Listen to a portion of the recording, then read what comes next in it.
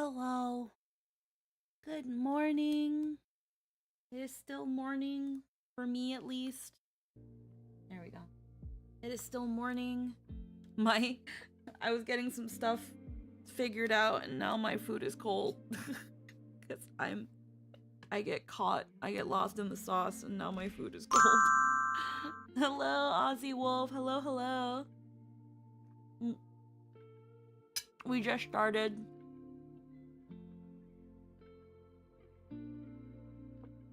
Just started stream, just started brunch.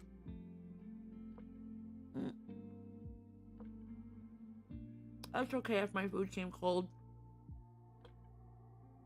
Or it didn't come cold, I made this food, but I took forever getting it done.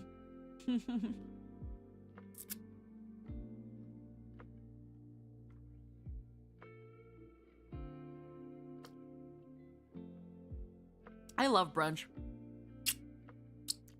I love brunch. You can sleep, you sleep in and you still have breakfast. It's good stuff. I have here, excuse me. I hate how easy it's been for me to choke on things lately. I have here a single pancake. It's an oatmeal pancake that I made with blueberries. I cut it in half and then I did a cute little stack. So it looks like I have more, but I only have one. I've got 2 eggs here. I've got 2 strips of bacon. And I've got 2 sunny side up eggs. And I cooked the sunny side up eggs in the leftover bacon oil. Just so I don't have to like add salt or anything. So they are kind of like fried sunny side up. It is a fried egg. But it's okay. Hi, Astrid. How are we doing? Hello, hello. Normally have breakfast, lunch, and tea all in one go. Rather have one meal than later. Nope, that's understandable. I've got some tea here. I've got some vanilla Earl Grey. I got some vanilla Earl Grey. I've got a little personal teapot. I don't have any sweetener. Cause I've been able to drink tea without sugar. Which for me is like pretty big. Oh hell yeah, my egg's still yolky. Like I usually used to have to sweeten my tea.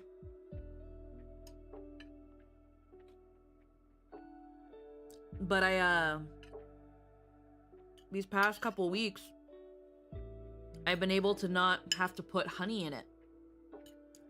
So I think for me, at least, that's a big accomplishment. Or dinner, as most people will call it. Like, I've been kind of keeping myself at around 2 meals a day, but trying to make sure those meals count. Which is why I've stayed away from the most part with like instant noodles and stuff.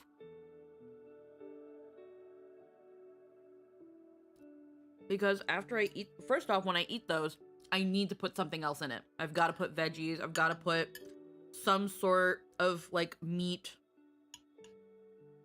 So that there's like, or like I'll have to drop an egg in there just so I can have some protein.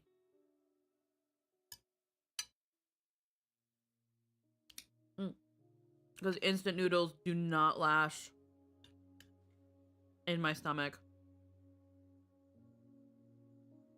I don't know how people can live off of instant noodles. They are greater, stronger people than me.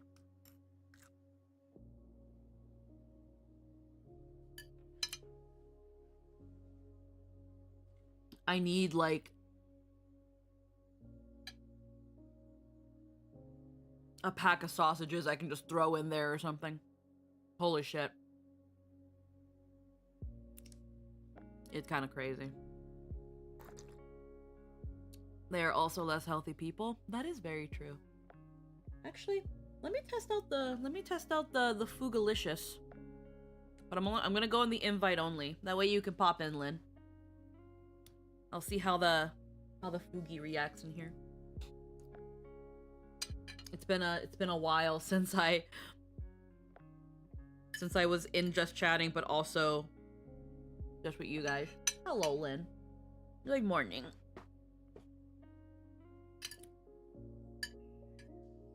Good morning, hun. But yeah, just a small breakfast. Again, it's just, although honestly, I probably only should have had one slice of bacon. Because these are thick cut bacon. And I didn't think to look at the nutritional facts until after I threw two stuffs in the... Until I threw two strips in the pan. And I was like, oh shit. These are like 100. They're like 100 something a strip. Because they're long and thick.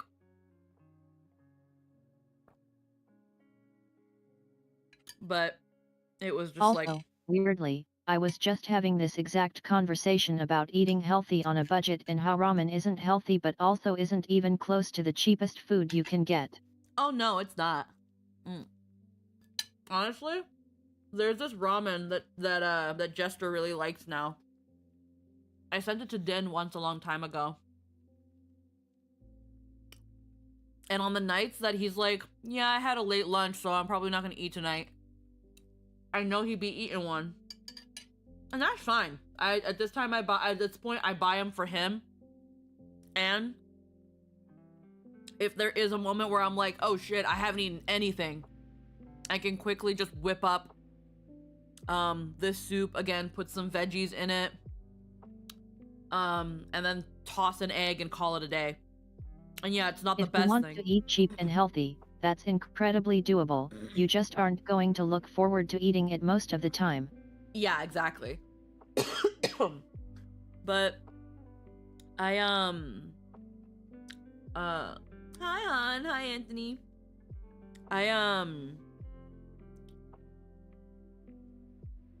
That pack of ramen, which I think only has 4 or 5 Rice and packs. beans are super healthy and you can get so much for so little it's borderline free. Oh yeah. Heckin', well, why do you think that's like a Latino staple? A lot of Latin American countries are poor as fuck. But rice and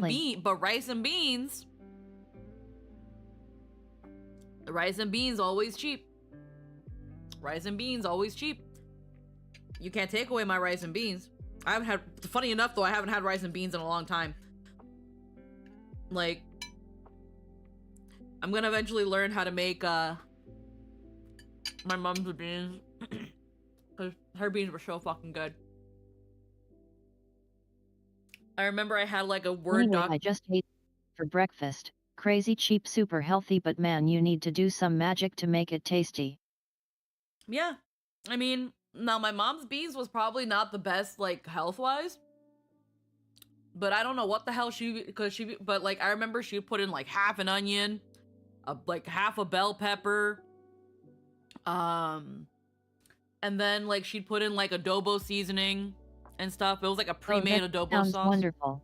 She used to do a pre-made adobo sauce in there, and like it was a store-bought adobo sauce, and it was delicious, but it could easily be made at home. It was like adobo ranchero, and just water, and they would the beans would cook in there, and we would have rice and beans, and God, it was a comfort food. Just taking like the rice, beans, and produce get you healthy. Just the sauce from the beans, not even just the beans, just the sauce from the beans with rice. Oh my God, it was such a feel-good food. Absolutely. Like, mind you, you still want to portion out the rice. And if you can have like some sort of salad on the side, that'll make do for maybe having like a cup of rice a day. Because that's also the problem, unfortunately, with the Latin American countries, that we eat a lot of rice and beans, and we be having diabetes.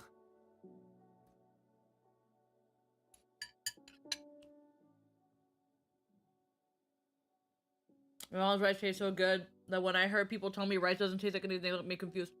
The problem is, Han,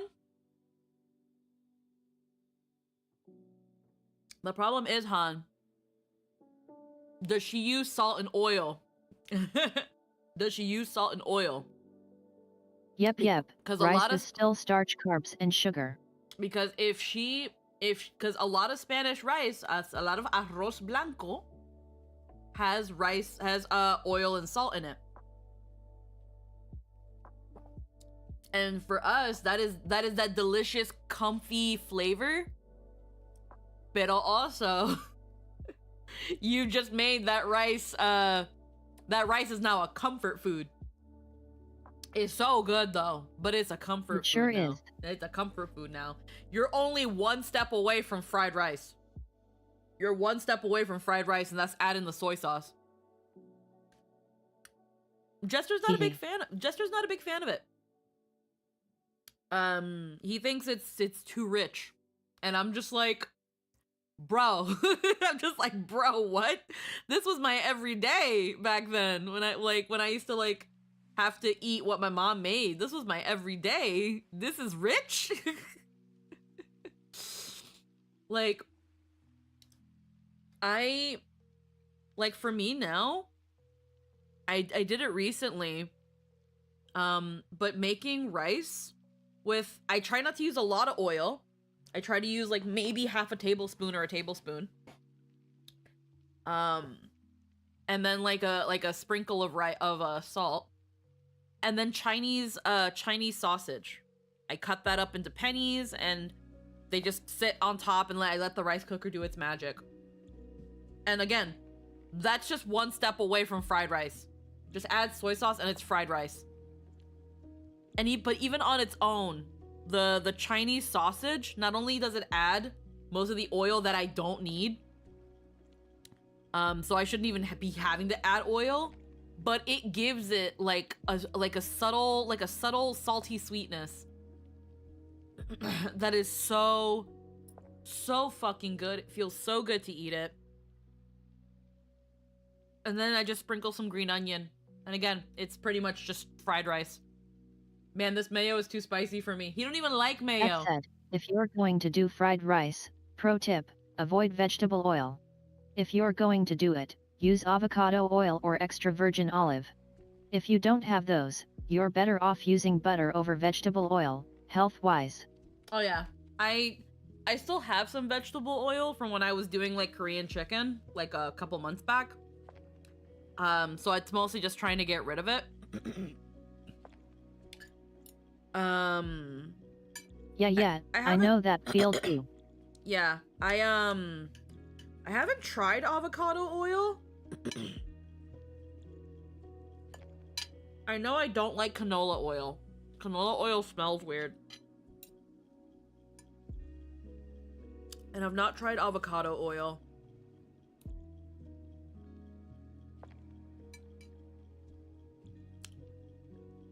I know the problem with it is that it's kinda expensive, avocado that is, but it's really good. Yeah, I know my mama, growing up,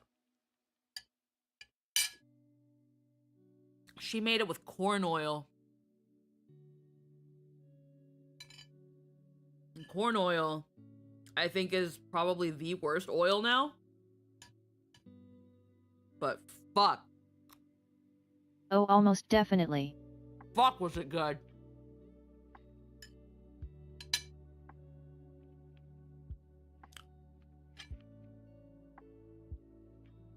My mom went way too hard on the corn oil with like most of her cooking. Cause she would also cook in steel pans. No non-stick. No non-stick.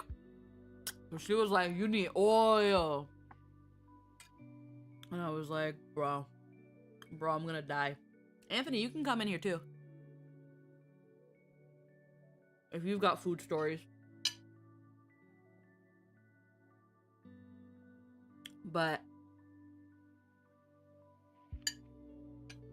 I'm a bougie bitch with food. I have me full sets of cast iron. yeah. We had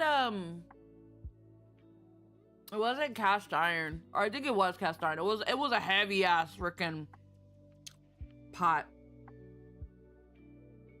That's where my rice would. That's where my mom would make her morro. Like if there had to be like a gathering of some sort, she would bust out this big old iron pot. I know that bitch wasn't non-stick though. Yeah. I know that bitch was not no non-stick. Yeah, no way. But heckin', oh Anthony, she would make this big thing of rice in it. It was always so fucking delicious. And freaking at the very bottom, there was always a thin layer of rice that was burnt and crispy.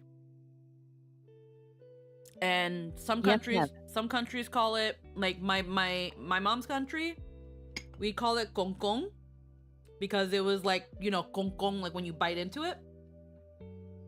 And then other countries call it pegao, because it's the part that's stuck to the pot.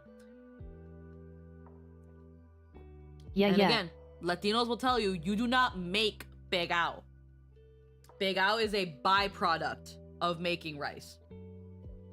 Like, and that's also sometimes why we use oil, because the pegao is always like, whenever, even just making rice in my rice cooker, even though it's non-stick, you can still get some semblance of pegao, depending on the amount of oil you put in. And it'll just have this nice browning on the rice. And again, it just, I don't know, it's so good. But again, I remember those old Spanish parties with family, and the kids are fighting for the pegao in the pot. But again, that pot was big as fuck, big and heavy as fuck. I know my mom still got that pot. And when she leaves this earth, I'm going to claim my pot. that is going to be my pot. I'll be like, yeah, I'll be like, I don't know. Yeah. I'll be like, I don't know what fucking what inheritance I have, but it's gonna be that pot. They don't make those anymore. I'm pretty damn sure, because that pot, my mom has had that pot since like my whole life. I've never not seen this old ass pot. The pot looks like it was made with fucking concrete. It looks like it was like, it's got the feel and texture of like concrete. It is a brutalist pot. Yeah. Like, and the bitch was heavy. Good cast iron pots have texture. Yeah. Like, I don't know how much that would have cost my mama back then, but I think a pot of that make, of that weight, that's got to be several $100s now. I don't fucking know though. She's an old pot. Is that true? Probably not. I can't imagine the texture helps it. But I think it's cool, so believe me anyway.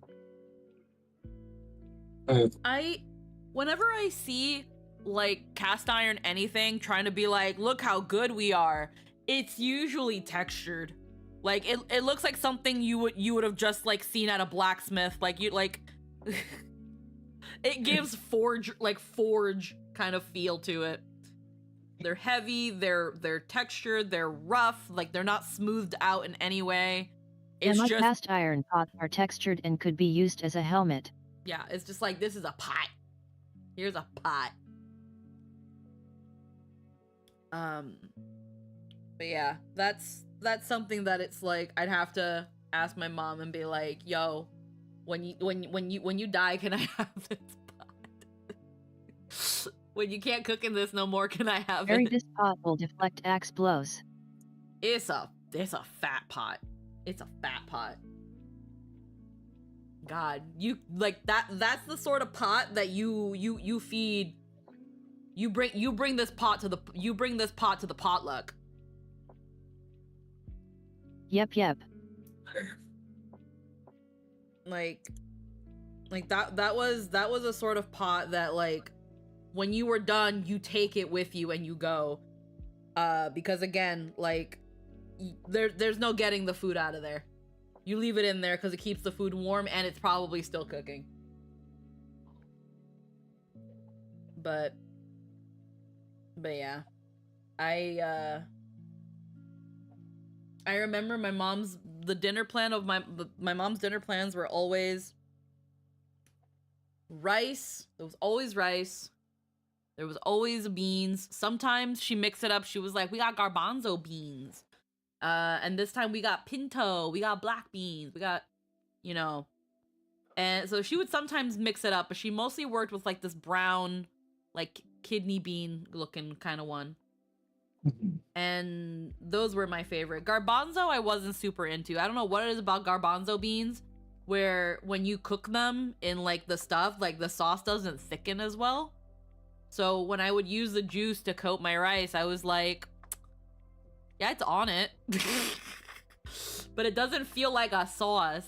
It doesn't feel like a sauce. And my dad was like, I like garbanzo beans. And I'm like, yeah, you do. You like everything, Dad. You like everything, Dad. You eat like 5 plates a day. That's why you got diabetes. My dad don't eat like that. My dad don't eat like that no more, though. He don't eat like that. Kidney beans were my favorite most of my life, but now I have sensitive tummy and kidney beans have a higher base toxicity that make me no feel so good. Yeah, I don't know which bean it was.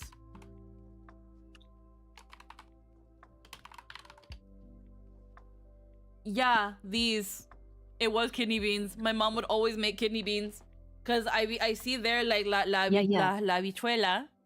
And it's like brown when it's like cooked and saucy. Yeah, it was like a tomato, onion. Is this it? But funnily enough, it has like this looks like what my mom used to do. It's called fasolia, breakfast kidney bean. And it's olive oil. There's an onion, there's a jalapeno, there's tomatoes, paste, red kidney beans, cumin, curry, salt. I'm not sure about the curry powder. I don't think my mom had any of that, but most of all this other stuff was in there. And then she threw in a bell pepper, and instead of like curry, she would put in adobo. All of that sounds great. It was amazing. And again, the sauce gets nice and thick, and you pour that over some rice, and it feels so like comforting and warm, because the way the kidney bean sauce was, it was savory, but it was also like it had like hints of sweetness because of the tomato. And then also like again a little bit of the kick. Not all that different from how I make chili. Yeah, it kind of was kind of chili-ish. Like it wasn't chili. Like thick like chili, but it was kind of chili-ish. The way my mom be making beans. Cause I remember sometimes she would get the beans and then she would pressure cook them, and then she would save them, and then when it was time to make her thing, she would just put like a block of the beans. Yep.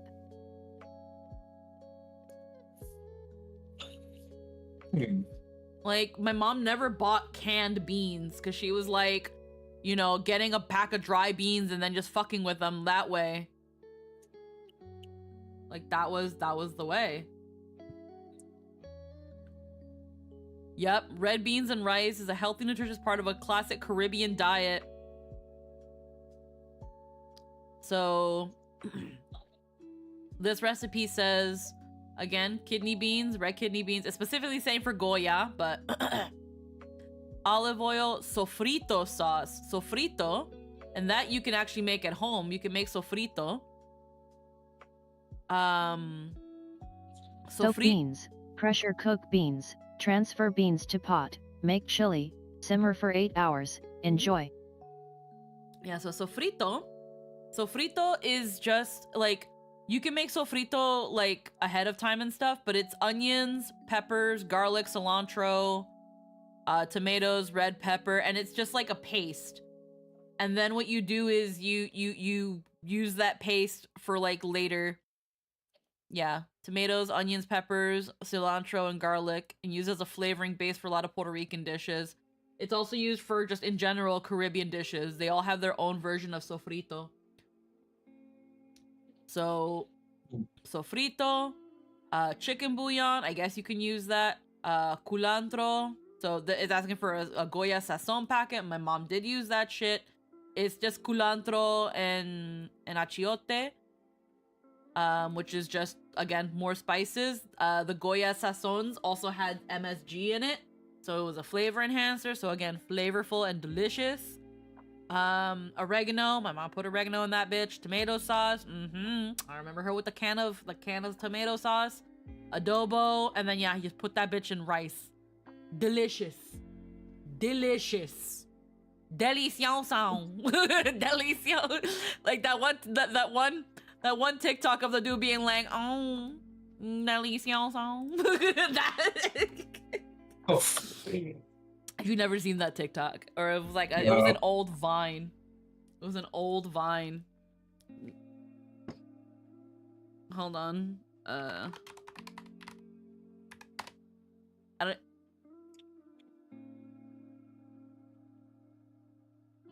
Like it's somebody like taking like a cinnamon bun and they're like, oh, delicioso. Croissant. Yeah, not exactly like croissant, but I'm gonna put that in a link for you there. What's this? Hold on. Oh, I'm gonna.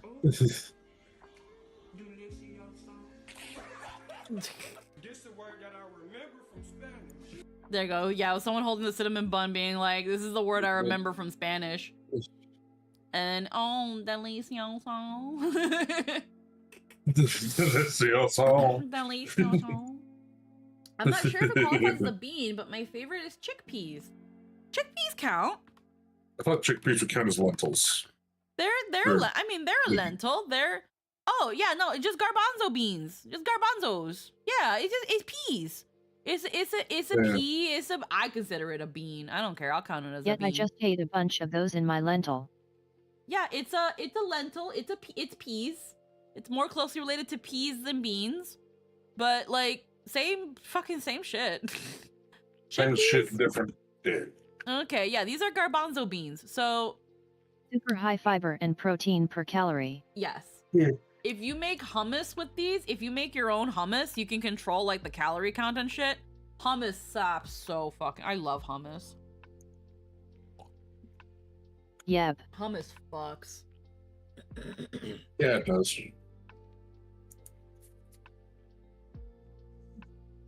Hummus is so good and so good for you.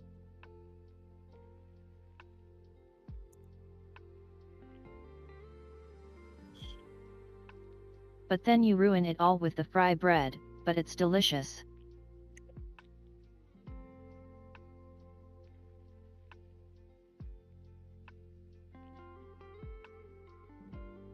One second. Hummus is one of the best sandwich toppings. Oh, absolutely.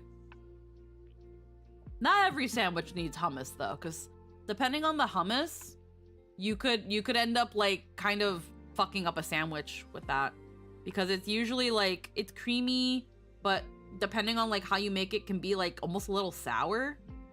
Like some hummuses I've had like a weird like sour tarty kind of bit to it. Might be because they've had like garlic or onion. I wouldn't always put it on a sandwich.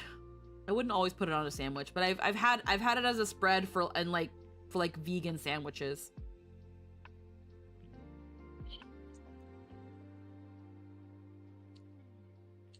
Hmm. 1 second.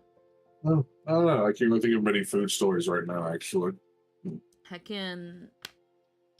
just had gotten a message from Mama Jester, and she was like, what are you planning on doing for Jester's 30th birthday? Are you planning on anything? And I'm like, that's a great question. That's a great question. I usually just ask him if he wants to go out to eat. Because at the same time, it's like, I think he works on his birthday. That sucks. Yeah, last year I worked on my birthday. You know, sometimes we just... One, because, I think we had to change the dates, I think, for our usual holiday that usually falls on my birthday. And then because of the wedding we had to go to, after that we took our vacation. Before the wedding was a thing, I was originally sent to suggesting to Jester if we should like have our vacation in the general frame of his birthday. That way he can have his birthday off and maybe like a week and a half off. But then the wedding happened and he was like, let's just take our vacation early. And though I think it might be too late for me to ask it off, but honestly, it's on a Sunday. So honestly, he and I might go somewhere to like eat and celebrate his birthday.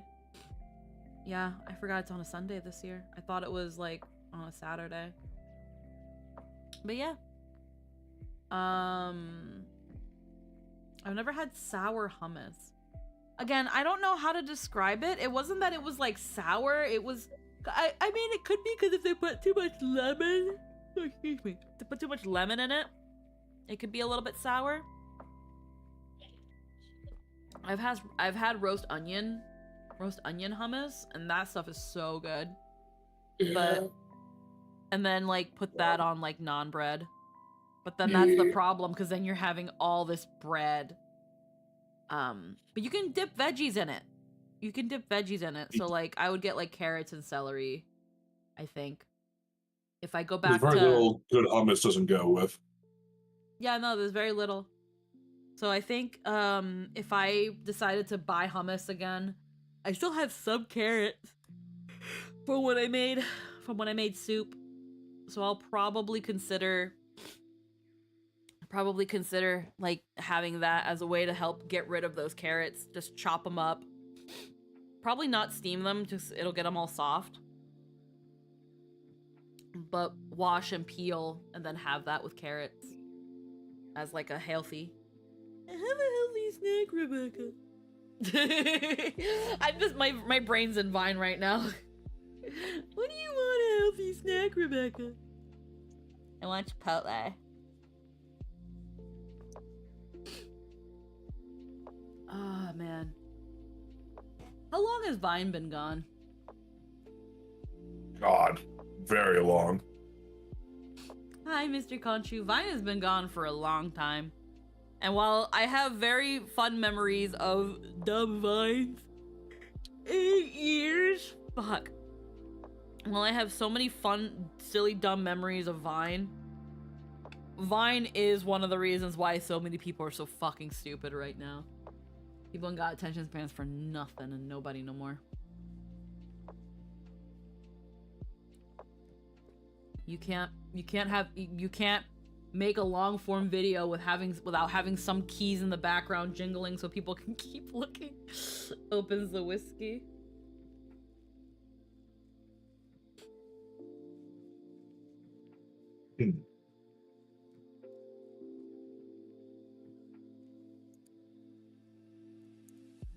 Renormalize Mr. Rogers too. We live in a world where no one is willing or able of slowing down. Yeah. Yeah. Gosh.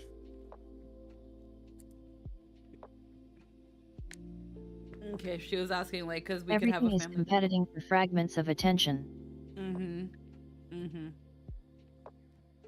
Oh my god, yeah, everything. Everybody wants attention for something. And I mean, I'm a VTuber. Have to be flashy, have to be fast. Yeah, I mean, I'm a VTuber, so of course I want attention. Yeah. Of course I want attention and validation, like, all the time. Who doesn't want and sometimes need that? It's honestly, at this point, it is kind of in the hierarchy of needs is attention. We name Mr. Rogers and Bob Ross. Like... I wish Bob Ross on Twitch when that comes Take on it slow and sometimes. appreciate the moment. Yeah. Yeah.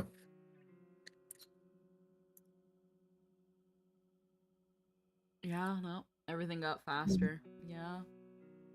And it's crazy too, because it's like you can see like some platforms, again, like TikTok, the fact that you can now post like a 15-minute video on TikTok.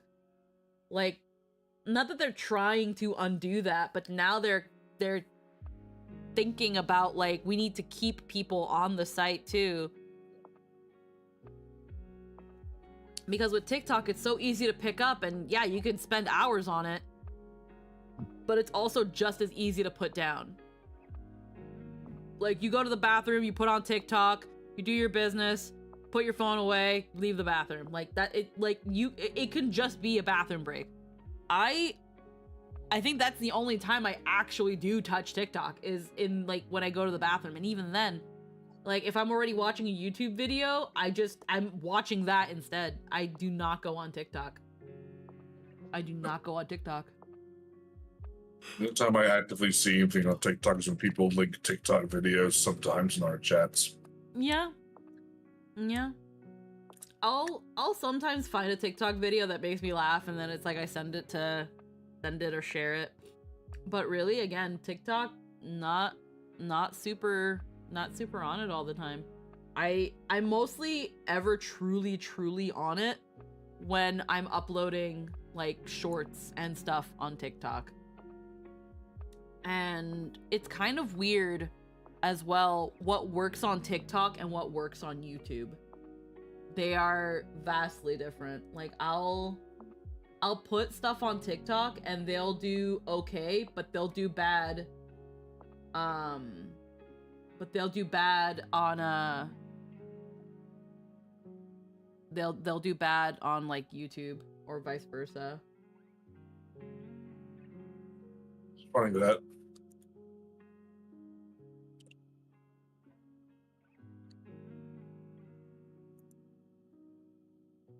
Fucking speaking of TikTok, I want to open it really quick and I'm just like, I do not recommend me this shit, TikTok. I don't need to see people dying on TikTok! How's that even allowed there? How's that not getting insta-banned? I don't fucking know, bro.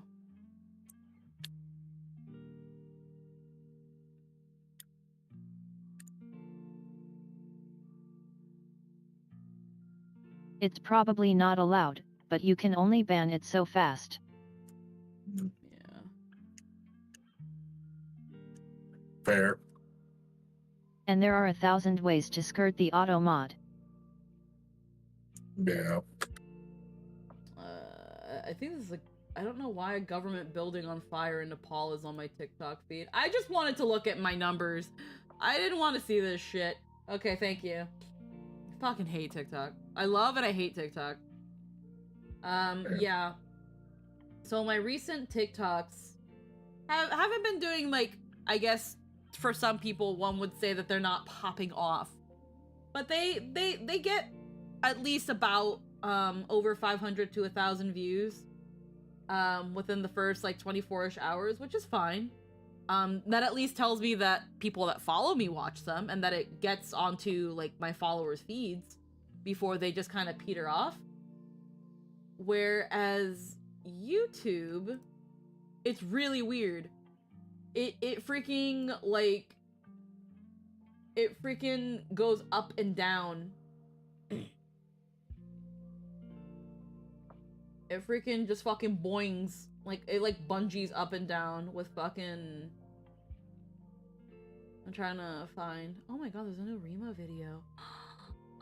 Oh my god. It's about the JoJo. A new what video? Rima Evenstar. Wow. I love her videos. Her videos are good. Let's see. Yeah, so I had some YouTube shorts scheduled to like publish every day. I don't have any more now, and they're just like Twitch clips and stuff. So I posted one that only got 50 views. The one right after, which I think was like a couple hours later, got 1,300 views. The next day, another one got over 1,000 views. The next one got over 1,200 views. And the one after that only got 42. Like, I don't know. Like, They can only ban it so fast. Yeah.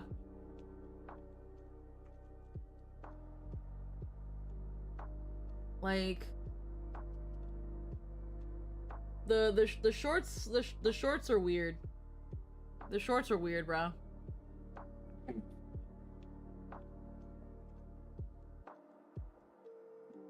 Like I know that if and when I get freaking partner on YouTube, it's not gonna be for the shorts. It's gonna be because it's gonna be because I have fucking the watch hours. Like streaming, multi-streaming has definitely like super boosted my fucking watch hours. Like I think, oh man, my analytics. If I go back to like my watch hours, when did I exactly start multi-streaming? Let's just say last 90 days.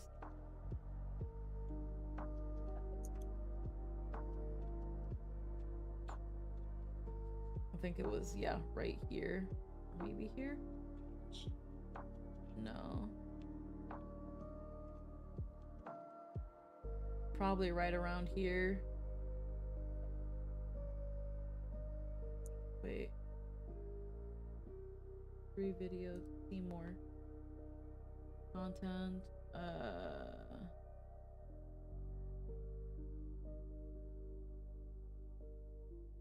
it won't tell me that. Metrics. No. Heckin'. They can only ban so fast. TikTok algo boosts things that utilize already viral stuff. Oh yeah, no, I know. I hate it. I still hate it. I'm just still like, god damn it. God fucking damn it. Last 90. That's not gonna really. When did I start? I think it was this one. I think it was July 12th. So in the last 90 days, and even then, technically in the last 2 months, I have racked up 730 watch hours. And apparently my subscriber count went up by 150 subscribers. Nice. Oh, we're getting a raid. Hooray. We got a raid from Okay. heckin' Shaggy. Hello, everybody. How we doing today? How are we doing today, everybody? My name is Squeaky. I am chill vibing right now. I just finished Greetings having. and salutations. Yeah, I just finished having a little heckin' brunch. What is brunch? Brunch is magical. Brunch is what happens when you sleep in, but it's not noon yet, and you want breakfast. when instead of making lunch, you making breakfast, but you slept in. So we had a pancake. We had an oatmeal blueberry pancake. We had some bacon and eggs. We got some tea. Although I'm starting to run out of tea. I'm on my last cup of tea. And we've just been chill vibing. I've been talking about like my mom's cooking. We've been talking about recipes. We're just chill vibing. We just chill vibing. What's up, Seggy? How you doing? You have a good stream? Shaggy is a wonderful bean. If you don't know Seggy, you best start getting to fucking know Also, Seggy. random aside. Hey Segi, you're absolutely incredible as Steve Sr. Yes. Yeah. Seggy did an amazing job as Seed Senior. He should have been the actual playable, not the fucking foot fetish. But it is what it is. Yeah. Unfortunately. We love Seggy here. We love Seggy here for those who watch Nat 19, but for some reason somehow don't know yet. Seggy is also our lovely tall boy Skarn. Heckin', I saw the foot one so ridiculously egregious. It is. I mean, God, I wanted to pull for Steve Sr., but Junior is uncomfortable. You know, I don't play ZZZ. I don't play ZZZ, bro. I don't play ZZZ. I'm kind of happy I don't play ZZZZ. And if I ever decide to play ZZZZ, it's because either a friend booked a role and are going to be playable, or I booked a role. But that last one is probably ain't gonna happen. Nah, if you play it, it's because you booked it. Say it fast. Say it fast. Say what fast? ZZZZ. I'm like adding like 5 more Z's. Too many Z's. But yeah. Like, if Segi was like, yeah, I'm playing a playable character, I would have been like, hey, yo. And I would have gotten ZZZ. But yeah. Unless a friend gets on ZZZ, or I somehow book ZZZ. Which again, manifesting, putting it out into the world. Because, you know, our demo's getting done. And we're going to be passing that along to places. But manifesting, if it ever happens, I will absolutely consider then playing it. Until then, I have no interest in picking up any gachas. And I don't know. I don't know what the fuck I would do if I ever booked something like that. Holy shit.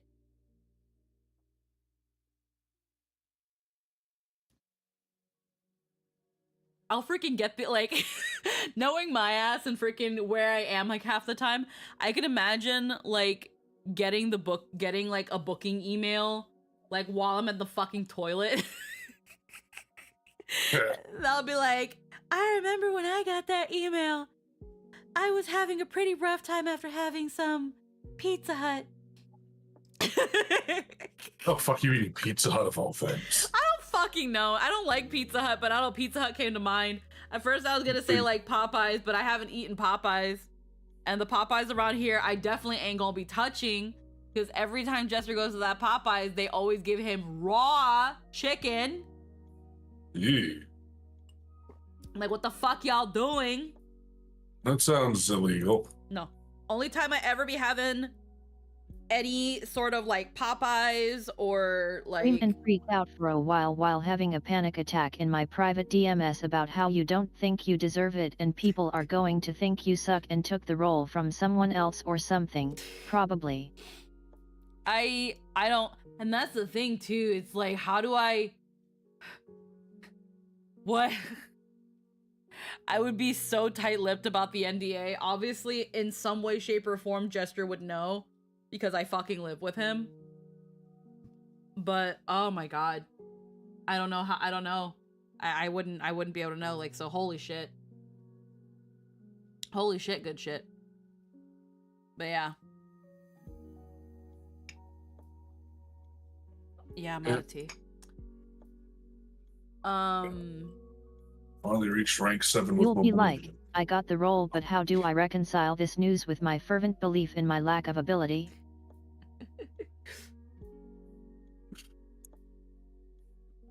It would be pretty crazy. It would be pretty crazy. Oil, you're calling me out. My brain would have such a hard time processing it being real. And I think like every other voice actor that like hears themselves in a big game, I probably immediately start crying the moment I hear it. That being said, yeah. knowing my situation, I would probably have no choice but to record remotely. Which in that case, there's a couple options I have. Again, my studio, I like to think is pretty damn good.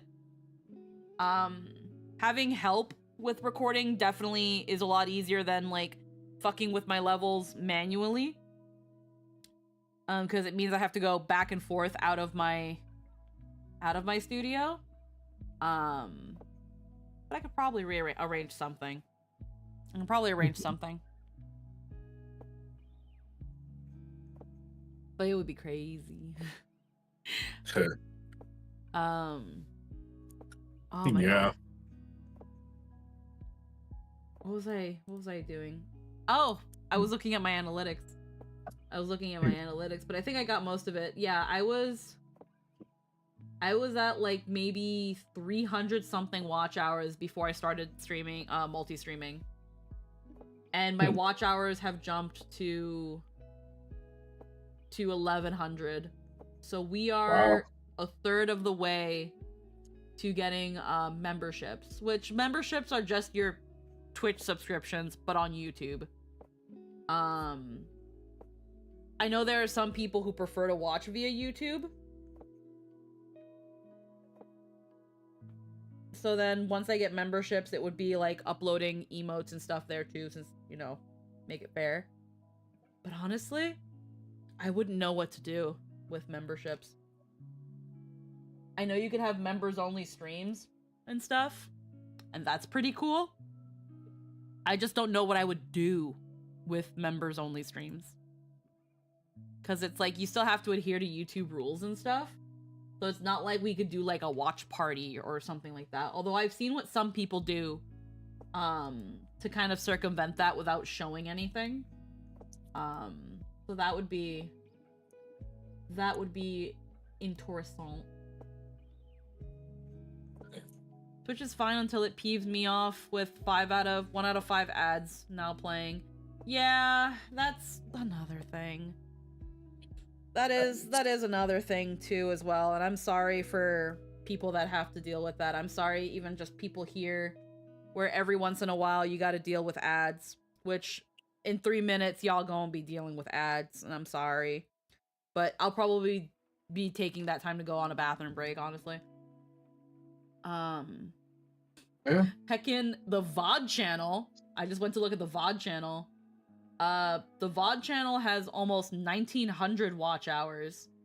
So it's almost 2/3 of the way there. The VOD channel's about to get fucking partner before my main channel. That's fucking rip bozo. Damn. Pretty rip. I mean, here's the thing. Because again, that means something crazy. That means that there are people watching my VODs. There are people watching my VODs. Sure are. Sounds pretty cool to me. Which actually reminds me, I actually didn't... There are 2 streams here I didn't settle. So let me actually... I do it sometimes because I'm lonely. Oh, man. You know you could just Relatable. message me. Even if I'm at work, you can always message me. But you're busy and your wrists hurt real bad. But I'm still working. So whether my wrists hurt, no one cares.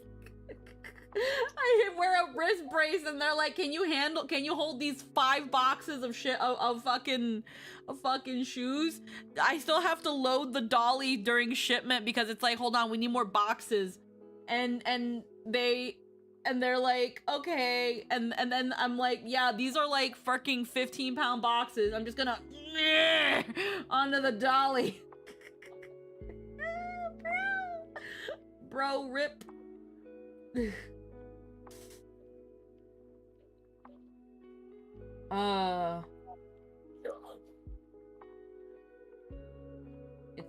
It's a rip.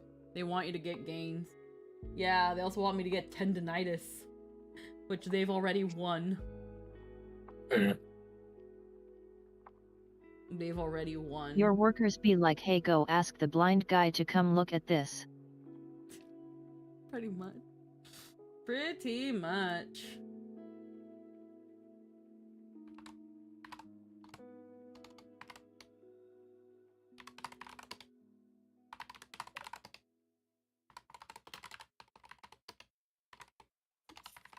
Yes.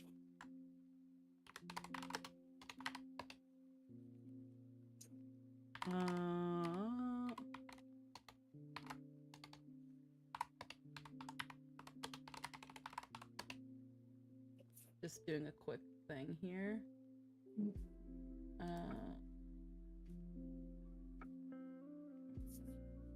There's a few here. What the fuck?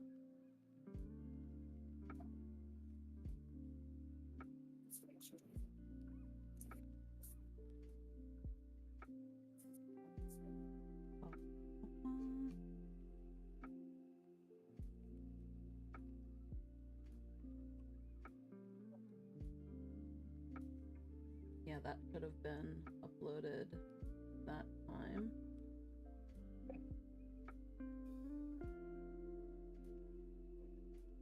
I don't remember the exact order that these were done.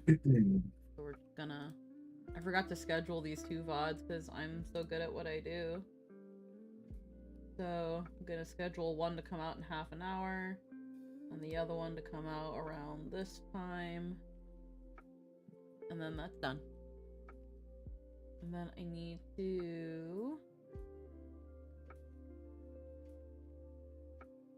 I've been low-key fucking slacking on my VOD channel. I feel so bad about that. It usually takes like 5 minutes.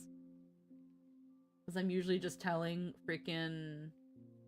I'm usually just telling Twitch, yeah, just send that over. Yeah, just send that bitch over. And then it's just like, I just, whoops. Whoopsie. Alrighty. Ads are in progress. I'm actually gonna take a moment to BRB. I gotta use the bathroom anyway. I will be right back. And then I actually might move into the overall just chatting, so we can get more peeperonis hanging around. I think I'm good for I think I'm good for chill vibes with friends today. I'll be right back.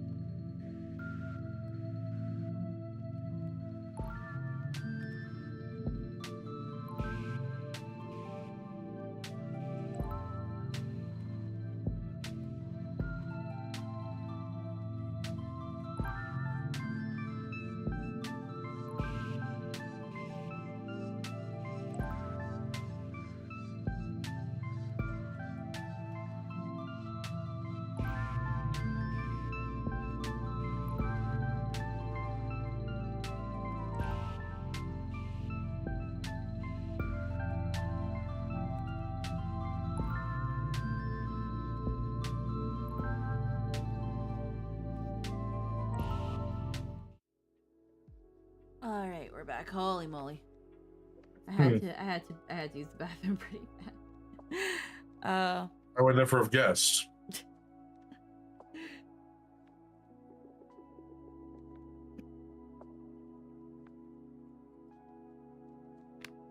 Well, Welcome yeah. back. Heckin'. Oh, I don't know where my brain was going just now, but it's gone. I'm not tired. I'm just kind of like sitting here being like, damn. My brain is my brain is shutting down. It's not even been like 2 hours. Jester You went. do something. Mm-hmm. You just need something to stimulate your brain. Yeah, heckin' Jester worked at like 8 a.m. So I think he woke up at like 7:30. Immediately like fixed himself up and then went straight to work. And then I was like, I can't be 40. I'm gonna sleep till 9. Because essentially him being in that early means he's gonna be back early. So then it was like, okay, let's heckin' Sleeping till 9 sounds nice. Yeah, so I slept for like another hour-ish. And then once my alarm rang at like 9, it was like, okay, well, let's just kind of wait for us to wake up. I got out of bed at like 9:30. And then kind of like meandered for a moment because I was like, okay, do I want to stream at like exactly 10 a.m.? Or do I want to like give myself some time to like get food and like figure out what I want to do? And then that's why we're here. That's why I think I started at like what, 10:30 actually? When did I start? Thereabouts. Thereabouts? Yeah, about 10:30. Yeah, that was probably the latest I was gonna start today. Heckin'. I know there was like, I was like, if I ended up playing a game or something, what would I want to do? And it was I wasn't sure. I was gonna try to find something very like low demand, so probably nothing that required just the keyboard to play.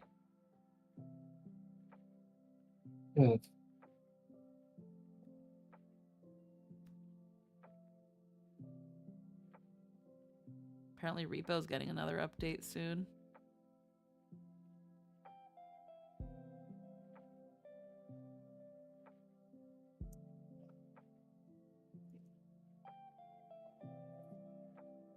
Heckin'. There's this really cute game that looks really, really comfy. I don't know if I put it on my Steam list. Yeah. I saw Sensia play it for like a little bit. It's just it's called a camper van, and all it is about making a camper. Making your own little camper. It's just interior decorating the game. Low demand sounds like gacha time. It sounds like Uma Musume time, but I don't want to play Uma Musume because it's boring.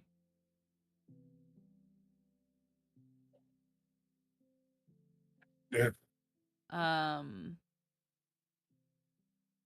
But it looks really, really cute. You just make a little camper.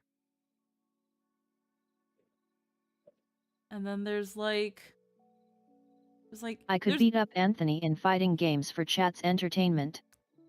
Hey. Oh, there's a demo. I didn't know there was a demo. And then the full game is like 20 Canadian. And then there's like the deluxe edition. I don't know what this is. There's like bundles. Camper van plus instance. What's that mean?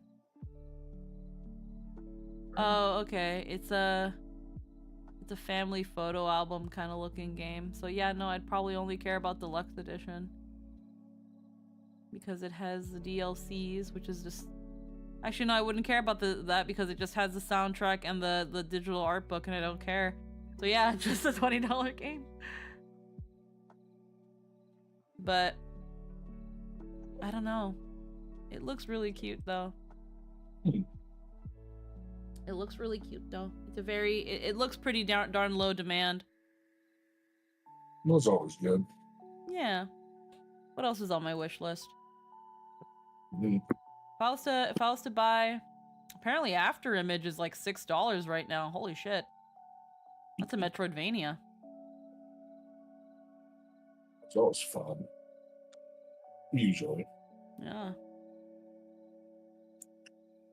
Apparently the deluxe edition is $7.30. You'd be a trend chaser and play either Borderlands or fucking Silksong. Oh, I don't care about fucking Borderlands, bro. I had Borderlands too. I think I still have it. And I was just like, yeah, this is a game. 2 is the best one of the 4 games. I think. Oh, I never played 4, so I don't actually. I liked Borderlands 2, and that's kind of it. Yeah, 2 is like the best stuff. I think I'm gonna grab After Image because that's only $8. It's like 80% off right now. Oh yeah. So that's $8. I like that one. What else is on my wish list that maybe happens to be on sale? Nope, that's it. It's literally just that one.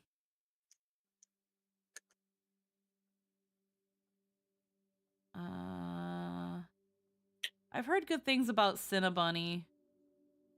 That's an old cafe bunny shop that you played once, right? Well, no, that one's called Nom Nom. Cinnabunny is like already a fully fledged game. It's a life simulator. And you play as a bunny that runs a bakery. And you can do a bunch of things. I gotcha. Different thing, yeah. I don't know how much you'll like After Image, but it was a wonderful chill vibe with some challenge, and the character is cute.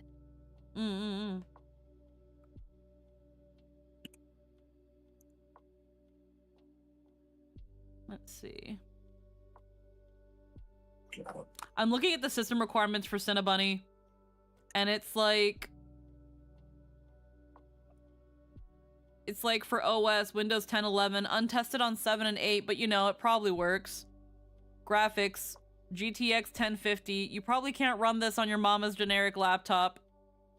4 gigs of space. Sound card. Yeah, I'll probably have one of those.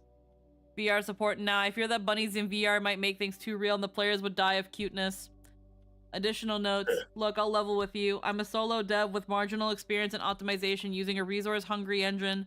You're going to need a mid-tier gaming computer if you want to keep up a good FPS and visual fidelity. Recommended requires 64-bit processor and operating system. Processor, graphics, sound card. Put your head inside a tuba while your best friend goes crazy. For like the recommended. Additional notes, make sure you have at least one controller if playing co-op. Didn't even know it had co-op. Yeah, at least the dev knows what they're working with. Yeah, they're like, I'm using an engine that's kind of hungry. Like, I'm just fucking making a dumb bunny game.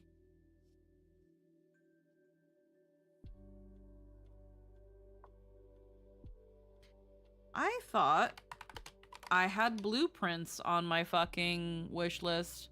It is. It's just not on sale. Okay, that's probably why I didn't notice it. Listen, I have no idea what I'm doing and made almost no attempts at figuring out optimization, so it's probably still somehow better than anything Capcom puts out. Heh.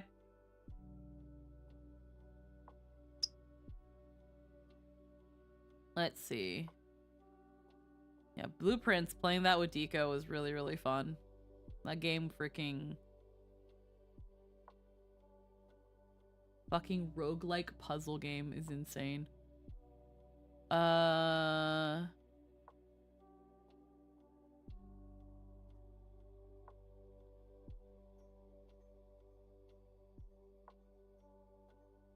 What I'm looking at with the camper van is Roguelike puzzle game, you say? Mm-hmm. Mm-hmm. I don't know how to describe it other than that. Every run is different. Every run is different. You know what? We could probably play Blueprints. I can probably grab it. It's not on sale though. It's $35. Yeah, it's a puzzle game. It's an exploration game. It's a mystery. The way it works is that essentially you inherited a house from your uncle, and he's like, "No, we can find something else. Was just curious." Yeah. There will be a sale pretty soon, so save the months. Yeah. I'll probably wait for a sale. But when I played with Deco, it was like, okay, heckin', what I was like, describe this game to me, Deco, and he was like, this game, you are inheriting a house from your uncle. But in order to truly inherit it, you have to solve his puzzle. And I was like, his puzzle? And he's like, yeah. So your uncle left you a note saying that the house is going to change its layout every day. You have to reach the 46th room or the 45th room. There's 45 rooms in the house. You need to reach the last one. And until you reach the last one, this house is not yours. And every day, there's also like the around the house, because unfortunately it's never just the house, but in a good way, unfortunately. There are some puzzles, there are some things you can find that can extend the amount of steps you start with.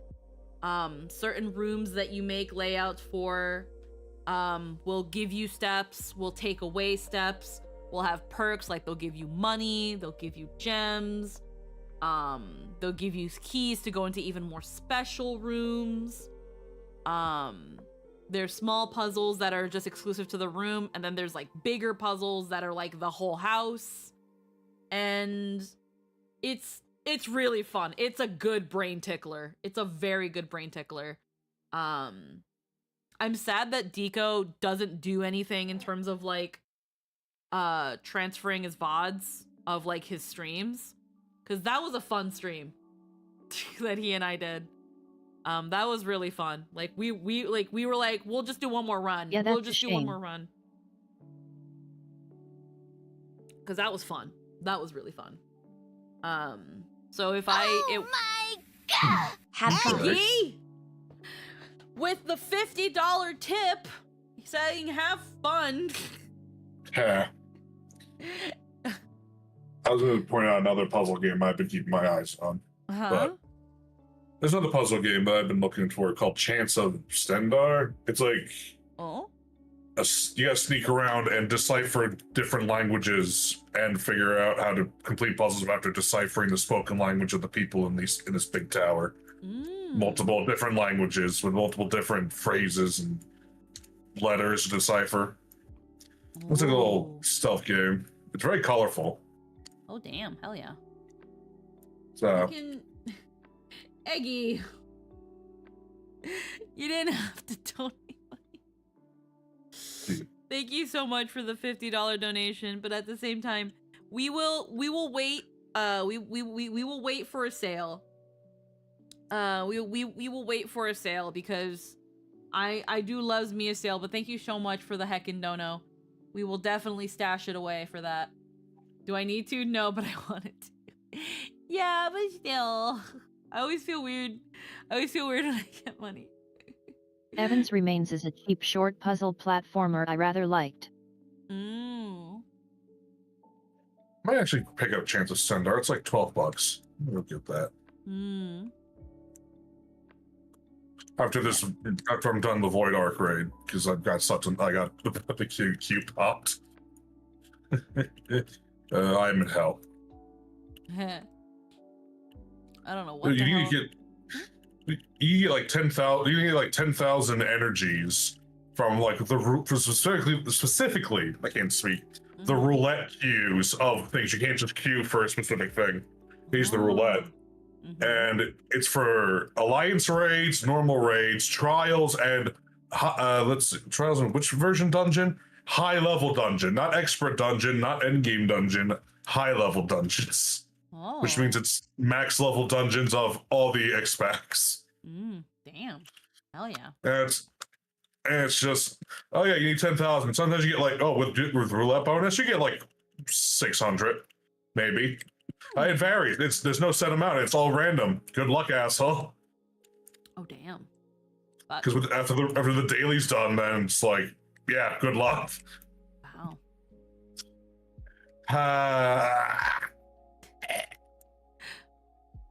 So wait, Lynn, you said there was a sale that's going to be coming up for Steam, I'm guessing. What sale is it?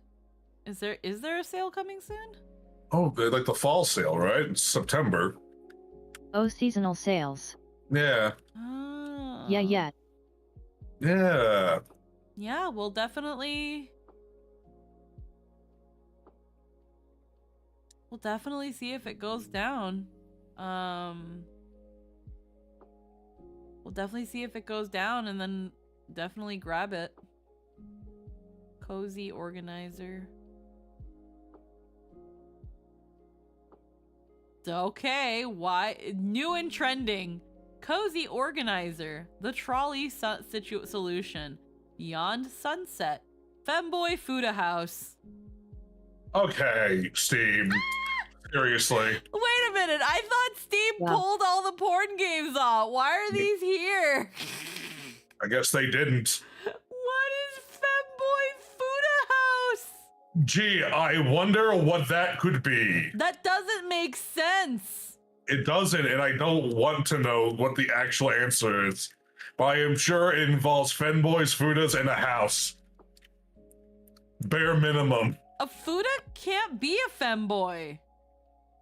Maybe maybe the femboy is getting fucked by that. I imagine it's a house with both femboys and Fudas. Okay, yeah, that makes sense. Well, I don't know, dude. I'm shocked it's even on the fucking page. Yeah, no, it's on the Steam page. Actually, I don't think I'm surprised. I'm pretty sure the Sex with Hitler game is still on Steam. That's a At least it used to be a thing. I don't know if they got rid of it. I don't know if they purged it. They should. Funny meme, but still. You know what's a fun and wholesome game? I wonder how viable it would be to go through visual novels on chill streams. Depends on the novel. There's a Flappy Bird mini game in this that it's just dicks. There's a snake and it's dicks. I'm looking at the trailer. You were oh my god.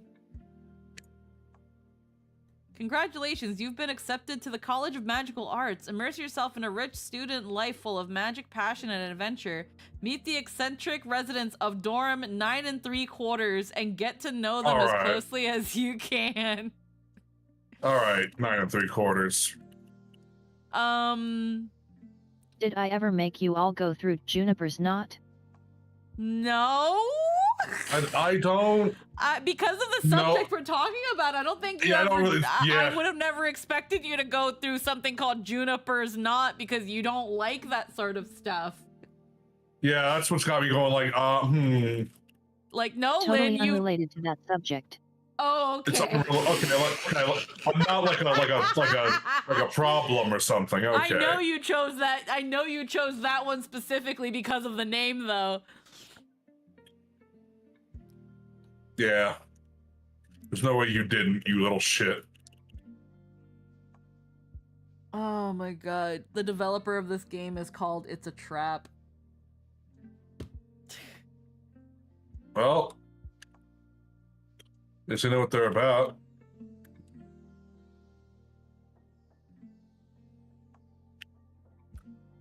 My lord. God, I hate the Void Arc. So it would be very funny to say yes, but nah, I just joined out and am in my own little world about how do I trick my friends into reading a visual novel I like. Ah. I don't remember the last visual novel I read.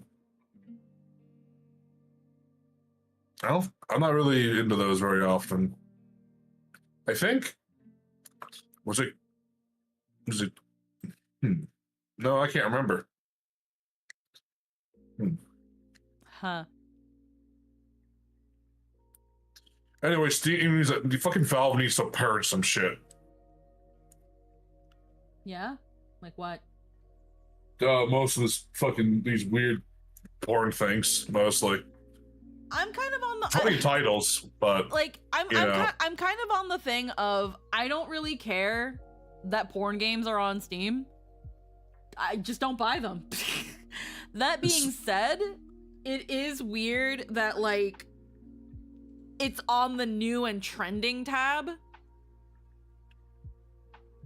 Now, to be fair, I don't know if maybe I have my settings so that it includes NSFW games in like the trending topics or the recommended for use. If I do have that off, it's crazy that it still somehow gets on my recommended or my new and trending. But yeah, I don't have an issue with porn games on Steam. Like, if anything, porn games being on Steam brought it a lot of fucking money because people will buy porn. I want Steam to have all the porn games. I don't want them in my feed, but I don't want censorship wars around porn games. Yeah. More just the visibility of those, because Steam is host to people of all kinds of ages, you see. Oh yeah, of course. And these games are labeled NSFW. So that's that thing where, let's say, again, you know, not so much parental controls, but I know like in certain things, you can be like, I don't want to see NSFW. So exclude NSFW from my trending lists, from my this, my that, and you won't see them unless you actively go and look for them. Or at least like a safe for work, like a safe for work filter that you can turn on and off when you're searching for games. Like you can just tick the box and you don't see it. If they don't have anything like that, then yeah, I'm kind of like, bro, like let's just say, for example, and though he wouldn't be on my computer just because I don't trust children on my computer, but like if my nephew was on my computer, oh, The bread is here. again, Nat 19 with the Believe gifted it? shop. We were just Hello, about to throw all hello. this away. What a waste. How Wow. we doing, hun? But heckin', for example, if let's say my nephew was like, can I play a game on your computer? And I was like, fucking, yeah, I've got fucking A Hat in Time. Yeah, you can play fucking A Hat in Time on my computer. And he decides to go on Steam and is like freaking looking at the new and trending. He's gonna see Femboy and Food House, and I don't want him to. That's what I'm saying. Like, It's fucking weird, bro. the fact that this is on the trending page is kind of, again, insane, but I also don't know if my settings are on to filter that. If it's not, understandable. That's on me. But Yeah. if it's like a fresh, like a family computer install of Steam, and they can see Femboy and Food House, Just the name. it is an eye-catching name, and you get exactly what it says on the tin. There seems to be a story here. I'm looking at the summary of the story. After failing your entrance exams and being exiled from home, you have no hope left. But an unexpected letter from a mysterious college gives you at least one chance at a new life. Except there's just one problem. You have no magic. None at all. After failing a test for magical abilities, you find yourself among the strangest students on campus. And on your first night, you're, quote-unquote, attacked by Lucy, an incubus who wants to get a taste of fresh blood. When you spooge, Lucy's magical power overflows, and he transforms from the excess power. I didn't want to say cum. I don't know why. My like nun came out for a moment. Like when you spooge.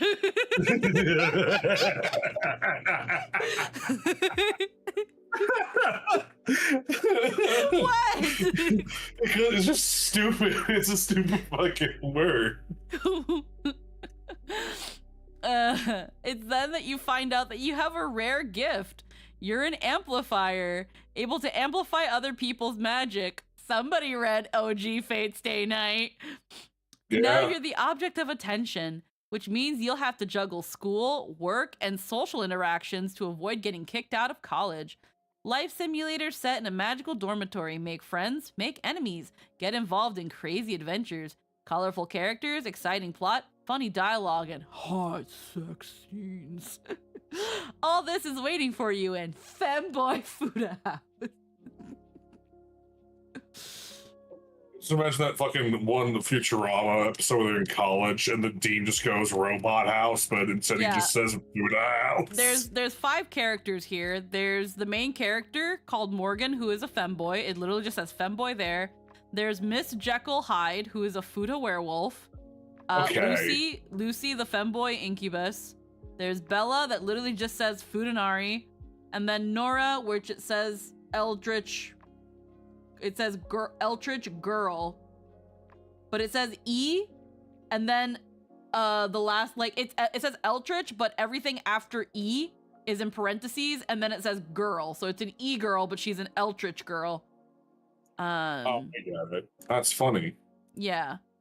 Apparently. Also, I'm honestly more and more radicalized towards the idea that softcore porn or even just wholesome porn that isn't raunchy fetish bait should be rated PG-13 and not adult. We need to stop treating sex like something shameful and dirty children will be corrupted and despoiled by. But that might be a weird soapbox to suddenly drag and to stand on live on stream. Well, here's how I feel. I feel like, unfortunately, when it comes to kids, when it comes to, like, the wholesome, softcore, vanilla lewdies, I still don't want children to see it. I would still, unfortunately, put them under an NSFW thing, because if I can't look at that stuff at work, a child shouldn't be looking at it. Period. Unfortunately, as a result, though, it does end up getting lumped in with things like femboy food. You really can't say without PG-13. I wouldn't even put them in PG-13. I wouldn't even put them in PG-13. Because I wouldn't. I mostly just wouldn't, because that's also a time where, like, kids are like puberty is happening. We've all seen what people say about, like, teen boys and stuff, and I feel like exposing children to even that subset, that more wholesome, more pure, more grounded aspects of NSFW, I still wouldn't show it to them. I wouldn't do it like PG-13. I don't think I could even go with PG-16. Because again, it's still it's unfortunately it's still pornography. It's still NSFW. I could understand, like, maybe something steamy where there's no coitus, and have that be like PG-16, with more of a focus on relationships, and building relationships, and then you've got your fade to black for the and more part, but not really showing anything. Because it's kind of been shown that early exposure to NSFW to teenagers and kids can fuck them up. Yeah. It can fuck them up. For girls, it could fuck up their perception of themselves, where if they don't look like the characters in these games, then there's no chance for them in real life. For guys, it can unfortunately teach them that these relationships are like a game, that they are transactional, and that as long as you quote unquote check the boxes of, you know, be nice, give gift, that will end every time with sex. It's not the feedback loop you want to teach young boys, and it's not the perceptions of self that you want to teach to girls. It's not good either way to teach this sort of stuff to kids. Even no for as exactly. It's the time where they're going to be finding it anyway no matter what you do, and they need a safe on-ramp to be able to engage with that in a healthy fashion instead of going straight to the fetish porn that teaches rampant misogyny. Oh yeah, no, I get that. It's that thing of, if they're going to get into it anyway, I would rather them go to find the more wholesome, you know, pure, more relationship-based stuff, again, more grounded in reality. But again, no company is going to be that person that is like, this is porn you can show your kids, because you shouldn't be showing kids porn. And that's unfortunately that thing of, again, it's unfortunately because of, at the end of the day, it is Americans are weird prudes. Yeah, they are. I know. I agree with you. I absolutely agree with you.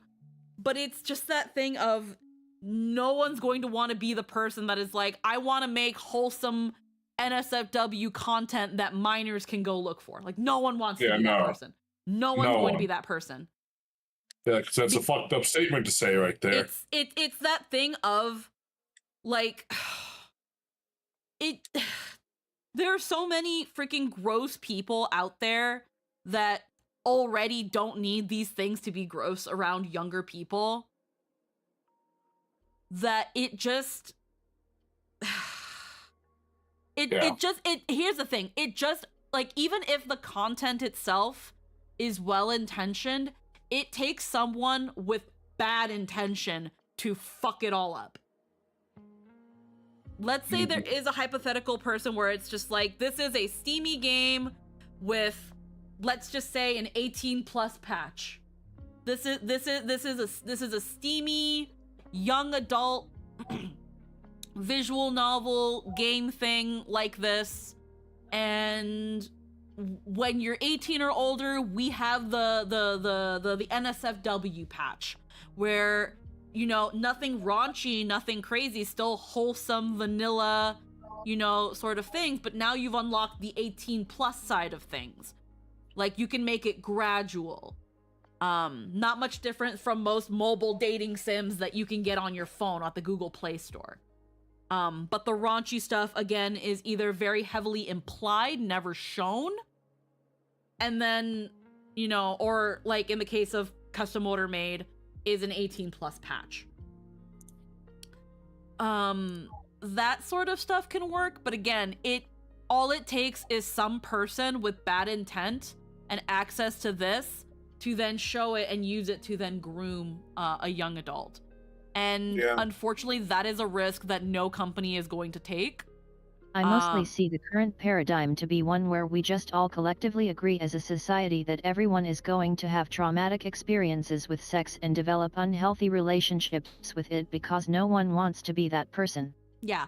I feel like the closest thing you can get to something like this and not have it be porn, like the only way you can have something like this and it not be porn and still be safe is if it's like a sexual education thing. Like something that you play at the computer lab in high school, because it's not supposed to be a titillating experience. It's supposed to be an educational one. It's really bad at those too. It's funny how that works. Yeah, and mental image of women turned into a vending machine, pretty much. Like, it's such a slippery slope, unfortunately, because again, like, when I was younger, I saw shit that I should not have been seeing. Like, there was stuff on my brother's computer that he should not have been having on his computer, and I shouldn't have been seeing it. But, you know, shit happened. Thankfully, because of me being Demi, it was like, those sorts of things I would say in some way they did kind of twist and distort my body image growing up, but it didn't really fuck with my perception of like boys and like relationships, because one, I didn't really play any of these sorts of games, and I wasn't interested in 99% of the people out there. So there was no need to engage in that sort of stuff. But again, even if there was a, in this case, lesser of two evils, I think my idea is of letting either families or the school teach them this sort of stuff, and then when they're older, find like ways to teach these sort of things. Like a good example of a game that is wholesome and cute and really goes into relationships and like the best ending really coming down to how well you know the characters that you're trying to romance is still to this day Katawa Shoujo. That's what I was thinking about. That was the last thing I pulled in the visual novel I remember playing, was that one.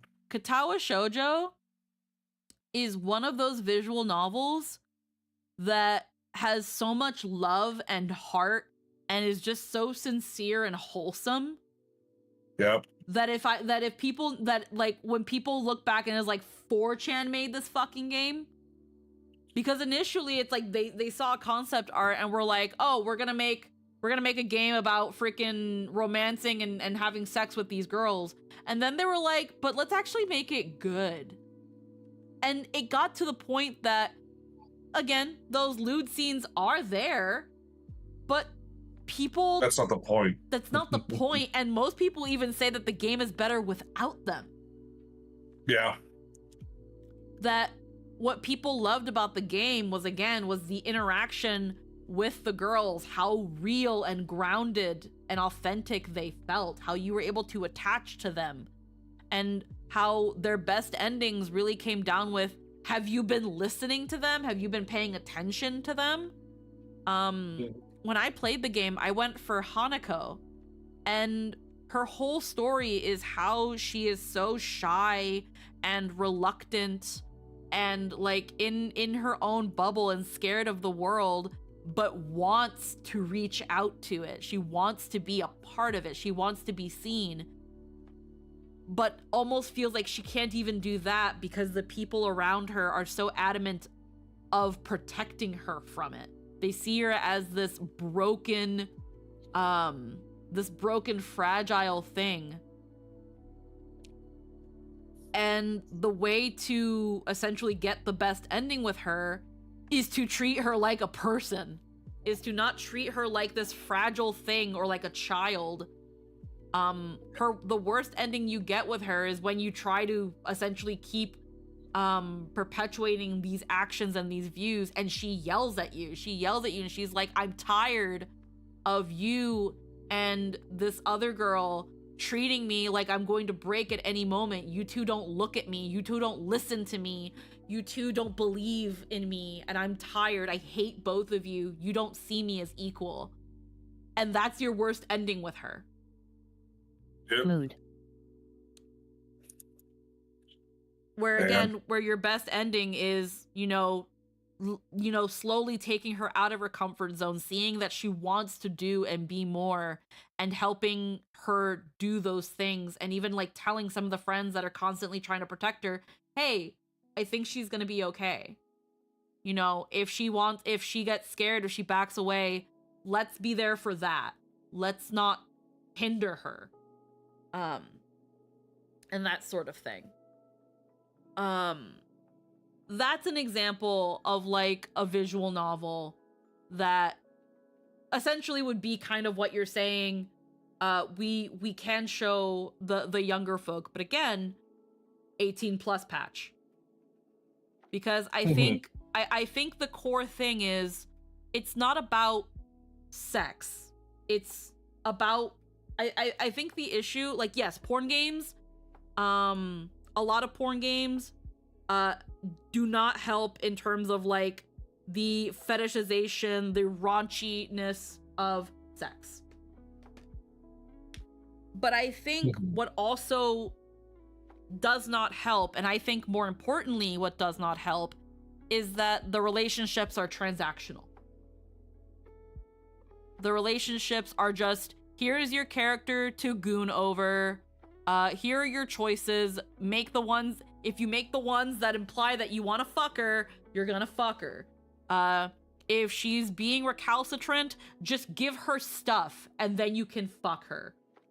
Like, and if you continue to do this, they will fuck you. If you do A, you will get B. And I feel like that is worse and teaches a worse lesson on how to perceive relationships than raunchy sex. Like, yeah, the raunchy sex objectifies, sexualizes, sometimes seems even misogynistic with things like dubcon and stuff. But I also feel like if people have their fetishes and everyone's consenting, I don't care about the fictional characters. They're not real. They're not fucking real. My issue is how it displays those relationships over the end the end goal of it, because at the end of the day, when it comes to a lot of these games, the sex is the end goal. Yeah. It's never the entire gameplay. It's the culmination of what you've done. Yeah, you get the sexy your reward. Your reward. Yeah. I when I was way too young, I figured out what Newgrounds was, and I figured out what the adult section was pretty quick. So yeah, a lot of those things are pretty transactional from my whatever recollection I have of it. Pretty much, and what I mean is more about having steps, because you want to have quote-unquote safe porn available for those who go through sex ed so they can avoid the societal sense of shame for women and ego for men around the subject. I find it pretty absurd that we just created a society around teaching shame and to repress sexual trauma and just carry those scars as a badge of adulthood. To the extent we don't even really consider virgins to truly be adults because they don't have those scars.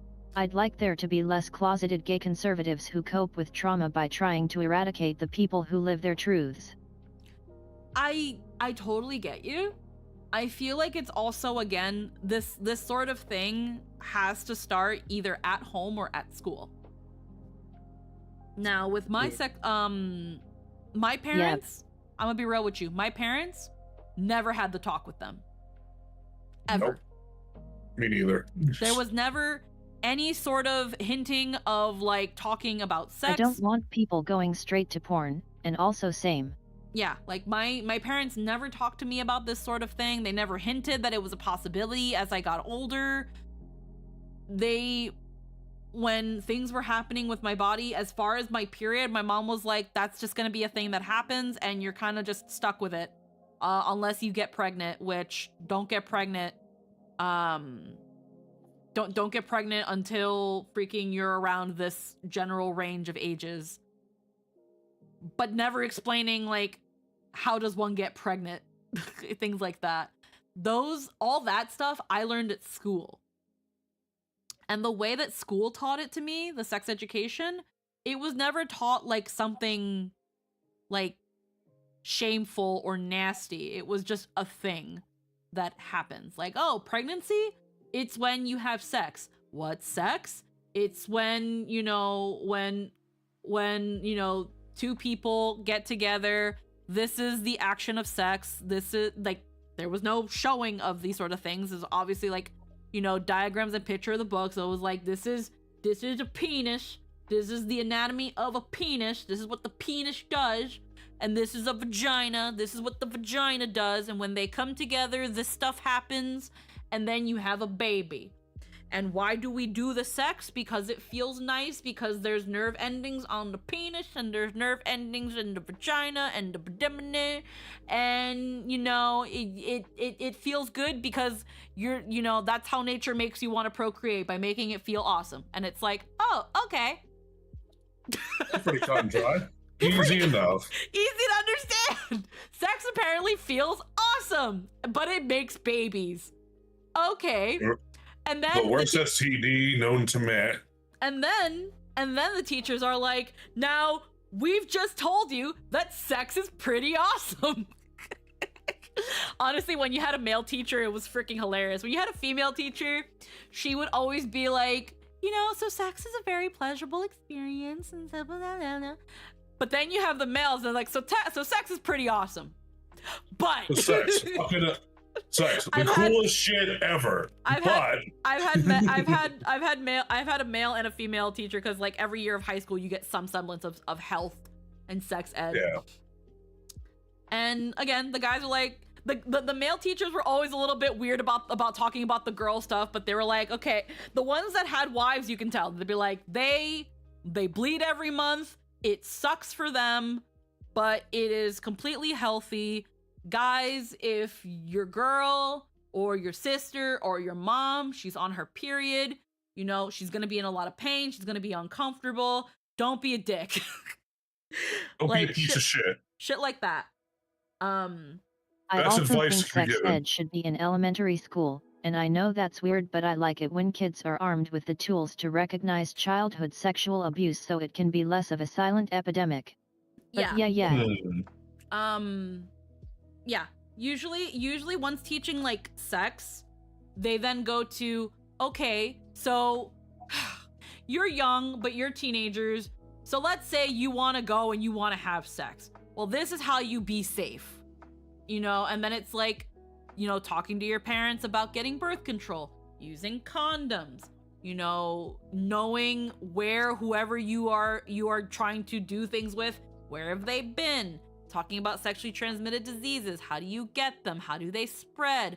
What happens when you get them? What do they mean? Gross pictures of how that looks like. And the assurance of you think your pull-out game is strong. It is never going to be. You are never going to be fast enough. I would probably say that while the sex education... I had that class in school when I was, I think, 16, which, just saying, way too late for many. Oh yeah, no, too late for many.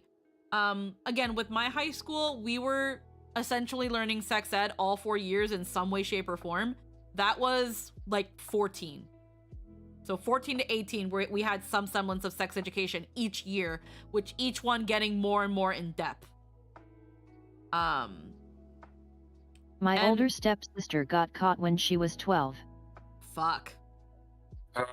When it comes to I'm trying to remember middle school sex ed if we had anything resembling it, and I think we did. I think it was mostly just of, here is the anatomies of, male and female. It makes a baby, and that was usually it. It was just mostly the baby, where the babies come from sort of thing. I will agree to a degree that some semblance of sex ed should be taught to younger kids, but mostly just in a, this is your body.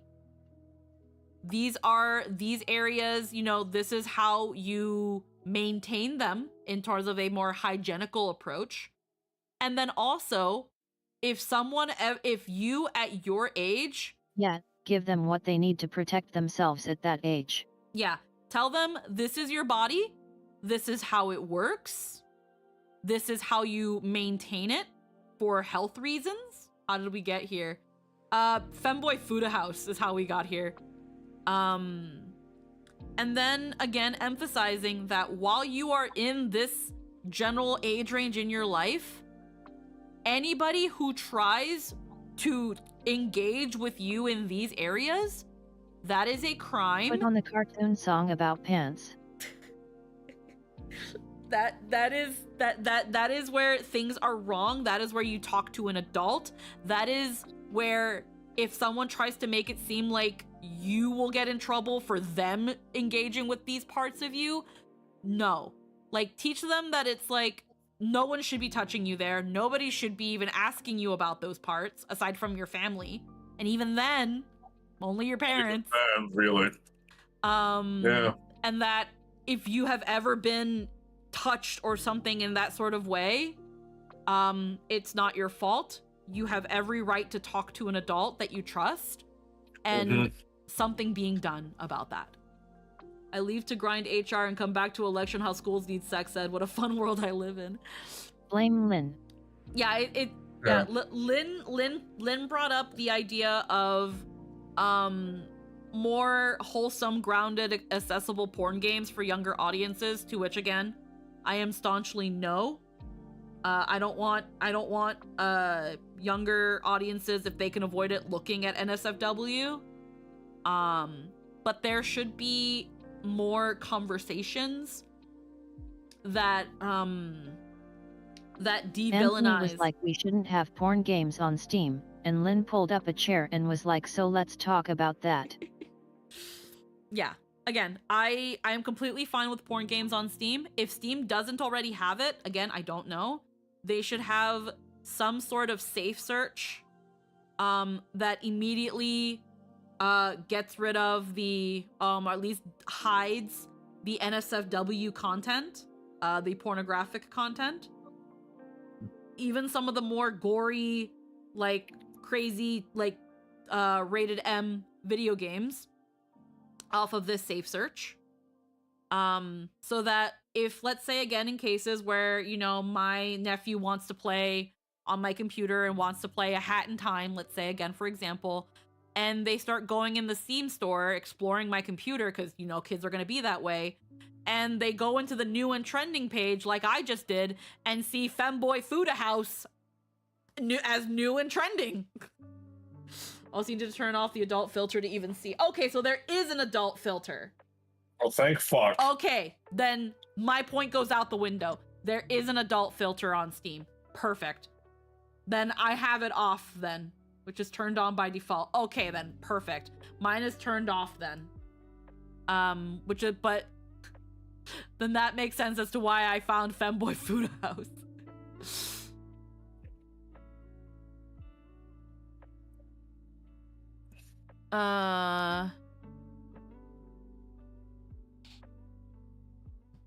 But heckin', so with that in mind, then yeah, I would still probably subject, Also normalize dating sims involving moments where you need to navigate menstruation. I know people don't want to think about it, but really that should be there. I mean, in a way I can agree, where I'm just like, hey, whether it be a game, a dating sim, or a full-blown game, or again, maybe more in-depth talks in sex education. Again, the sex education I had when I was in high school went pretty in-depth on menstruation and how it works, how to recognize ovulation, and then something for the boys too, where it's like, hey, if your partner, if your girlfriend, or if your sister, or if your mom are feeling these certain symptoms, she might be on her period, and here's how you go about not being an asshole about it, what to offer them, things like that. You got an education? Yeah, I lived in a blue state that actually cares about that sort of stuff. Male-targeted games should have one scene where you navigate that. Oh yeah. Again, where it's just like, hey, I'm on my cycle, and then it's like, Men should know what tampons are. It baffles me that there are men that don't understand how they work, and I'm like, what the fuck do you? And I grew up around mostly women, which I guess is something. It still doesn't make any fucking sense to me, but you know, there are men that don't know what wings are. It's not complicated. It's not. It's the thing of, and that just made kids more yeah. Our district just kept screaming, "Sex evil, don't do it." It's almost like if you just there say are men that are super easy to gaslight into thinking we can taste down there. That's fucking stupid.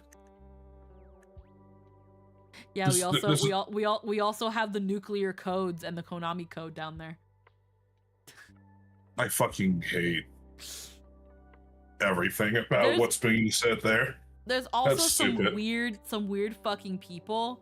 I haven't watched the whole video, but Moist Critical was talking about this lady that was just sitting in the grass, and she's like, I'm free bleeding onto the grass right now. I'm giving my blood back to the planet. Our blood contains the codes to world peace. It resets the grid of the earth, and it's just like, what are you talking about? Are you on drugs? Apparently, Like, she said she took like ayahuasca and shit back then, and it's like, oh, okay, that explains it. You took hard shit and it melted your brain. way to go, dumbass. But no, Come this way, lady. I'm going to get you a nice jacket in a real soft room. There are people. Now, here's the thing. Good night, Jade. Hi, Nightshade. What's up?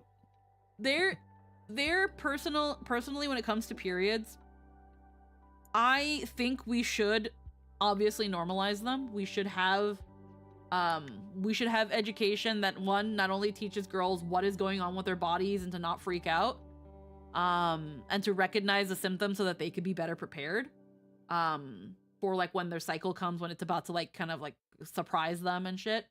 And then for boys, again, how to deal with their female peers or their female family members going through it's a pretty important aspect of a society learning to respect women. Yeah.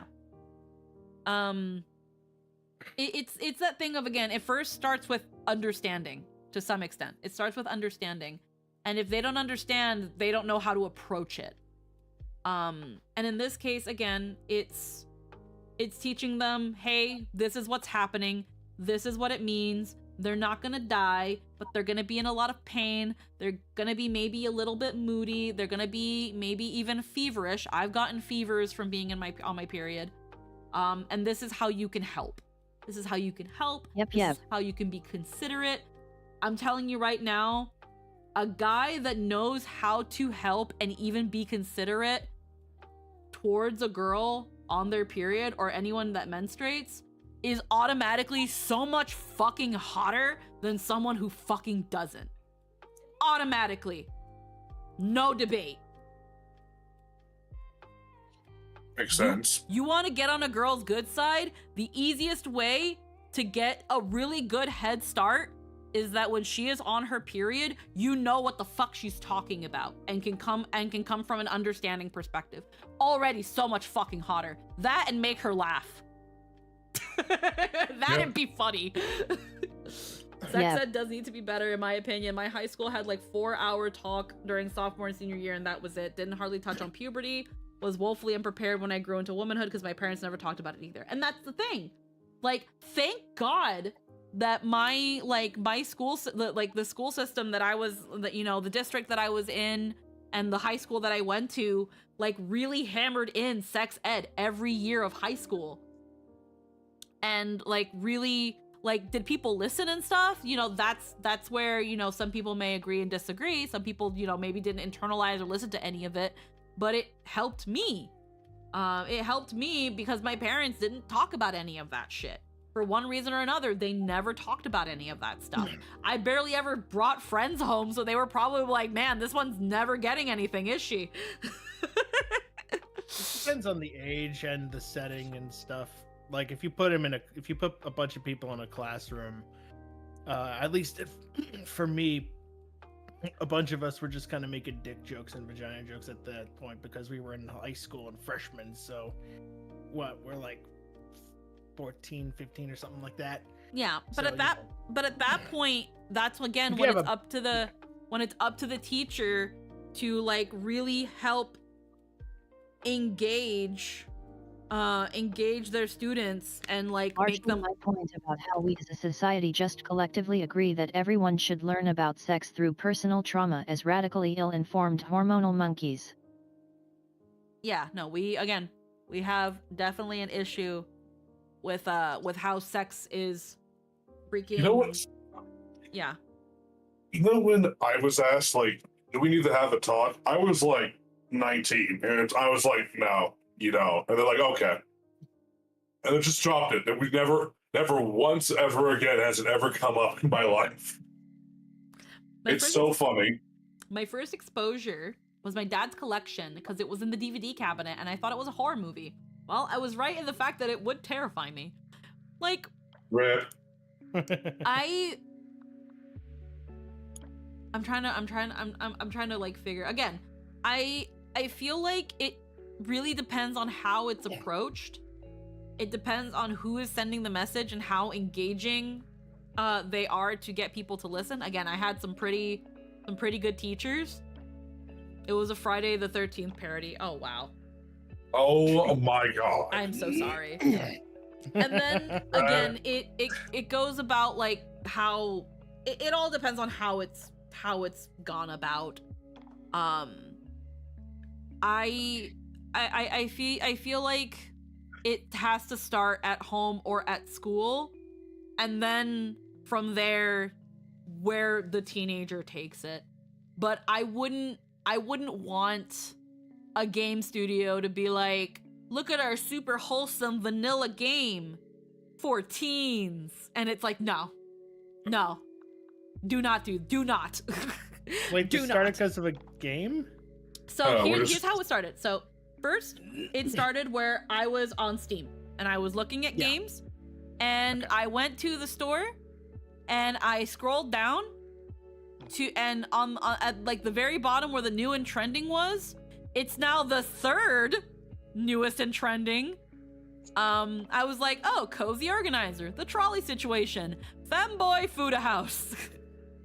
Oh god, I saw that too when I was like scrolling through Steam. Yeah. I thought that was a fucking joke. And at first, I was like, okay, so I don't know. At first, I was like, I don't know if Steam has a filter for this sort of thing. I sure hope they do, because I wouldn't want my nephew to be on my computer scrolling through Steam and then find Femboy Food House. But it turns out that they do, and that I have it off. So good job, Steam. But then Anthony said, man, porn games shouldn't be on Steam. And then Lynn was like, so let's have a talk about that. And we've just been here.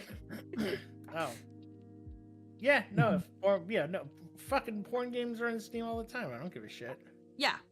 Mine was more, porn games shouldn't be on the front page, considering, I didn't realize there was a filter for that, though, completely disabled all of that, because my worries no longer exist anymore.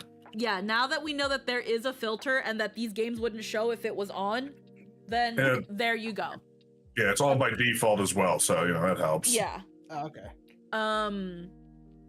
But then it became a conversation again of like, well, I don't see an issue with porn games on Steam, as long as, again, they're behind a filter, as long as there's no way for a youngin to see that. And then Lynn came with the point where, again, Lynn, correct me if I'm misremembering it, where her opinion more or less was there should be wholesome, more grounded porn games that are PG-13. To which I said, absolutely not. Because we shouldn't have these sorts of any sort of NSFW hentai porn game should not be accessible by children. I don't care how wholesome, I don't care how grounded it is, because it's been shown that early exposure to this sort of content is very bad for children's mental, whether it be boys or girls. No access to content that's more. There should be more Gudo on the main page. Absolutely not, Pun Guy. You are weird. I know you're kidding. You are weird. No, I think early access to things that show a more healthy kind of relationship and between my people argument might was be that nice, we should have on-ramps for a PG-13 audience to introduce people to relationships and sex, because whether you like it or not, kids those age are going to black market those no matter what you try to do if you aren't offering a regular market safe option. Oh yeah, again, like I totally agree that unfortunately kids are going to look for that shit. If they have the access, which with phones and stuff it's even easier, it's gonna be super easy for them to find that stuff. And there should be a pool. There should be more wholesome, grounded, more relationship-based, character-focused versions of these in the case that they do explore. And there are. It's just, again, they are NSFW, they are for adults, and unfortunately, they get drowned out by the more raunchier fetish stuff like Femboy Fuda House. I also thought it's like few and far between because the market for that particular thing is kind of limited. It's more so that, again, when it comes to the internet and stuff, fetish stuff is more on demand because the idea is that it's scarcer. But when there's something good of that specific thing you like, people really want it. And unfortunately, there is, within the stigmatization of sex, there is also this weird stigmatization of wholesome and vanilla. Like, people see vanilla and they think boring. And I am just like, I do not agree. Huh. Vanilla is not the default. Vanilla is not basic. Vanilla is not boring. It's just another Prohibition flavor. doesn't work, and the real talk reality is that hoping it will, for the sake of personal comfort of adults as opposed to the needs of younglings, is ultimately accepting the cost of harm for the sake of not having to feel weird about allowing it. Again, my case is, I don't think they're like I said before, and I know it wasn't entirely your point.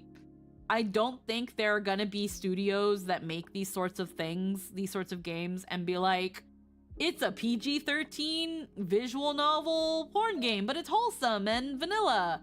Or for 16-year-old. Like, there's not going to be that. No. I do think there should be more wholesome games. And again, there already are quite a bit.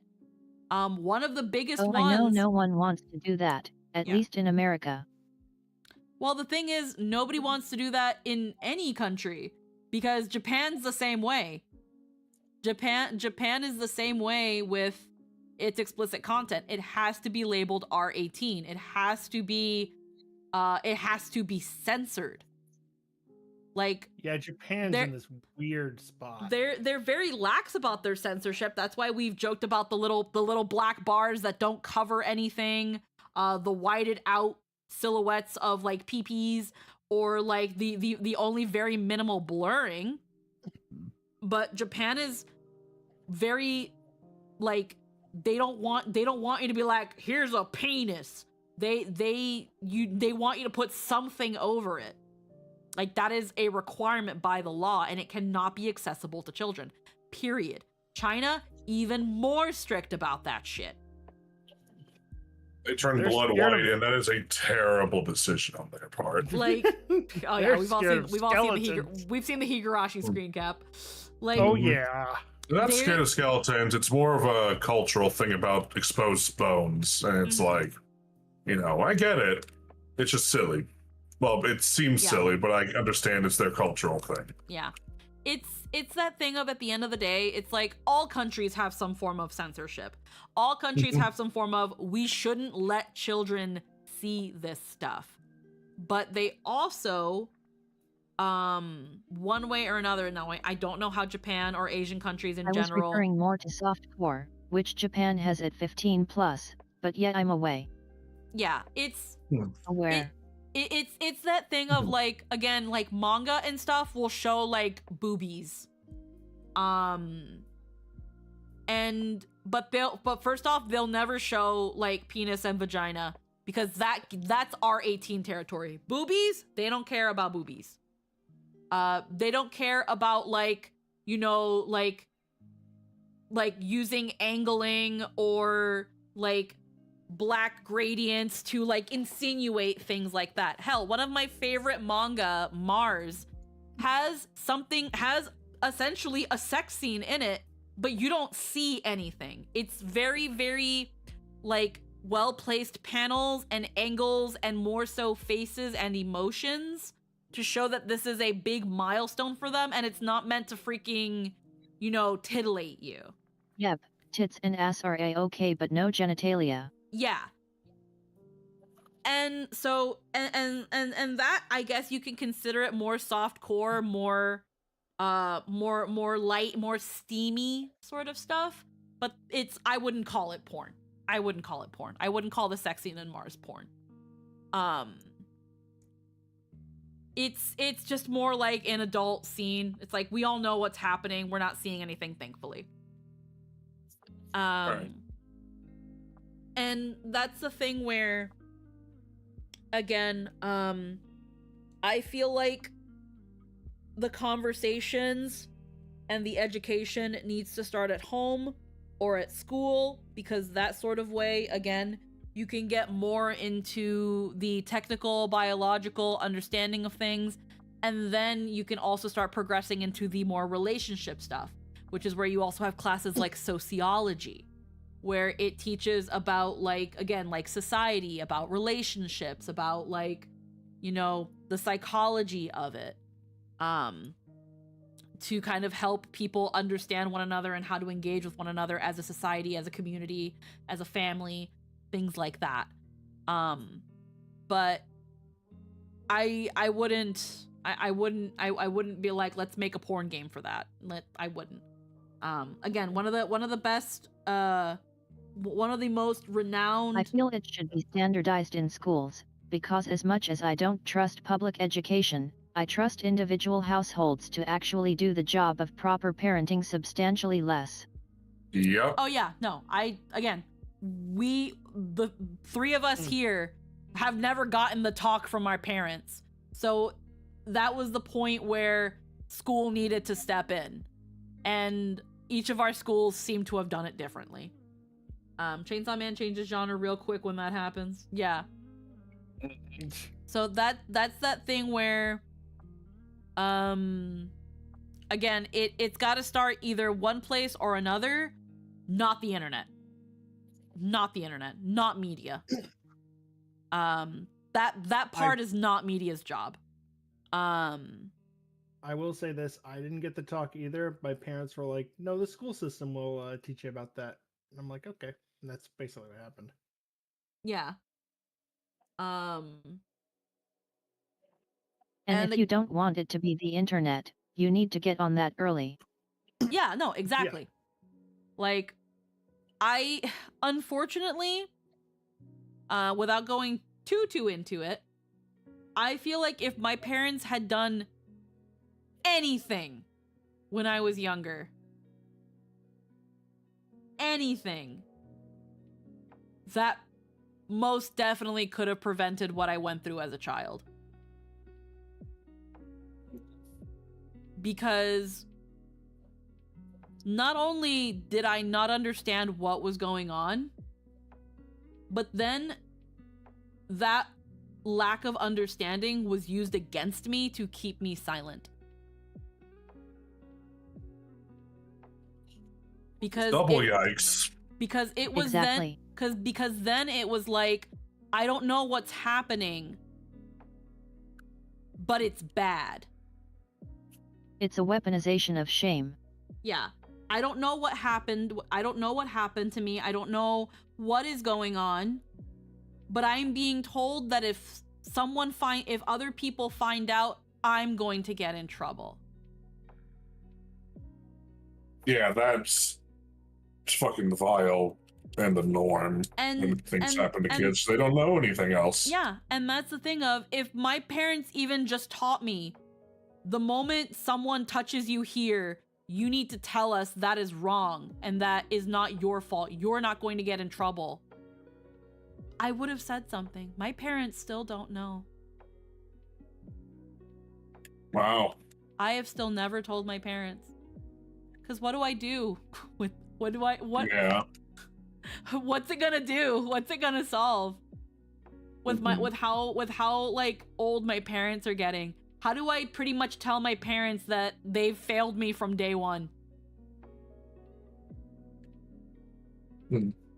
Like, they don't need to know that, unfortunately. I don't think they do. My brother still doesn't know. My family, my immediate family does not know. Because how do I tell them?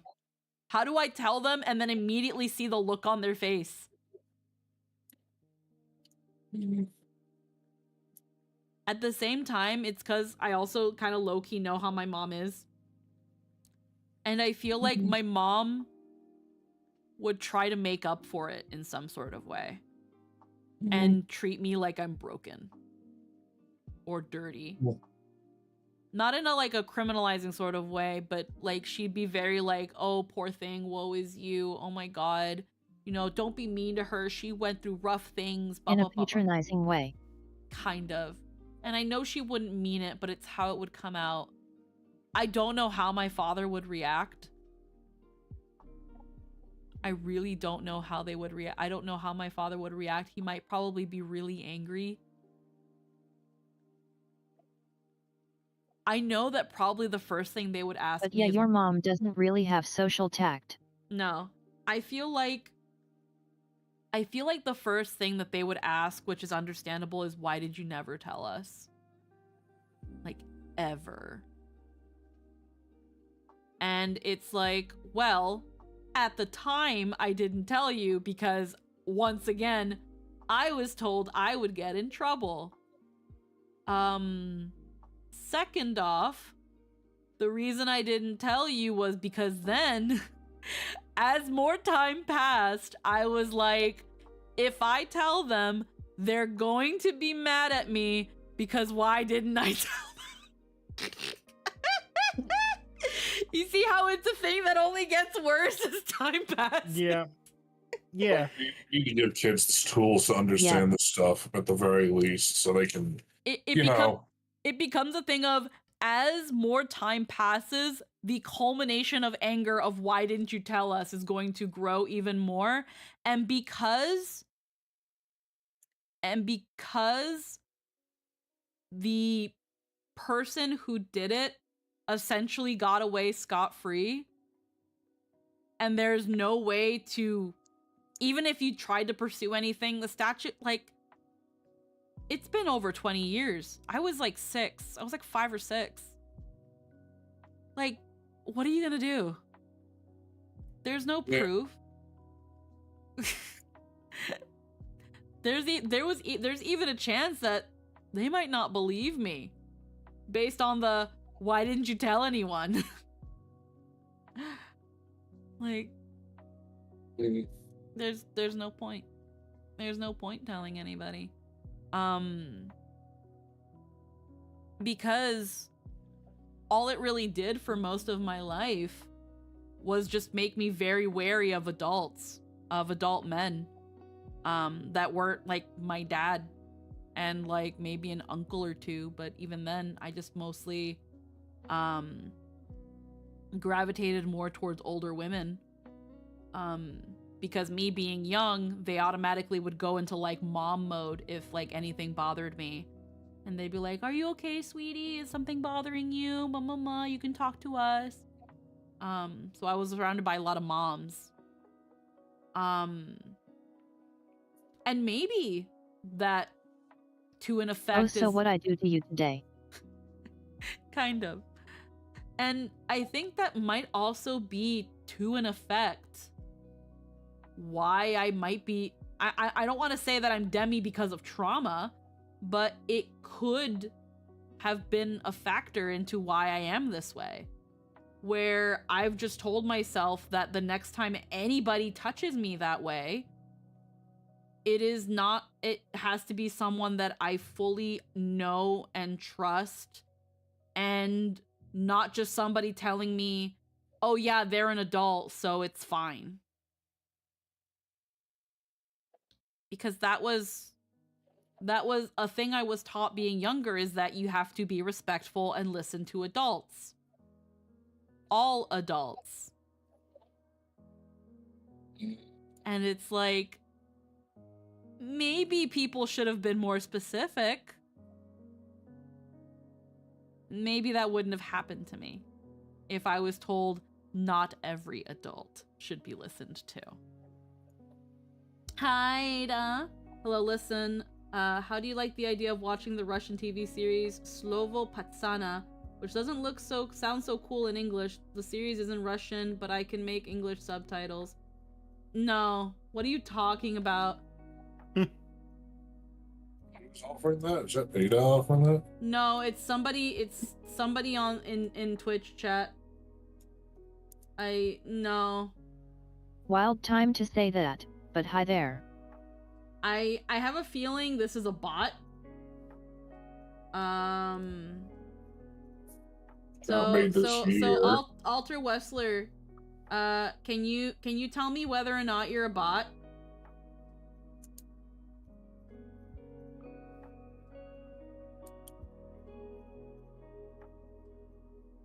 We'll give them a Taking moment. too long, they're a bot. Yeah, it's probably a bot. It's probably a bot. If I hear nothing back within 3 seconds, then I know. I just assume at that point. Purge! Yeah, we're just gonna flat ban. It's probably a bot. If you're not a bot, Alter Wessler, put in a ban appeal. Okay, thanks. Bye. Yeah, it was really random. What are we talking about? Again, we were hiatus. Trauma. We're talking about my trauma without super going into it. It was again. That's why I just got the thought got knocked out of my head when I saw random Russian bot asking if you want to watch a TV show. Either a bot or they sent that to the wrong stream. Yeah, probably. There's a series like that, but it doesn't deserve your attention. Yeah, I don't know what it is. I just find it really funny that they mentioned it as our lovely friend Ada enters. I love the message coming above. This is talking about some deep trauma that happened to me that really affected my life. Hey, you want to watch this TV show? It's in Russian, but I can make subtitles for you. No. You want to come over and chill? No. Man, talk about shooting your shot. I don't actually. It is really funny. It's very funny. It's hilarious. Bad timing, maybe. Just a bit. We were talking about how our society is built on the communal acceptance that every adult is expected to have developed sexual trauma, and that kinda tangent. Yeah. It sucks that in some way, shape, or form you are more likely as a child to go through some sort of sexual trauma than you are to grow up without it. And it really comes down to, again, how your parents approach these sorts of things, how your educational system approaches these sorts of things. We started talking about porn games, Ada, and then we just kept going. We just kept going. Again, we went further down the rabbit hole, and now the abyss is staring back. If I in the future ever decide to have my own little dumpling, I think one of the first things, once they start getting into those ages where they're asking little silly questions, and while it's still socially acceptable for me to be in the shower with them or take baths with them, because again, you can with little kids up to a certain age. I remember having showers with my mom when I was 3 or 4. The amount that you paused on own, and I was like, is she about to say OnlyFans is a bit because wow. No.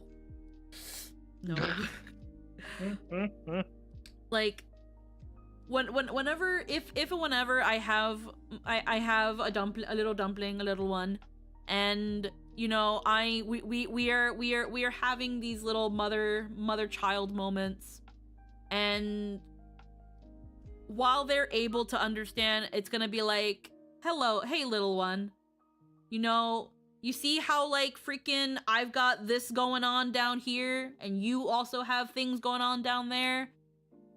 First off, clean it. Second off, if anybody at any point, I would even say even mom and even daddy, because unfortunately, there are some fathers that are absolutely fucked. If anybody, And this is Lynn. She lives in this screen. She's not Chat GPT though. She's a good bot. Yeah. Hey, look, I'm not talking about much. I'm just gonna say my father was a lot of fucking bad things, but at least that was never something that was ever done to me or my sister. Yeah. Same. I'll give him. He gets 1 tally mark on that side. Like, Just, Jesus Christ, I can't even imagine like how actually nightmarish it has to be to go for. there are some fucked Gross. parents. Some people don't deserve children. Children always deserve parents, though. Yeah. Point being, I'd be telling my little one, hey, if anybody, even daddy, anybody in the family, they ever, touch you here or say this and blah blah blah, you talk to somebody. You talk to me. If it wasn't daddy, you talk to daddy. You are not going to get in trouble. We are going to help you. Because that is somewhere that nobody should ever be touching. No ifs, ands, or buts. That is bad. And if just having that simple talk protects my child from going through what I went through, and the mental things that does to you, then I'll fucking take it. I'll do that. I'll have that talk. Adults can get in trouble too, and that's something adults get in a lot of trouble for. Mm-hmm. No, I'm just saying, if I find out someone touched my kid, that person would look like a fucking grenade went off in their chest. Like, I would rip them to shreds. yeah. On the options, anyone in chat has kids, please talk to your kids. Exactly. Because again, when they're young, like, my situation with my parents, again, I grew up in a Latin American family. I grew up with spankings and yellings and stuff. So I knew what getting in trouble meant. Getting in trouble meant I was going to get yelled at or I was going to get hit. So just telling me, don't do that or you will get in trouble, the easiest way for me to do anything you say as a kid. The easiest way to make me do anything. That's the problem. And that's the problem. Fucking God. Because if I probably would have worked on me and my sister too. Mm-hmm. Because we got beat for literally no reason. Mm-hmm. So that's that thing again when you tell a child, it's like, do as I say or you'll get in trouble. And then don't tell anybody or you'll get in trouble. Yep. There's no chance. They have no chance. They have absolutely no chance. It's amazing the lengths of evil people are capable of committing. Absolutely. It's amazing and horrid and terrible. And it's crazy at the same time. It's crazy when you hear of like people that are like survivors of this, that have gone through this, and the story is always the same. I was told nobody would believe me. I was told I'd get in trouble. It always comes down to that. It always comes down to that. Yeah. There's never enough justice for it. Yeah. And again, I'm not saying that like kids can't be little fucking liars. They can be. If you don't freaking weed that out of them early, that it's not. Oh yeah. And trust me, the lies that kids come up with, it's so easy to figure them out early on. It's so easy to teach kids that do not lie. Or at least there's things you don't lie about. Kids start lying basically the moment they become self-aware. Mm-hmm. And sometimes they'll lie about the dumbest shit. They'll lie about things that it's just like, why would you even lie about that? where so They don't wanna around get, 2. They don't want to get yelled at. Well, yeah, Everything. but there's also like it also somewhat comes down back to trauma. Mhm. Like nephew, without I'm not gonna go too into it because this is, but it's something that my nephew is dealing with up until he started living with Mama Jester and his because like one of Jester's siblings, she is very disabled and she has a care aid, and this care aid, this respite has essentially been like a family member and now essentially lives with Mama Jester to like all around care for Jester's sister and stuff like that. But she is also our nephew's legal guardian. She is adopting him. So she's pretty much, now she's just exactly family. But before that, he was with his stepdad. Because obviously, Jester's other sister overdosed and passed away a couple years back. Right. And when it came to custody, it wasn't, the system didn't really trust Mama Jester to have either one of her kids because she had such a bad drug problem. Even though Mama Jester did everything in her power to get her to detoxes and rehabs, she just always slipped through the cracks and came right back. And the system only sees how many times they failed. So it was like, well, she's got 2 kids. One of them, the bio dad, has just as much right to the custody, even though he's not much better. So younger nephew goes with the bio dad. Bio dad says at her funeral that he's gonna step up and take care of the other one because he's known the older nephew like since he was a baby, so he's practically his son. Not even 6 months fucking later is talking about how he doesn't want him anymore, that he's too much. This keeps getting in the way of all of my drug taking. I just can't get over it, man. It sucks. Well, it doesn't help that also the bio dad of the second one eventually found another girl who, funnily enough, also had her own kid. Oh no. And wanted to pursue that one and maybe have another kid with her. Just stop fuck shit. Just fuck shit. Stop Fuck birthing shit. things. You, Fuck shit. if you're, is it that hard to not what? Yep. And again, bio dad for the second kid. You know, living with his family. They fixed up the lower half of their house to make like an apartment. And long story short, the oldest nephew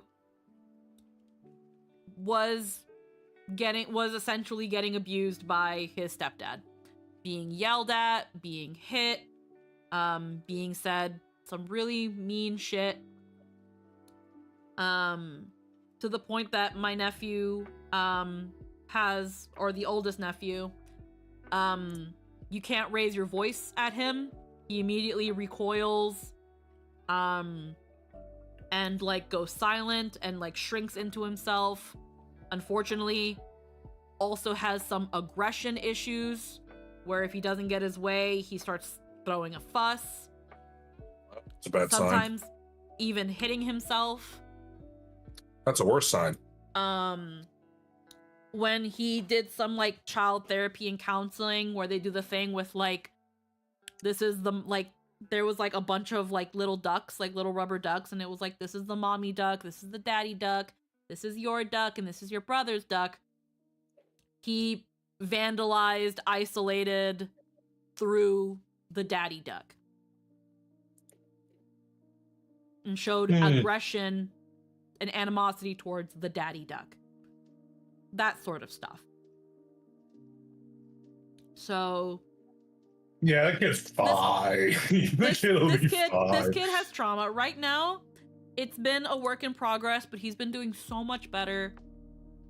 But again, he's also, you know, as he's getting older, he's getting more independent. He's being a kid, and there are certain things you have to nip in the butt. Like the last time we saw him, you know, he takes like karate and stuff. So he's playing with nunchucks, and he's showing us his nunchucks, and we're like, "Oh, that's pretty cool, buddy." And he talks about, he brings up this girl in his class, and he's like, I'm gonna use my moves and I'm gonna beat up this girl in class. And we're like, no, you are not. Okay. That is not okay. You are not going to do that. It's like if she's in your karate class and you're going to spar, that is a different thing. But you are not going to beat up your female classmate. That you are not doing that. And he was like, and again, I think he's gonna be 7 in a little bit. I think he's 6 right now. And he was like, well, it's okay because she's ugly. And I was like, fucking absolutely not. What the fuck? Who is teaching you? Who said that was an okay thing to say? I was like, that is extremely child logic. Jester Like, and I looked at him stupid. and we were like, absolutely not. That is not okay. You do not say that and you do not do that. That is wrong. We tried not to scold him or yell at him, but we were firm. We were like, you do not do that. That is not okay under any circumstances. How would you like it if someone beat you up because they thought you were ugly? And he was like, well, I'll just beat them up back. Like, that's not my point. How would you like someone to do that to you? No, then why would you do that to somebody else? Why would you do that to somebody else?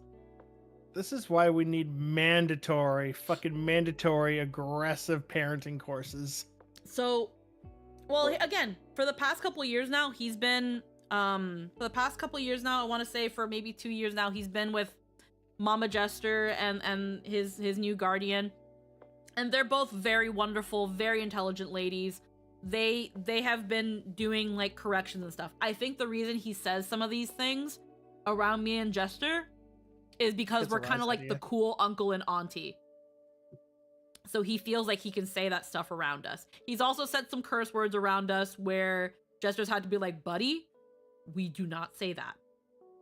I know that he also goes to see Papa Jester, and Papa Jester love the man. At times he's a bit of a piece of fucking work, but lovely man. But he says some shit around kids where it's like, you really should not be saying those words around a kid, sir. You need to chill. But I just mean in general, because we get a lot of stories and a lot of like things where it's like, oh, you know, my you know, a lot of kids in the system where it's like, my parents hit me, or like they want child support from each other or whatever fucked up shit. And I'm just like, you know, and I know some people are like, you know, well, the government shouldn't. If you can't take accountability, then yeah, the government needs to step in and control you, because Jesus Christ, 17 kids and you're abusing them all. Fuck off. It's that thing of, unfortunately, because of this, you can't tell me what to do mentality. It's so hard to like reel these sorts of things in, and the ones who end up going through the consequences are the children. And in this case, again, my Mama Jester. And I'm gonna, for the Guardian, I'm gonna call her Mama A. They really did not want our nephew, because when his stepdad was like, I don't want him, the government was ready to be like, okay, foster care. Okay, foster care. And Mama Jester was like, absolutely not. You are not throwing him into foster care when we're right fucking here. It's really weird that they would jump to that instead of like other family. I know. But they tried, the system tried to be like, well, you're currently taking care of like your own disabled child, and you're going through a divorce, and the child's mother was a drug addict who died of an overdose. So are they really best in your care, considering that your daughter's death is why they're in this situation? And it's like, fuck you. There's no way they would have said that in person because they would have been fucking beat to death. No, but that's what they pretty much said, because that was the initial reason why, like, they also initially just threw both kids at the father/stepfather. One, because the dad has a right to custody, and then for the other one, the older one, his bio dad's in fucking jail because also a drug addict. And the mom died of an overdose in Mama Jester's place. So it was like, unfortunately, the government's gonna be like, can we trust you with this child, considering what's happened in your residence? And I can understand to some extent the logic, but also it's fucked. They don't even, like, try. But they were willing to entertain, well, what about if this person adopts? They're from this situation. They've lived this life. They know about raising a child and dealing with a child that could have special needs. They're literally a respite to one since she was extremely young. And, they acquiesce. Occasionally, the system still checks to make sure everything's up and up because that's their job, end of the day. But it was still kind of fucked. That all to say, again, going back to sometimes kids lie. We also told Mama A about some of the things he said, and she also corrected him and was like, you do not do that. That is not cool. That sort of thing is bad. If someone hits you, that's another thing, but you do not hit and treat like your female classmates like this, blah, blah, blah. The reason it goes back to sometimes kids lie is sometimes on my days off, and Jester has his days off during the summer, this past summer, a couple days, Jester decided to go and hang out with his nephew. One time even, like, brought him to our apartment so that they can, like, hang out and play video games. Not too many video games because, they're trying to keep him away from electronics until a certain age. But, let's play some video games. Let's play Smash Brothers and things like that. And, this kid, only 6 years old, so mind you, only 6, has to go to the bathroom. And he goes to the bathroom. Obviously, it's well stocked with toilet paper because it's my bathroom. And he comes out, and Jester never hears a toilet flush.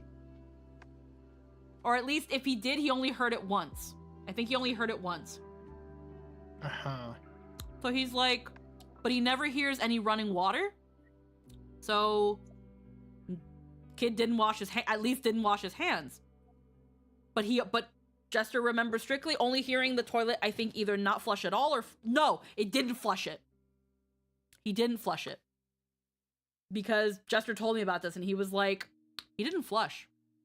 And I was like, oh shit, that okay, well, he forgot to flush. I was like, that's crazy. And it was like, yeah, but there also wasn't any toilet paper. And it's like, and he was like, buddy, you didn't flush the toilet. And nephew's like, oh, sorry. And it's like, buddy, did you wipe? And he's like, yeah, I did.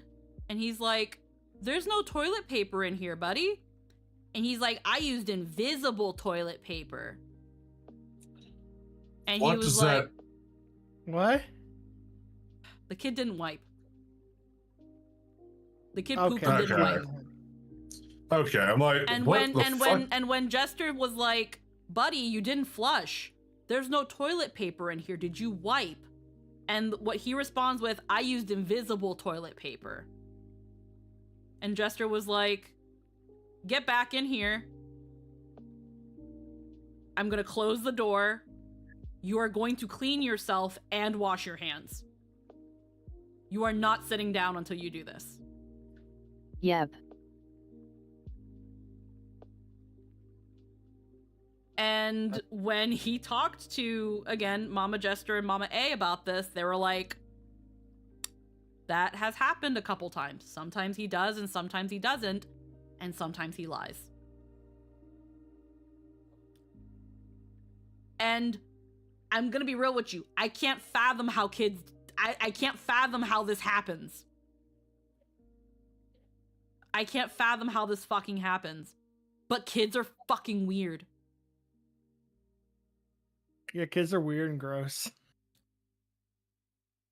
I don't understand how you potty train a child and at some point the child decides, I don't need to wipe anymore.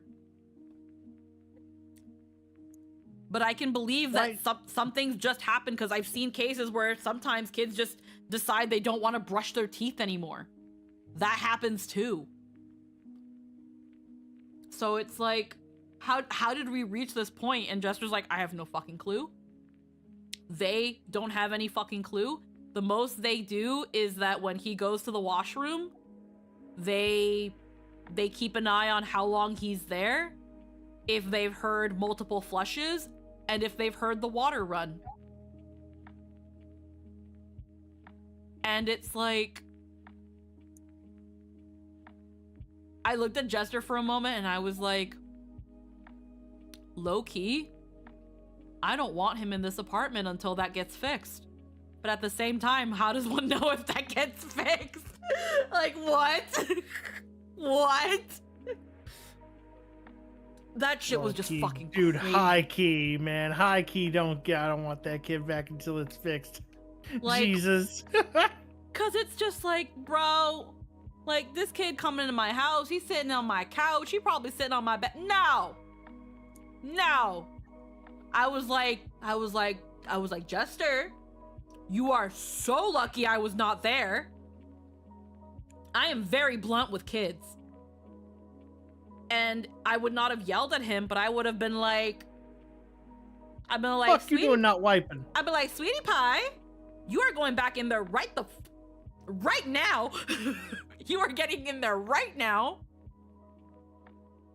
I am going to take a picture of this toilet paper roll, and if it does not look any different by the time, ooh, I don't even know how we'd be able to confirm, because like, what's gonna stop him from just flushing toilet paper down?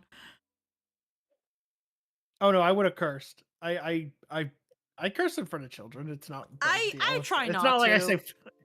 I try not to. It's not like I don't say like fuck, but I will say like damn and hell. Even though even though it's like yeah, whatever. Damn and hell is fine. It's mostly like fuck, bitch, and shit that I try to stay away, and ass. It's that thing of like, God, it's like, how do you check to ensure that they did it and didn't just flush a bunch of toilet paper? You know, like there's no way to check, but that's just that thing of like, until I get some sort of confirmation of that's been majorly fixed, I'm like, I was like, low-key, I don't want your nephew here. That's disgusting. Yeah, that's really bad. Again, I don't fathom. It's one thing if like a kid like. So about pets. So about that. Pets. Pets. Animals. Oh. A pet is a different thing. Like, a pet is a different thing. I couldn't compare a kid to a pet in this way.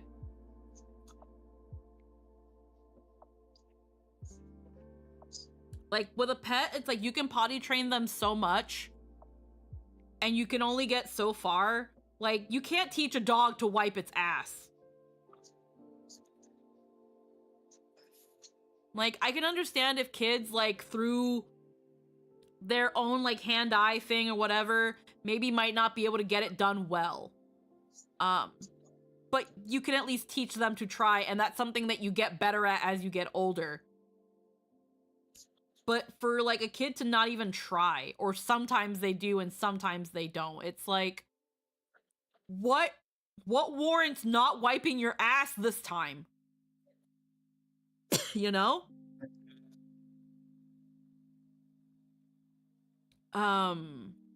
Yeah, I can't imagine.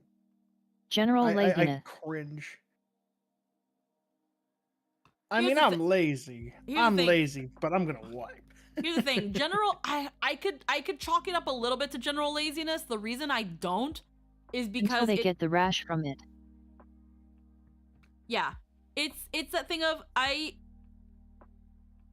could chalk it up to somewhat part of laziness.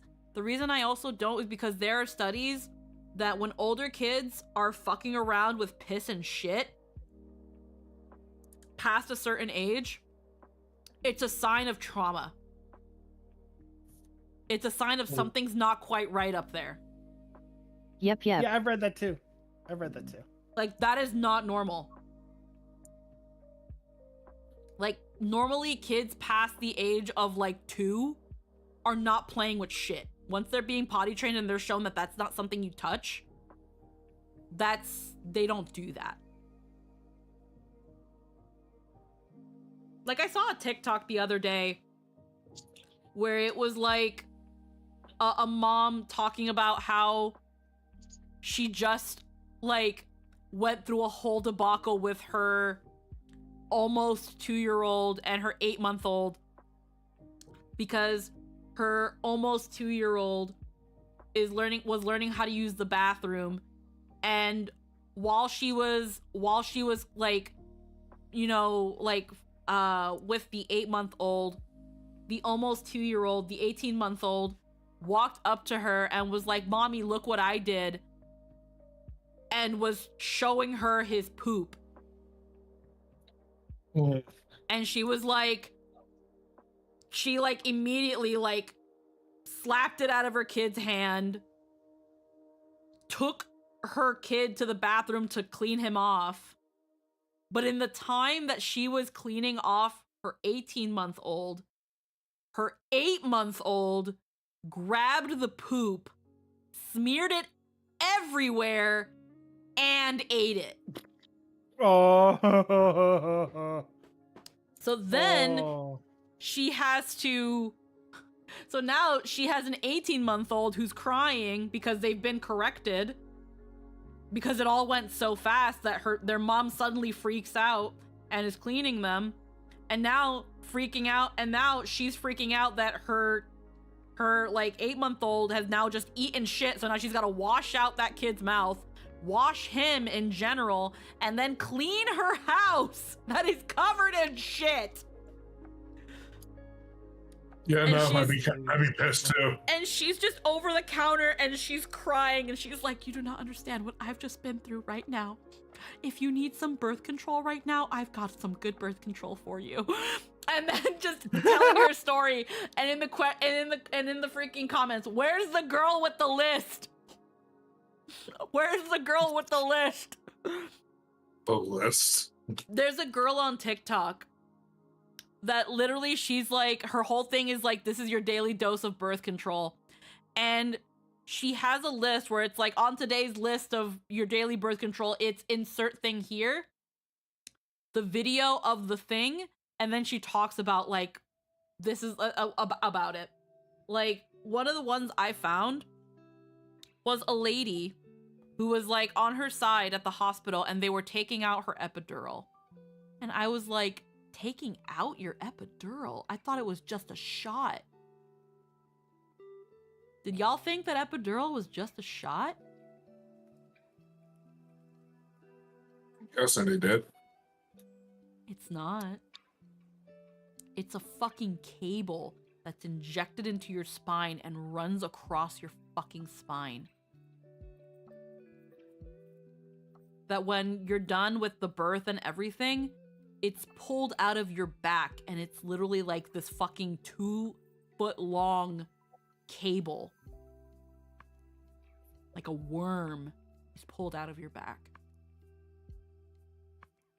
I was like, what the fuck? That's It's like wonderful. it's a cable it's injected into your lower back, and then it goes all the way up to around your neck. And when it's done, it's just pulled right out like a fucking worm. Like a fucking snake out of your spine. I'm like, what the fuck? I thought epidural was just a shot. It's a fucking spinal injection.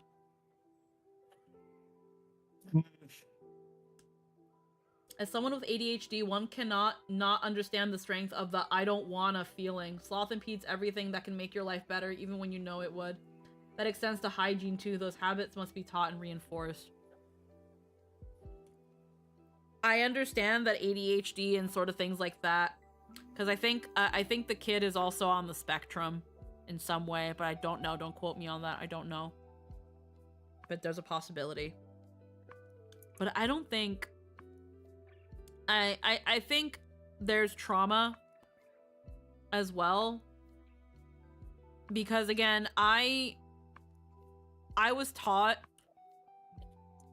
more or less when being potty trained and learned how to properly clean yourself after going to the washroom, that if you touch it, if your hands engage with it in any way and toilet paper is not in between it, it is dirty, it is disgusting, you can get sick, and you need to wash your hands. Yep. Or you are disgusting. So I guess a little bit of social ostracization is there just to add a little bit of fear to it. Oh yeah, absolutely. Like maybe you got to add a little social fear as well. Wipe your ass, wash your hands, or no one will want to be around you, because that's actually true. I don't want to be around nobody with no poopy butt. Yeah, that's absolutely fucking disgusting. Yeah, kids are gross, and sometimes that perception needs a bit of... Yeah, sometimes you need to add a little potential social ostracization. Again, brush your fucking teeth, or you're fucking disgusting and no one will want to talk to you because you reek. Put on deodorant, or else you're disgusting and no one wants to talk to you because you fucking reek. You need that little bit of fear. That little bit of fear. Sometimes it's a good thing. Because again, at the end of the day, Yeah, every kid is going to want friends and going to want people who want to be around them and talk to them and hang out with them. We, at the end of the day, will always be social creatures. As much as we think that shutting ourselves away from the rest of society is how we'll genuinely be happy, you're not. You will always want some form of social interaction. You being on the internet, despite being a hermit, is proof of exactly that.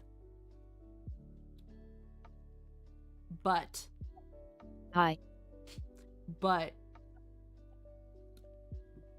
So you have to at least teach them that little bit of social fear. If you don't fall into this sort of expectations, this sort of societal expectation, you will be ostracized from society.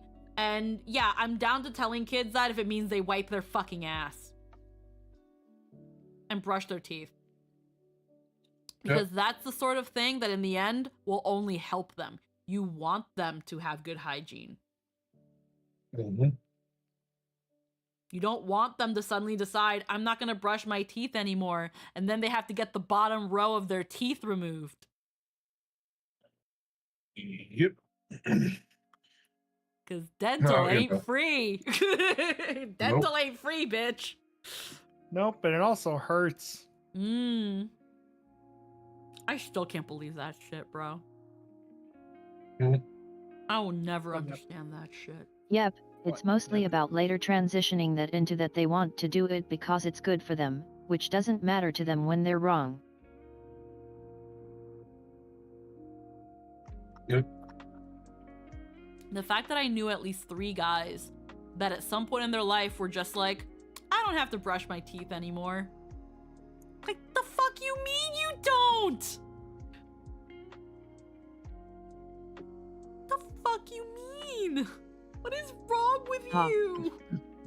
The fact that I knew 3 people that at some point in their life were like, yeah, I don't have to brush my teeth, and then all end up with some sort of tooth problem that they're like, man, I shouldn't have done that. I was a dumbass. Me. And I was just like, yeah, you're one of them.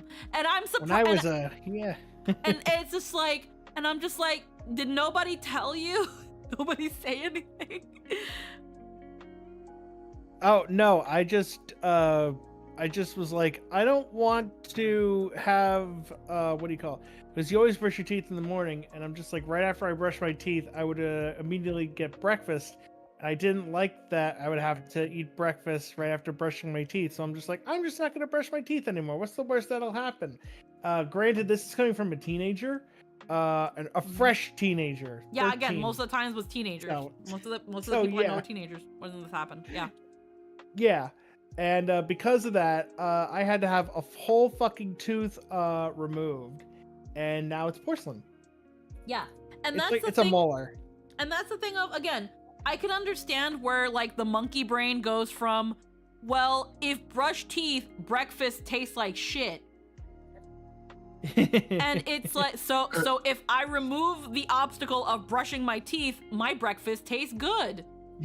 Yeah. I get the 1 + 1 = 2, but you're supposed to wait before But then you brushing have to go 2 × 2 = 4. The problem is that normally you need to wait after you brush your teeth. You're not supposed to immediately eat, which again, if you were in a rush and stuff back then because you had to go to school or whatever, then understandable. Yep. In my case, I didn't eat breakfast, so I never came across this conundrum. I didn't have time to eat breakfast. So it was just, I brushed my teeth and I go about my day. But for me also, I really liked the feeling of my teeth after I brushed them. I love the smooth, like, that slick feeling. Yeah. I really enjoyed it. So yeah, the plaque's gone. Yeah, so that was that thing of like, I looked forward to brushing my teeth. But it was that thing of like, for example, like brushing at nighttime. That was the habit that is even now a little bit hard to get to because it's not something I grew up doing. I would only just brush my teeth the one time and then go about my day. So getting into the habit of like, oh, before I go to bed, let's just give them a scrub and then some mouthwash, or let's actually do the full-blown routine.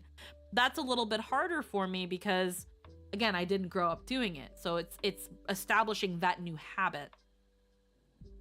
But like, for example, something Jester does, when he gets up, he does it different. He usually washes out his mouth and then has breakfast and then brushes his teeth, because he has the same thing. He was like, why would I brush my teeth first and then my breakfast tastes like ass? But he also doesn't want all that bullshit in his mouth to affect the taste of his food. So the first thing he does when he gets up, he takes his toothbrush, he washes out his mouth, he scrubs all the gunk away, then he has his breakfast, gives it a little bit of time to like pick out any food biddies and let that clean out, wash out his mouth again, and then fully brushes. That way, when he walks out that door, he is fed, he is satisfied, he has had a good breakfast, and he leaves with a fresh mouth. That's how he does it. With me, I still, again, brush my teeth first thing because I don't eat immediately after. I wait. And also, low-key at the same time, when I was younger, if I did have orange juice after brushing my teeth, I kind of didn't mind. I didn't mind the flavor. I was just like, yeah, it's not that great. Drink. I was just like, I'm just not gonna have orange juice in the morning. I'll have apple instead, or grape, and I won't have the gross aftertaste of my toothpaste and the orange juice. So there you go. You're very silly. I was just like, I'll just drink something else. Yeah, I did that too. Milk, and it still was just like, very intense. It's kind of like getting hit with like, it's kind of like eating snow. That's kind of that like really like icy feeling. Yeah, it's because it's so intense. It's not like ice. It's like eating snow because there's a consistency with snow, and for some reason, mouthwash would put that in my brain, my little teenage because brain. It was so minty, so it made everything feel colder, right? Yeah, exactly. See, that's why I love mint chocolate chip ice cream. Yeah, drinking something cold right after brushing it like eating mint on 20 times intensity. Yeah. I love that feeling though. I love the cold feeling that my mouth has. Like again, See, I didn't like that. What I love about mint, like mint chocolate chip or mint Oreo ice cream, is that like, because there's some people who don't like mint ice cream where they're like, it's like eating toothpaste. Why would I want to? It's delicious. I love it. Like, Yeah, that's me. I love how like, oh, a couple weeks back, Jester and I went for like, for blizzards, and I got a mint Oreo blizzard. And I was just like, the mint on this mint Oreo blizzard makes it feel colder than it actually is, and I love it. I love mint. Mm-hmm. So that's also probably my thing. I love mint flavored things. I love mint ice cream. I've got this like Icebreakers bubble gum, and it's like the pink bubble mint flavor. So it's like, it's sweet and bubbly, but also that minty, like refreshing feeling. I fucking love it. So I think I just kind of lucked out in that sort of way. I remember I'm not going to name their name, but I remember somebody that I met. One of the reasons, now I don't know if they ever went through a I'm not going to brush my teeth phase, but I remember they had said they hated brushing their teeth because they actually hated the feeling of their teeth after they brushed. They hated that slick feeling. And I'm like, I don't understand you. What? Such a wrong opinion to have. It's again, some people, the way like they perceive textures and stuff, some are weirder than some are weird. I don't understand that, because like I wake up and I feel my teeth and it feels disgusting. I hate, like, whether I brush my teeth at night or not, I hate that feeling in my mouth where it's like I need to go brush my teeth. Like it's a lot less when I brush my teeth the night before, but it's still a thing of like my mouth is dirty. Like Jester will tell you that I don't even want to talk. I don't want to do anything that requires opening my mouth before I brush it. I just don't. That's fine. So that's that thing where it's like when I hear about people having phases of I'm not gonna brush my teeth, or I don't like brushing my teeth because it feels weird. I don't understand. As long as we've moved past these phases, we do not judge. Because everybody was a weird teenager at one point, figuring themselves out, being able to enforce what they like and what they don't like, and having more autonomy. And if for some people it was, I'm not going to brush my teeth anymore, then sure, I fucking guess. I mean, I had a phase where when my mom brought a lot of grilled cheeses, I had a grilled cheese for breakfast, lunch, and dinner. Or at least lunch and dinner, because I didn't eat breakfast. And I had a phase where I sure did eat a lot of instant noodles, where instead of making it like a soup, I would just throw in 2 eggs and it just became a carbonara. I didn't have instant ramen, I had instant carbonara. Like, you know, we all have weird phases. But you know, as long as we grow out of them and they're still just phases. Not a personality trait. Yeah. Ugh.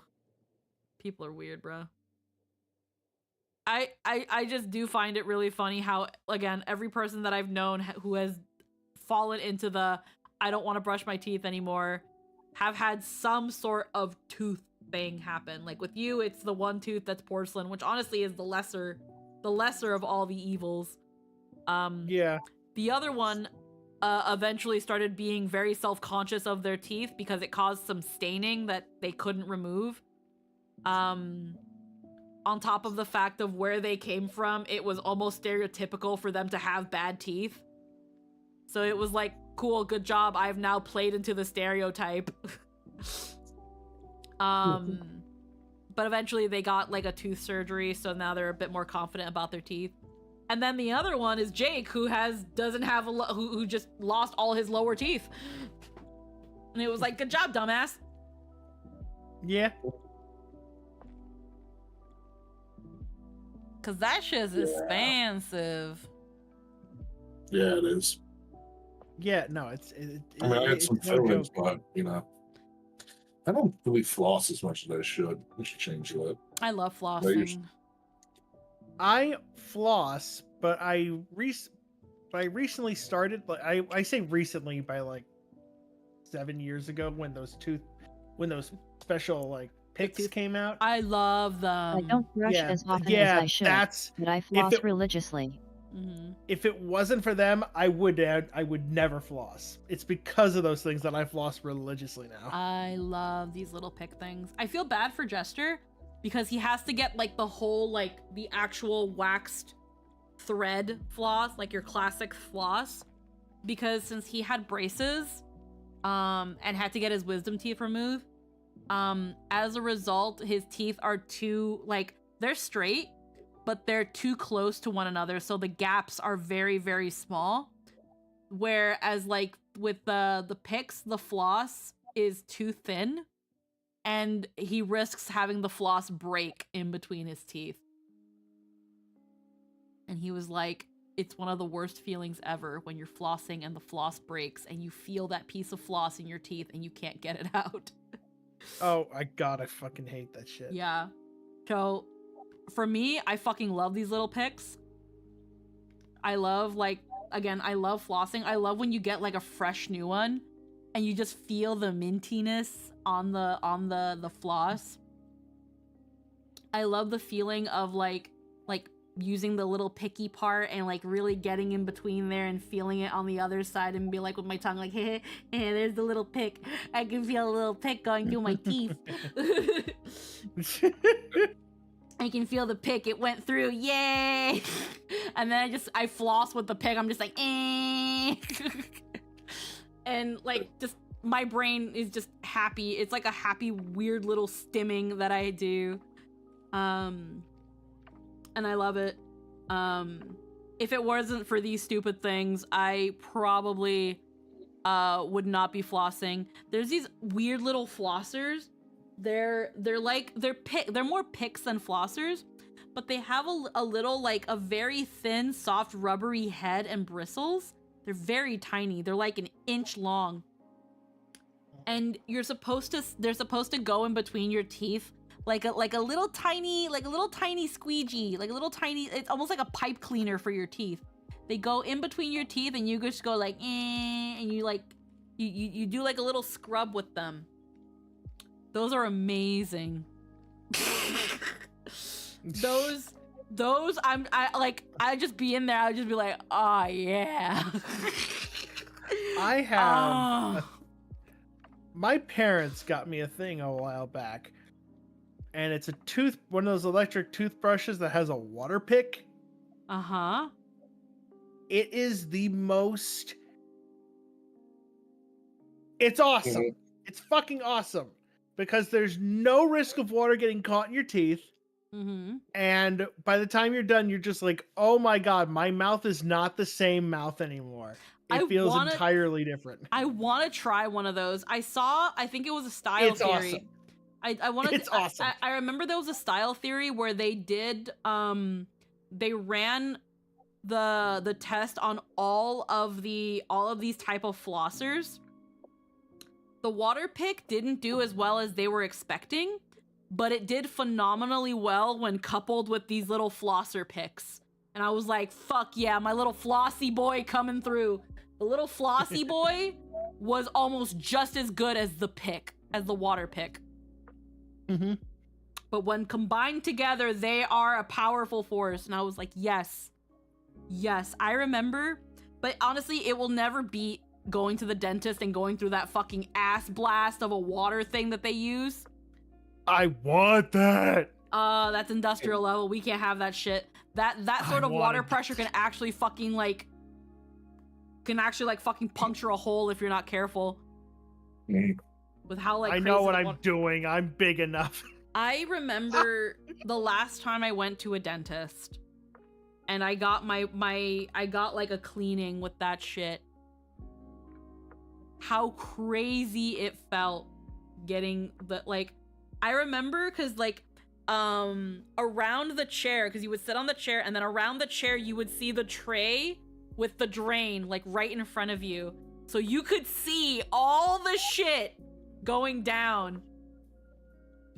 Yeah. Wait, hold on. Who the fuck? I had that too. Oh, 1 second.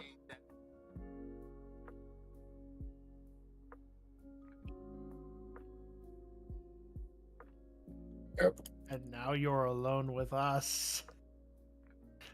Yeah. Now you have to deal with us. Ah! I don't know what to do. I talked all that good shit, and then I was just like, nope, I don't know what to do. Yeah, I'm not surprised. Heckin', somebody rang my Sounds intercom. about right. Somebody rang my intercom. They're like, Skip, and I'm like, no, I didn't order anything. You might have the wrong apartment. Yeah. But yeah, I remember again, like they had the water thing, they have the tube in your mouth, and the tube leads to a tray that has a drain, and I was able to see all the stuff. And I remember the dentist because she was an aunt of mine through marriage, and she was like, before I start, I'm gonna let you know, whatever you see go down here, do not freak out. And I was like, what? She was like, just don't freak out. Why? And she was like, and if you feel grains and like pebbles, don't freak out. It's not your teeth. Oh my God. What do you mean? I was like, what do you mean if I feel pebbles in my mouth? And thankfully it wasn't like a lot, but there were like little pebbles. There were like little things like coming out of my mouth, and I was like, oh my God. And it reminded me when I was a lot Stuff younger. gets stuck all over. Tonsil Yeah. stones settle and get real lodged in. Yeah. I remember, cause my lower two front teeth back there, I always make a point of like really flossing there, because a long time ago when I was younger, when I didn't used to floss as often, I remember just one day I decided to just, grab one of my mom's freaking toothpicks from her little pack of toothpicks, and I'm just kind of playing around, and I feel something dislodge. And I'm like, what the fuck? And I feel it in my mouth, and it feels like a pebble. And I pull it out, and I swear I thought I broke my tooth. Oof. I couldn't understand. It was this hard thing that I was like, what the fuck is this? Did I just break a piece of my tooth? So I go to the mirror, I go like the best to angle my head so I can see behind, and I don't see any breakage. So then what I did with this little pebble I found, because I was like, if this isn't a tooth, what is it? If this isn't bone, what is it? So I remember getting like a spoon, and with the back of the spoon, I kind of like pressed down on it and just saw that it just like kind of turned into dust. I was like, what the fuck? What is this? So then I ended up Googling like freaking weird rock in my mouth. And then someone was like, yeah, that's just calcified plaque. And I'm like, what the fuck? I thought you were going to say tonsil stones. No, it was calcified plaque because it was right behind my two front teeth. I don't think I've ever had a tonsil stone. I don't know. I have. I don't know. I have. I don't know what a tonsil stone is. Yay! Tonsil Maybe stone not. buddies. They are the worst smelling things in the world. Yeah, I don't think I've ever had that. Nope.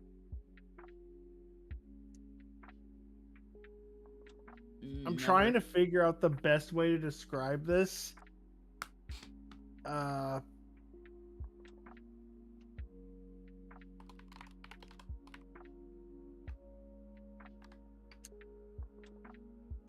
I guess the best way to describe it is like, you ever have those like mac and cheese candy canes? No. That sounds disgusting. I've seen them. I've never had them. Okay.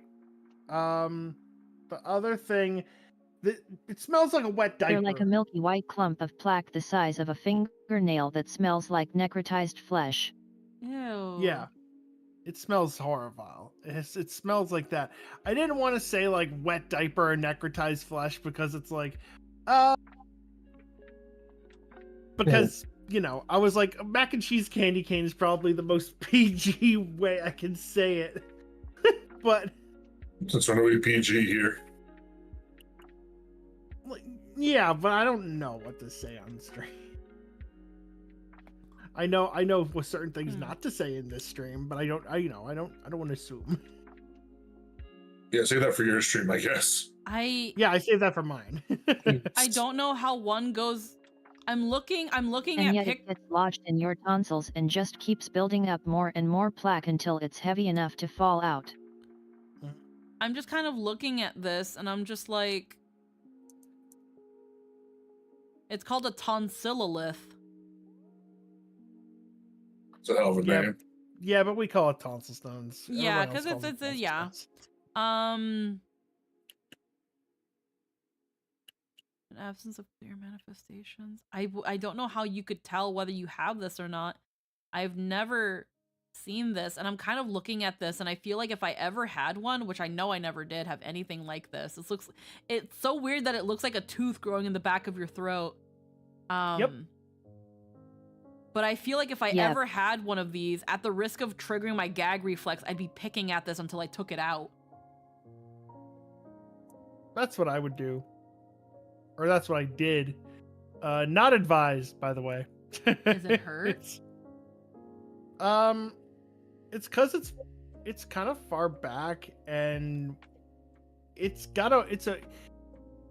weird when it comes out. It's weird when it comes out. Yeah, like I'm seeing a picture of someone's like a stone compared to like a finger, and that one's pretty fucking big. Yeah. I wouldn't say it hurts. It just feels weird and wrong. Like, this doesn't belong, and then it gets in your head.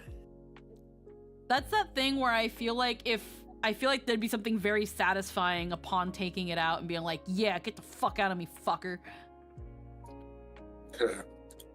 But Yeah.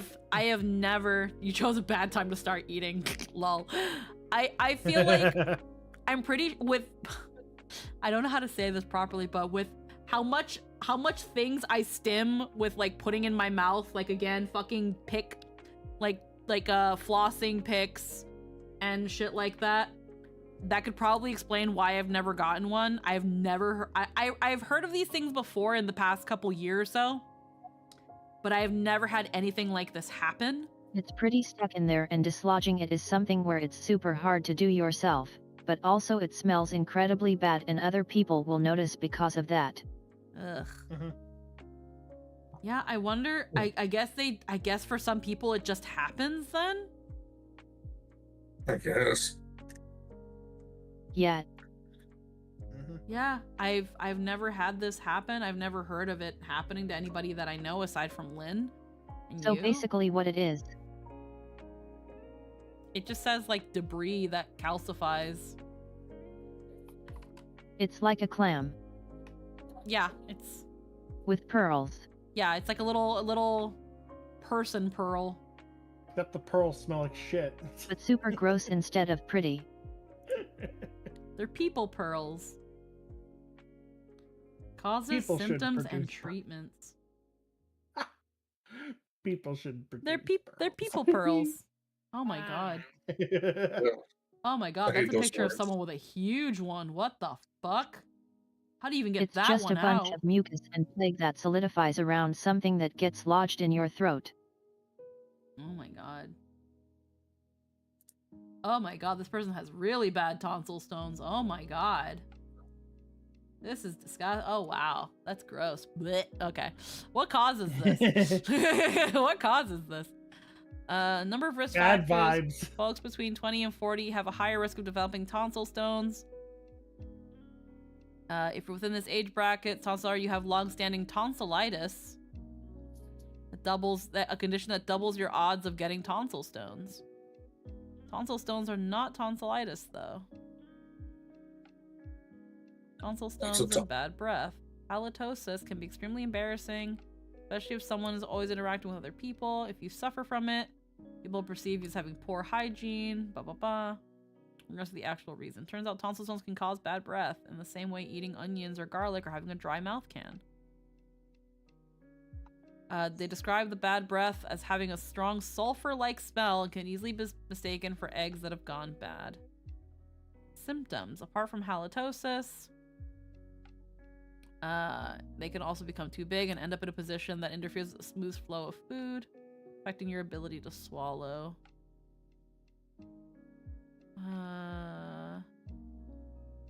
Receiving. Surgical procedures. Oh, laser tonsil, crypto.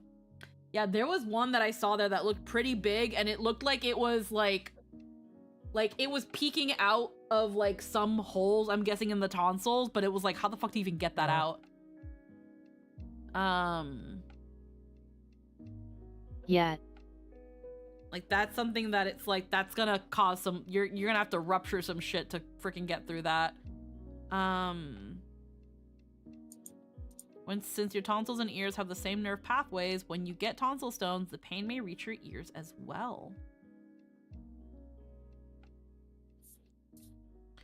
Tonsil stones may painfully rub against your throat and have you coughing. Yep. This causes the throat to become sore after some time.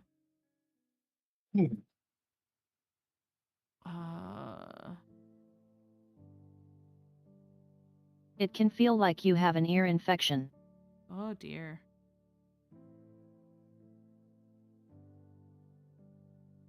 Let's see. So what are...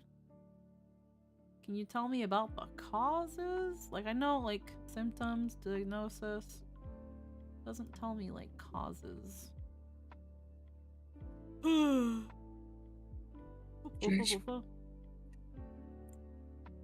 that sounds like it sucks. Complications. Tooth decay, common complication of tonsil stones. Heavy burden to carry for someone who's already dealing with swallowing difficulties, ear pain, and other symptoms. Prevention. Recommends maintaining high oral health standards by brushing your teeth and flossing frequently. Tongue scrapers can also help with the oh, I fucking love my tongue scraper, bro. It's so good. I fucking love it. Just take out my tongue and go, and it's like a squeegee for your tongue. It feels so fucking great. I don't have a tongue scraper. That's the only thing I don't have. They're so bomb, bro. Like, yeah, my brother has one. He says it's pretty good. Like, it's one thing to like brush your tongue, and I know how like some tongue scrape, like some toothbrushes have like a little tongue scrubber. Those don't do enough. You can get them. You can get a metal one at like Walmart and Amazon, but literally, I'm gonna put it in our stream chat. Literally anything that looks like this is just fine. And then on the bottom they'll have like a little rubber nub so that you can like a gum massager at the bottom. These, again, it's like a squeegee for your tongue. You brush it along your tongue and you just see all that gunk come out and you're like, what the fuck? It's so satisfying. Don't get anything with fucking bristles or shit. Just get it, as long as it looks like a squeegee for your tongue, you're in the right place. Awesome. It's a new realm of clean tongue. Does just brushing your tongue not cut it? I don't believe it does. And also, I feel like it also depending on your toothbrush, it risks causing microabrasions to your tongue. And then you get little tongue cuts and then your tongue hurts. Because that's where a lot of bad breath comes from. Oh, absolutely. But it's so let's think about it this way. Think of your tongue as like a window. Is it easier to just take a sponge and scrub your window, or to just spray it with all the shit and then just run a squeegee along? What gets your window cleaner? A squeegee. Like, again, you can still get a pretty clean window with just a napkin and, like, you spray your window and you just keep freaking... You will still get it clean, but you can also get it a little bit streaky. You might also miss a spot. So if you're ever brushing your tongue, just going, done, you know, that's not enough. You have to do it multiple times. A tongue scraper, you put that bitch in hot water and then you just run it along. And then wash out your mouth again, and then you're done. You can do it again if you really want to, but really just that one pass, done. That's quite a pitch. That's the easiest thing. Like, again, both ways, both methods will get your window clean. A squeegee is so much more effortless. Spray your shit, But let also, it... yes, brushing your tongue is way better than not doing anything. And Yeah. remember to start in the back and work forward. Yeah. Yeah. Also, that's another thing too. If you have a really bad gag reflex and brushing isn't as much of an option, a tongue scraper is a lot easier. Because you don't have to go all the way back. You can just set it somewhere and then go, and it doesn't, at least for me, it doesn't trigger the gag reflex as much as when I brush my tongue. Because I do both. I do a brushing, I rinse my mouth, and then the tongue scraper, done. The more harder to reach places of my tongue, I use the scraper for. Very good stuff, though. Very good. But yeah, so good oral health is a good way to avoid tonsil stones. Tongue scrapers can really help on the with the bacteria on your tongue that contributes to the formation of biofilm. Says you can use your toothbrush for the same purpose. Frequent hydration helps wash away the bacteria in your mouth and leads to increased saliva production. So if you're a fucking drooler like me, you'll reduce your risk of getting tonsil stones. Avoid cigarettes. Avoid anything that contains tobacco, as it increases the bacteria. Cutting back on dairy products and carbonated drinks. Really, I drink way too many carbonated drinks. Are other reliable prevention methods. I'm guessing carbonated drinks because most of them are very sugary, and sugar is perfect for growing bacteria. In my case, it's diet stuff and usually just sparkling water. Oladoc explains that consuming dairy products, spicy foods, and egg yolks can cause mucus buildup, which accelerates tonsil stone formation.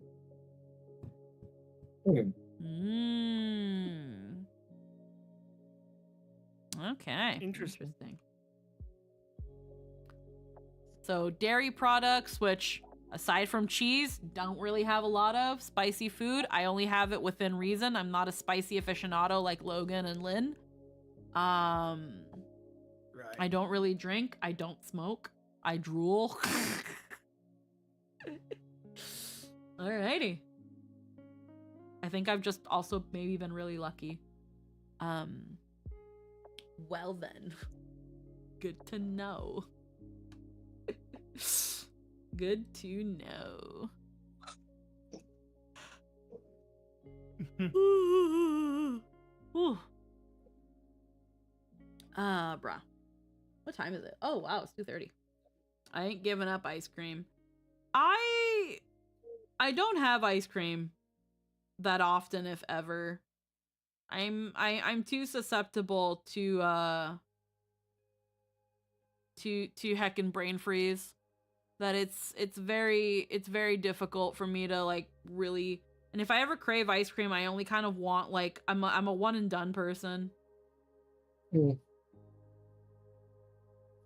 Yeah, I rarely ever have an urge to eat ice cream. This girl will also get brain freeze and keep eating. I've never actually had brain freeze. Good, Eggy. It sucks. It is the worst. It sucks. Hi, Satine. It's like your brain stem. It's like it goes from your brain stem to your mouth, and it's indescribable pain. For me, it goes from the roof of my mouth, like straight up.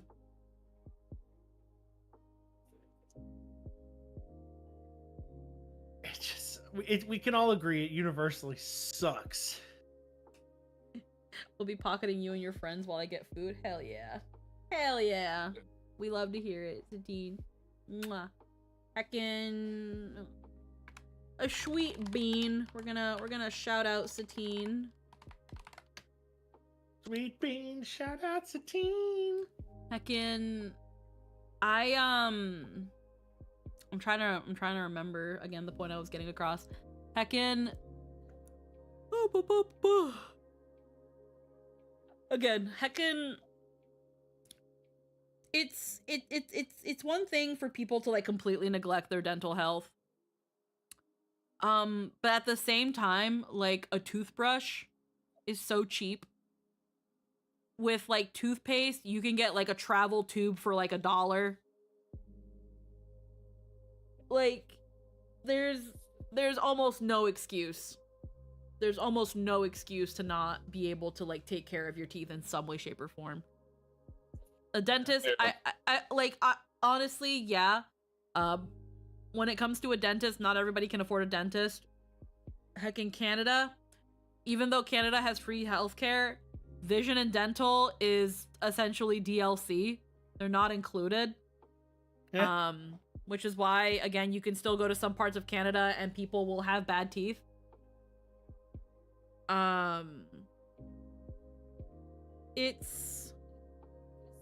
But again, at the same time, it's like a toothbrush. A toothbrush and a tube of toothpaste are not expensive. Not expensive. Heckin', whenever I go grocery shopping to restock on toothpaste, I always get the 3-packs. The 3-packs are like $6. Like $6, $7. And because it's just me and Jester, that lasts like half a year. Like, we go through a tube like a month and a half.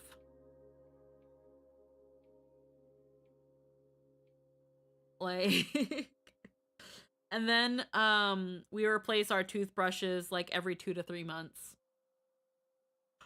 Cause that's another thing. You gotta replace your toothbrush. But at the same time, if you can't, your toothbrush can at least last you half a year. They say 2 to 3 months to replace it, but honestly, again, if you rinse out your toothbrush after using it, if you keep up with it, your toothbrush can last you about half a year. Unless you're like going really ham on shit, because there are some people who literally do brush after every meal. There are people that you swear they brush after every fucking bite, and then like their toothbrush is just, it's gone. There are some people that brush really fucking hard. Like, I've seen the toothbrushes that go like completely flat because it's like, bro, are you scrubbing a barbecue grill or your fucking teeth? What are you doing? Same difference. Ah! It's crazy. Crazy. It sounds like it sounds like some life advice Hank Hill would say, like, Bobby, you gotta treat your teeth just like your grill, with love, respect, and a lot of brushing. Oh my god, no, I couldn't. Like, I don't know if someone else made that up, but I just did. So the way I think the way I was told, more or less, and a lot of propane, the way I was kind of taught when it came to brushing my teeth was that if you start seeing blood, you're going too hard. Yeah. The moment you start bleeding, you're going too hard. That being fair though, if you're someone who's prone to like inflamed gums and stuff, or like really bad buildup, because some people just have it more than others, you want to keep scrubbing until you see blood, because once you see blood, that means you've gotten all that shit out. But at the same time, after you scrub to the point that your gums bleed, you need to do mouthwash. If it bleeds, it's clean. Yeah, you have to do mouthwash, and you have to do like those 24-hour ones. You either have to rinse every other hour or get a very, very potent mouthwash, because now you have to keep that area you have to keep that clean so that it can properly heal. I know there were times where it happens every once in a while, but still kind of rarely, where I'll find an area of my mouth where it's a little more sensitive, where I'm just like, it feels like, I guess it's inflamed and tender. And I swear flossing that area until it bleeds is like, oh. Like, I don't fucking know what about it. It feels so fucking good to, like, floss that area. And I'll bleed a lot. And I'm just like, oh, fuck yeah. Get all The that Cenobites fucking will love you. shit out. Oh my god. I fucking... It feels amazing. And I'm just like, yeah, and then I'll freaking mouthwash and I'm like, ah!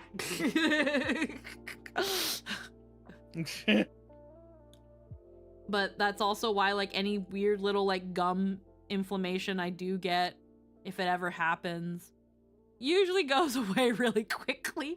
Because then I'm just like, oh yeah, baby, let's get this nut.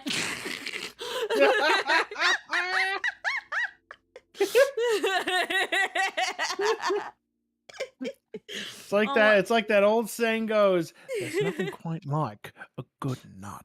Just like, oh fuck yeah, I've been waiting for one of these. Just fucking go in there, get that crap out of there, freaking wash out the mouth, but like, fuck you. Only time I get sensitive is when my wisdom teeth come in and I only have one left to go. If it bleeds, it's because it needed to be cleaned. The same effort the next day likely won't bleed. Exactly. Once it's bled and it's like once it's done all of its bleeding, and again, it'll do a lot because I'll go in with the brush too. I'll go in with the brush and then I keep going in with the floss to really get in there and the pick. And it's just like, oh, it's a good pain. And fucking and then, you know, again, rinse out your mouth, drink water to keep it like generally, you know, as moistened as you can be without fucking with it. And then yeah, a day or two later you go in there again, it's like, yeah, okay, it's good now. Okay. Okay. It's good now. It's good now. But heckin' yeah, sometimes you have to make it bleed so that you know it's clean. But there are some people who go way too fucking rough. I don't have them pulled because my jaw's plenty of room. Them coming in actually strengthened out my teeth because there was two. Oh. See, I don't have wisdom teeth. I don't have any of them. Brings a lot. Yeah, that's why I'm stupid. I don't have any wisdom teeth. No wisdom teeth, me, I'm stupid. I don't think I have to tell you I don't have wisdom teeth either then. But like, did you get yours taken out or did they ever come in? Never. Yeah, mine got taken out. Or what did you say, Nightshade? You said never had them? Never had them. Ah, so you're like me then. Yeah. Mine never came in, and one of them isn't even there.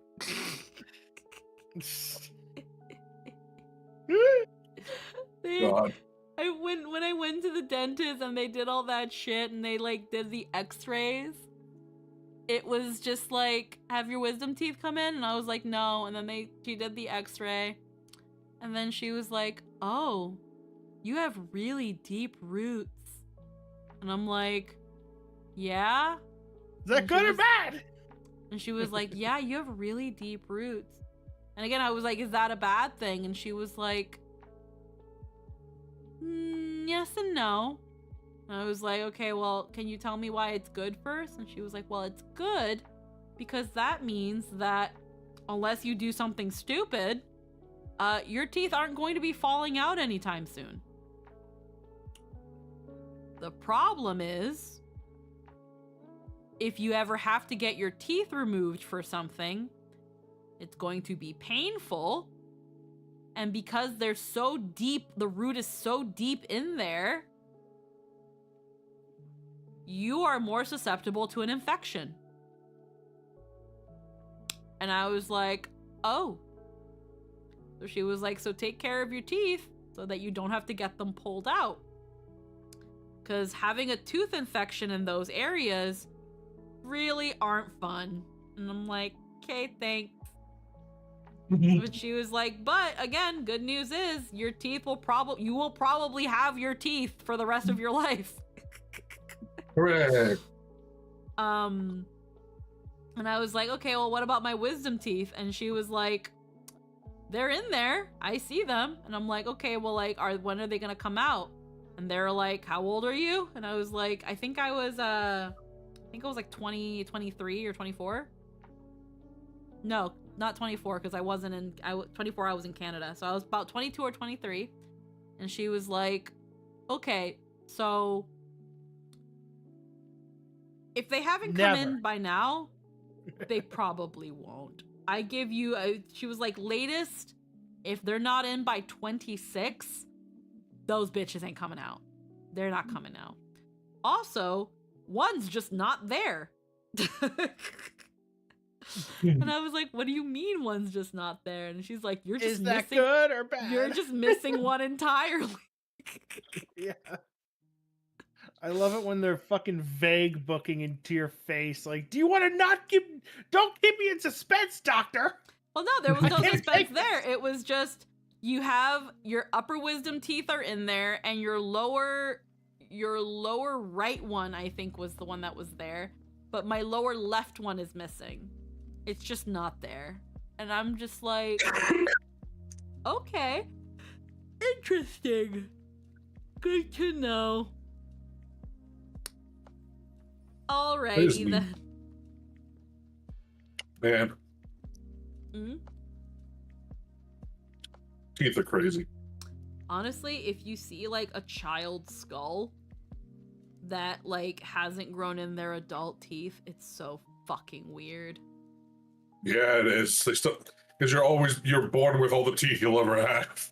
Yep, they're just all sitting in your jaw. Just waiting. So fucking weird. Teeth are just exposed parts of skeletons. That's all. Yeah. But they're supposed to be exposed, unlike the rest of your skeleton, which should never be exposed for any reason. It's still so weird. It could be like sharks. Oh yeah, the teeth just constantly fall out and grow back like infinitely. Yeah, ugh. That's that thing where it's like, honestly, low key, having like shark teeth wouldn't be bad. Not like super sharp and stuff, but just like, oh, you lost a tooth? Don't worry, we're just gonna stir up some calcium here. We're gonna just here's a tooth. Like calcium, you're doing something in my body, right? I know you're making blood and shit, but like you can make a bone. Like bone can regenerate when it breaks. Like you can make a fucking tooth. Come on. Make a new tooth. Our bodies suck, bro. Mm-hmm. Our bodies fucking suck. Mm-hmm. It's like Yeah, you we're can very regenerate a lazy. broken femur, but you can't give me a new tooth. Nope. You can suck all the calcium and vitamins from my body to put into a fucking embryo in my tummy. You can make them a whole new, two new whole rows of teeth, but you can't replace the one. Thankfully, I've never lost teeth, but still, hypothetically. Like, bitch. Nature doesn't need to make sense, it just needs to work good enough. Yep. I guess so.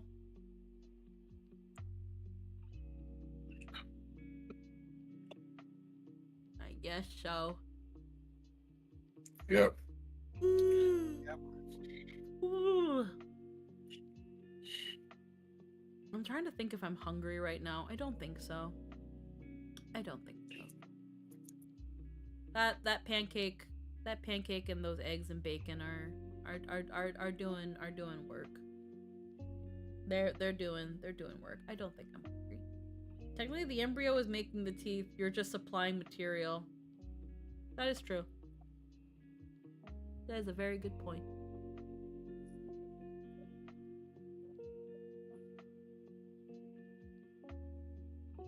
That still sucks, though. I should be able to have a say. Like, I wish I could just tell my body to be like, hey, so, like, don't do this week. Or can we, like, focus on doing this instead? So that, so that I can, like, live alright. Okay, thanks. Like, I wish we could be like, so hey, body, can we activate protocol faster metabolism, please? Okay, thank you. Like, yeah, basically. I want that. I want. Hey, buddy, can you just like consume all fat stores within the next like 48 hours? Appreciate it.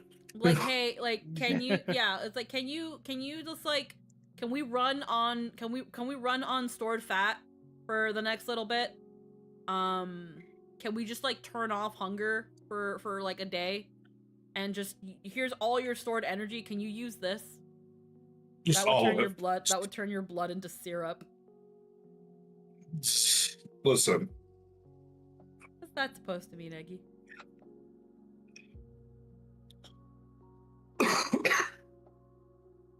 My blood did turn into syrup. It was very painful. Oof. Why did it turn into syrup? Because I had a blood sugar of 864. Oh yeah, no, that's fair. Yeah, I went through a ketoacidosis. That's why. Oh yeah. That's fine. Yeah, that sucked. Yeah. They were like, if you came in an hour later, you'd probably be dead. I'm like, oh well, it's good I came in now. It's like, yeah. Yeah. Something similar, How like were you? something like that similar happened to my dad before. They were like, also, you've got diabetes now.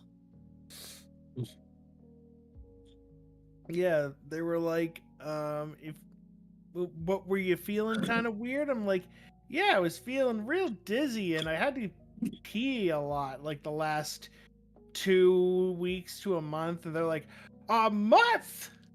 Yeah. Eggy said, astic, what now? It's ketosic acidosis. Oh, yeah, a ketoacidosis. A ketoacidosis. Yes. It sucks. It's very painful. Yeah. Something like that happened where, like, my dad wasn't feeling that great. He was feeling really dizzy. And a coworker of his who was diabetic was like, that sounds like a blood sugar problem. Do you want to take my blood sugar test? And they did it, and I think it was at like 360 something. And yeah, they were like, this is like pre-diabetic. Like, this is bad. When I took it, it just said hi. Yeah. Mom had to call the factory. What does this mean? Take him to a hospital yesterday. So he started feeling dizzy and he went to a hospital, and they told him that had he waited longer, he probably would have fallen into a diabetic coma. And this happened because you were on keto? No, that's not being on keto. That doesn't happen when you're on keto. So Nightshade might be able to explain it. Eat a lot. It happens when you eat a lot of sugar. No regulation. Like, I was drinking maybe a gallon of Arizona iced tea a day, and I was eating McDonald's every single day. And eventually your liver is like, hey, this is a little too much. What are you doing? And then eventually it's going to be like, I'm shutting down. And that's what happened. Yeah. My liver shut down, and it just wasn't producing any more insulin. And insulin's very important because it keeps your blood sugar down, because if your blood sugar's up, then it just becomes thicker and it doesn't move through your body as fast. and no bueno. No bueno at all. So yeah, they were just kind of like, so we have to do a lot of things, and I was in the hospital for a couple of days. Yeah, that would do it. They had to get my body to restart and stuff like that. It sucked. I mean, my liver works now. My blood's fine now. I have, my blood sugar's consistent 98, which is fine. But it's when you're going through it, it hurts a lot because it feels like your body's slower, it aches more. It kind of feels like your blood's on fire because it's trying to move. Someone said here, what is your booba model, Nips? I don't know what you're talking about. I think you're talking about this. Zacky Lucky? Buttons. The buttons? That's not where nipples go, hon. I thought that's what they were talking about. I think it might be what they were talking about because it's not the first time someone's been like, why are your buttons there? And it's kind of like, well, because that's where the buttons go if you look at the rest of my outfit. And know that that's not where nipples go. Nipples are more on like where that curvature of like the shadow is. That's more where like an actual like nipple would be. We've discussed titty anatomy. Yeah, hi Bard. Also, again, hi Bard. How we doing, hun?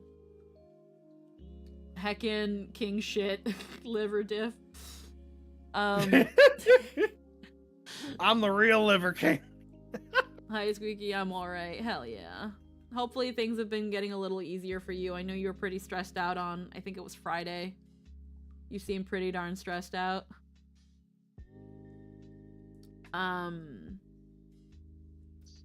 That's that thing where, again, I remember they told my dad that he might have gone into a coma and that wouldn't have been fun.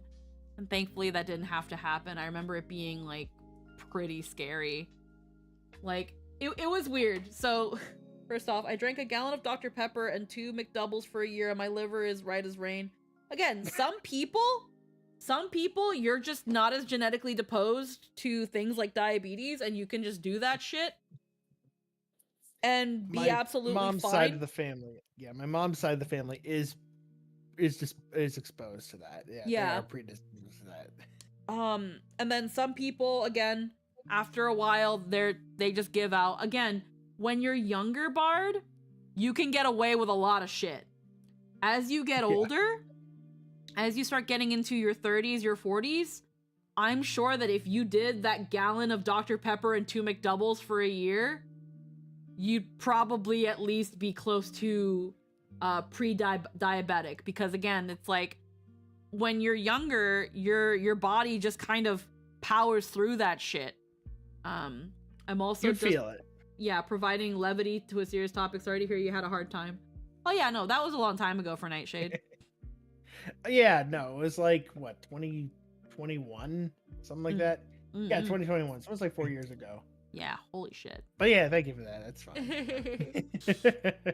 But I can laugh about it now. It's fine. Yeah. Don't worry about it. You were 21. Yeah, liver diff. I think he means 2021. Yeah, 2021. Yeah, it happened in 2021. Yeah, I'm 37 now. Yeah. So like, it was weird because it's like, I think my dad was in the hospital for like 2 weeks. And the hospital they took him to was like a further one down. So it's not like I could visit him all the time. And I also had this weird thing of like, I didn't like being in hospital, so I think I only visited him like 2 or 3 times. And then it was so weird being like, Dad's not here. Holy shit. It's so quiet. Because low key, it wasn't that my parents like argued a lot, although that kind of was at times. They just kind of there was at least an argument about something, or at least a debate between one or the other every couple days or so. But also because my dad liked having like dinner at the dinner table and watching like the news and stuff, the living room was always noisy, and my room was like my door was attached to the living room, so I could hear everything. So coming home from school, and or at least at the time school, because I think I was in college, coming home from college or work, and it being like the middle of the day where my dad would have been home, but my mom hasn't really cooked anything, so she hasn't really made dinner. She's just kind of, she fixed herself up something or maybe didn't, and then is just in her room. It was so quiet. It was like, holy shit. Same thing whenever my dad went to Peru to see his like family and his friends. It was like my mom didn't feel the need to like go ham into cooking. And the house was just quiet because there was no one in the living room. My mom was just like, well, I'm just gonna go to my room and do my own thing. And I was in my own room doing my own thing, and the house was quiet. I low-key missed that when my dad came back. I low-key missed that when my dad came back. It was like, oh, fucking house is noisy as shit again. I hate it. That was a thing also low-key where I was like, I think I need to leave, because I started kind of like really not liking, like, obviously I love, like, you know, when my family's home and stuff, but that was that thing where it was like everything suddenly got a lot louder when my dad got home. And thankfully they would only be loud for like maybe 2 to 3 hours, and then they would retire to their room. But it was still a thing of, for some time in the day when I'm like winding down or doing my own thing, it was like I have to listen to like a soap opera or the news or my parents talking about something or even having an argument. And then it was just like, bruh, I just want everybody to shut up. I just want everybody to shut up. Yeah. Yep. It's the benefit of not being at home anymore.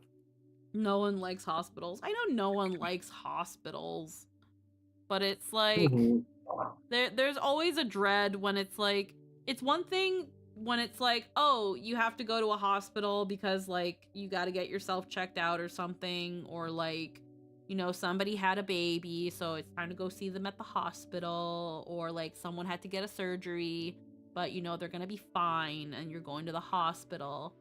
And then it's also like, your dad could have died. Go to the hospital. And the fact that like my dad had to be like monitored and like had to like be on a diet for like the 2 weeks he was there, because they were like, we need to get your blood sugar down, we need to like get you on insulin now, and we need to like teach you how to do all this. And he went for like the first year of having like injections, like he had a bucket just full of needles because he would have to inject himself with insulin like twice a day. Eventually it went down to once a day. And then eventually it went down to, you just have to take this pill.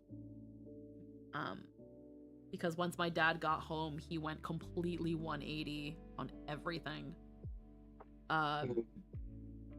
My dad was like, it's kind of weird how he went about it with my mom, because my mom being a little bit older, like being a year older than he is, he started worrying about my mom a lot. So he was like, you are not allowed to cook rice anymore.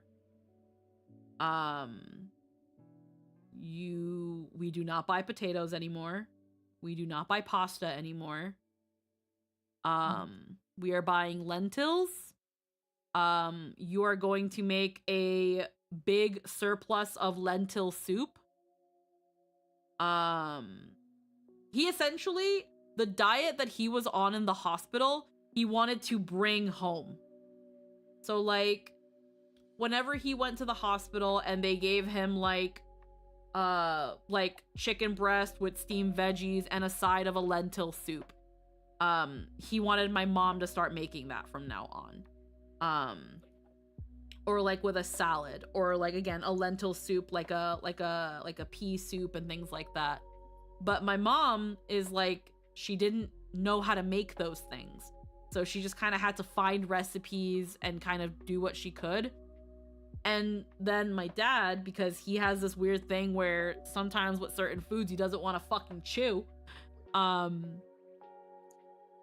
it was like she would make these soups and then she'd put them all in a blender, and then she would put these soups in like milk jugs, and then they'd be sitting in the fridge. So there'd be like 3-gallon jug, like 3 milk jugs full of soup. And I'm looking at this and I'm like, what's in this fucking fridge, bro? Like, there's just vegetables. The freezer, there was no pork because my dad was like, we're going low fat. So it was just chicken breast. There was like no beef. There was like no pork. When it came to like certain beans or stuff, my dad wanted my mom to cut back on those. When it came to certain seasonings, like the adobo ranchero sauce, my dad was like, you can't use this anymore. You can't use this seasoning. You can't use that seasoning. If it's got salt and sugar in it, you can't use that. He got so freaking like anal about so much of the food that was in that house. He was like, you can't use this freaking sazon Goya that has MSG in it. You can't. He was like, if you're gonna use seasonings, it can only be herbs and other vegetables. And my mom just kind of looked at him for a moment and she was like, okay, but like, I like salt. And to which my dad was like, well, if you want to put salt on your food, you put it in your food, but you can't cook with salt. And it was like, Dad, you need salt. Not just for a flavor thing. You need salt. There is salt naturally occurring in these things. And he was like, okay, well, don't add salt. And it's just like, okay, well, I guess a little bit better. My dad just got so freaking, like, pedantic about things that whenever I went out to eat, he would try to, like, control what I ate. And it didn't help with my mom being the way she was too, when I was being the way I was about my weight. That now, even though my dad was coming completely from a health side, my mom also didn't help, where she was like, oh, where are you going? You're going over there? Oh, were you going to that place? Well, you know, I know what you have there. You always have that big bowl of noodles with fried shrimp. Because I would have like the shrimp tempura soba. In the rare instances I would go to Mitsuya. And when my dad found out, he was like, you can't eat that. And I'm just like,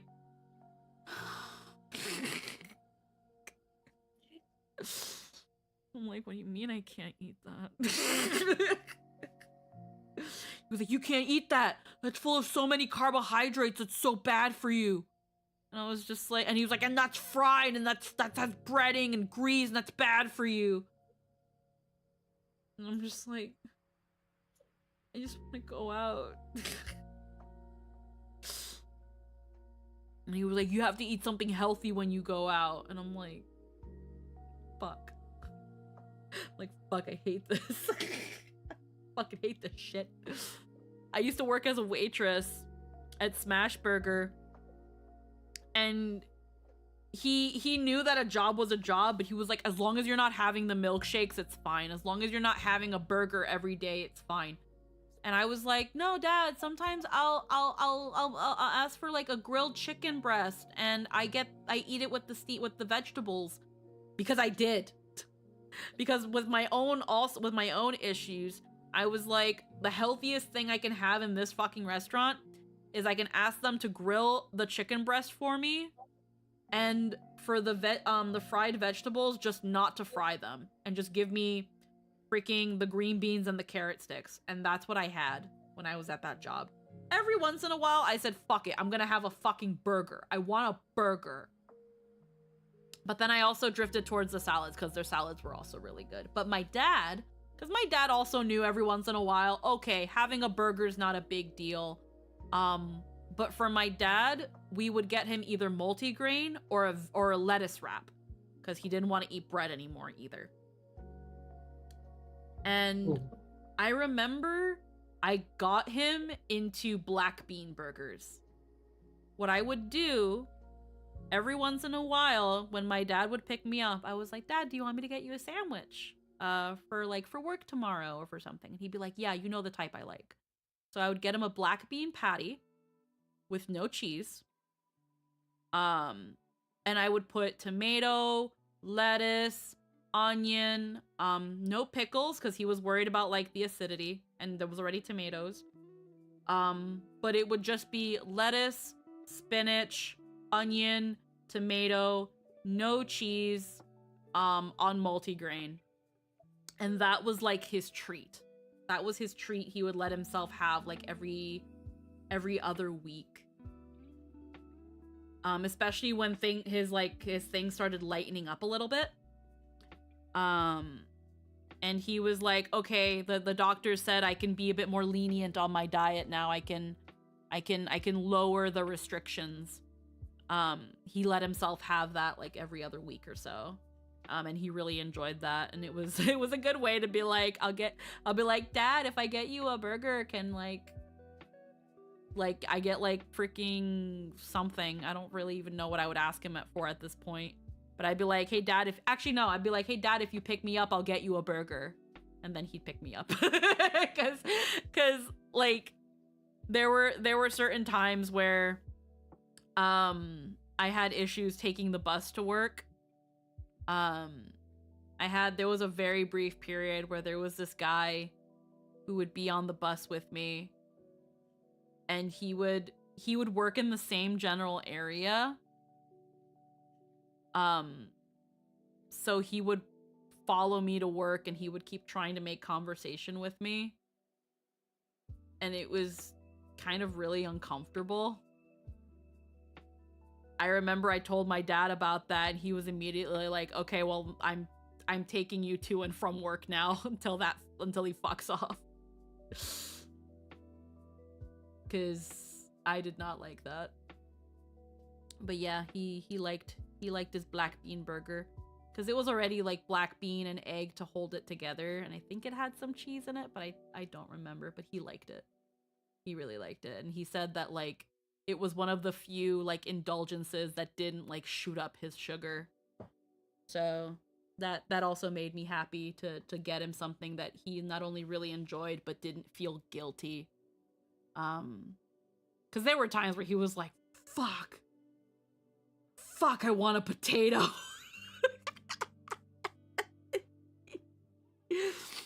There were times where that man was like, I want a potato so fucking badly, bro. You were telling a Peruvian man that he could not have potatoes anymore. That's like telling an Italian they can't have pasta.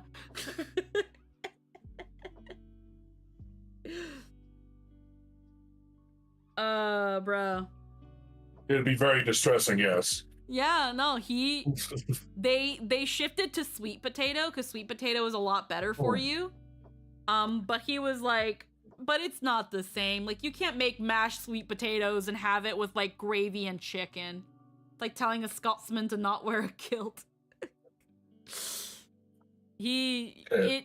Early on, it was a little frustrating for him to tell him like he can't have fucking potatoes anymore. Or that like he can't have rice, because again, even then rice and beans are such a big staple.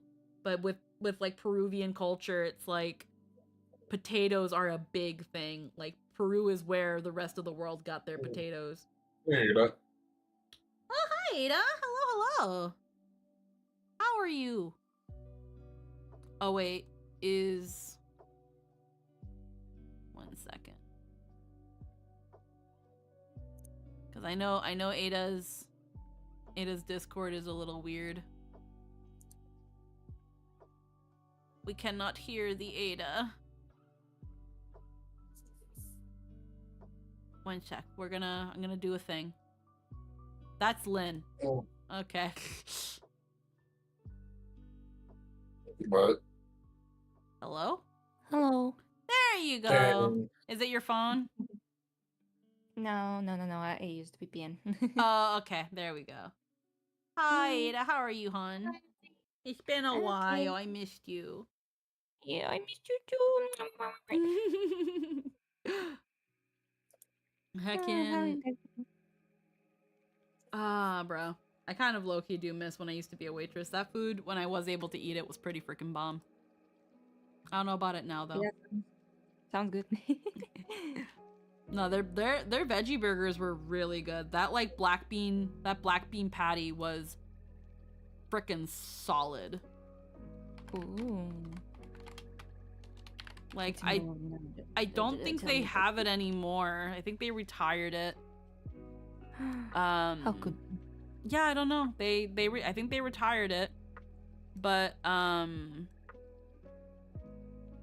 to like just a regular veggie patty. But yeah, let's see.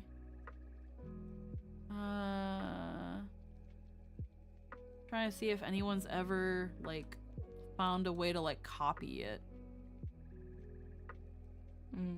Black bean. Dry out the beans, save the liquid, put your food processor to work. No. Like, to go comfort meal after a hard day, it seems it's gone. I emailed the company but haven't heard anything. Okay, yeah, I called my local smash burger and they said that the black bean burger is discontinued and has been replaced with a jackfruit burger. I asked if it was a jackfruit patty or loose like pulled pork, and the guy said it was a patty. He also volunteered that it was really good and an upgrade in his opinion. My husband went to get me one and the cashier said they received a lot of negative feedback on the taste. I'm heartbroken. Black bean burgers are getting harder and harder to find. Maybe they'll find it if people... Yeah. Way less nutrients probably, though. That's my only issue with jackfruit. It's mostly a texture replacement.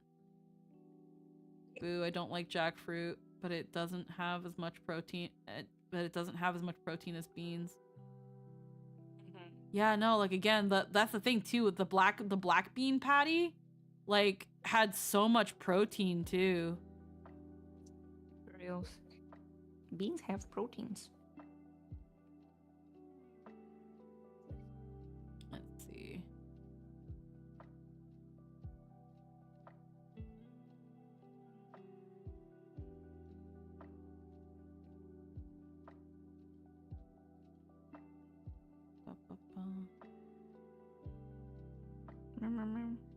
I'm just looking here because I also remember that one time when I was a waitress, there was a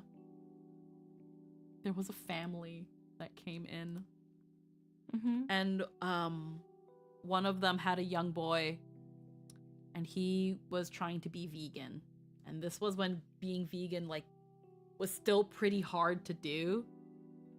There wasn't a lot of vegan options, so he and his family came in, and I'm guessing the person who like took their order, they didn't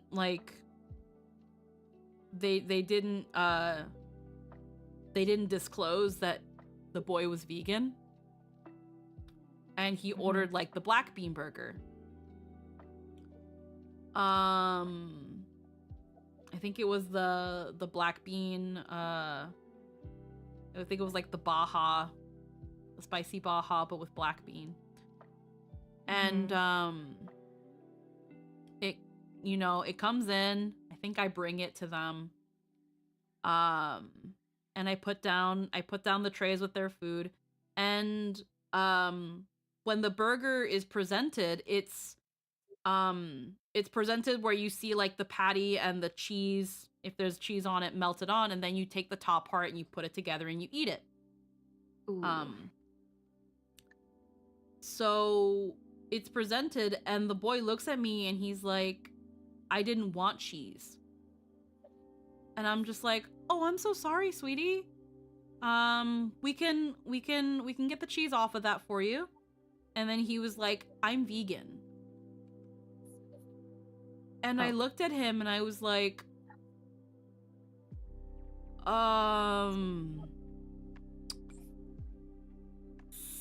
so this is a problem. And his mom looks at me and she's like, what do you mean? And I was just like, we are not a vegan restaurant. This is not a vegan meal. The patties are, all the patties are cooked on a buttered grill. The black bean patty is kept together with egg. The fries or onion rings or veggie frites that you've got, I don't remember what he had as a side. I think it might have just been fries. And I was like, the fries are fried in beef tallow.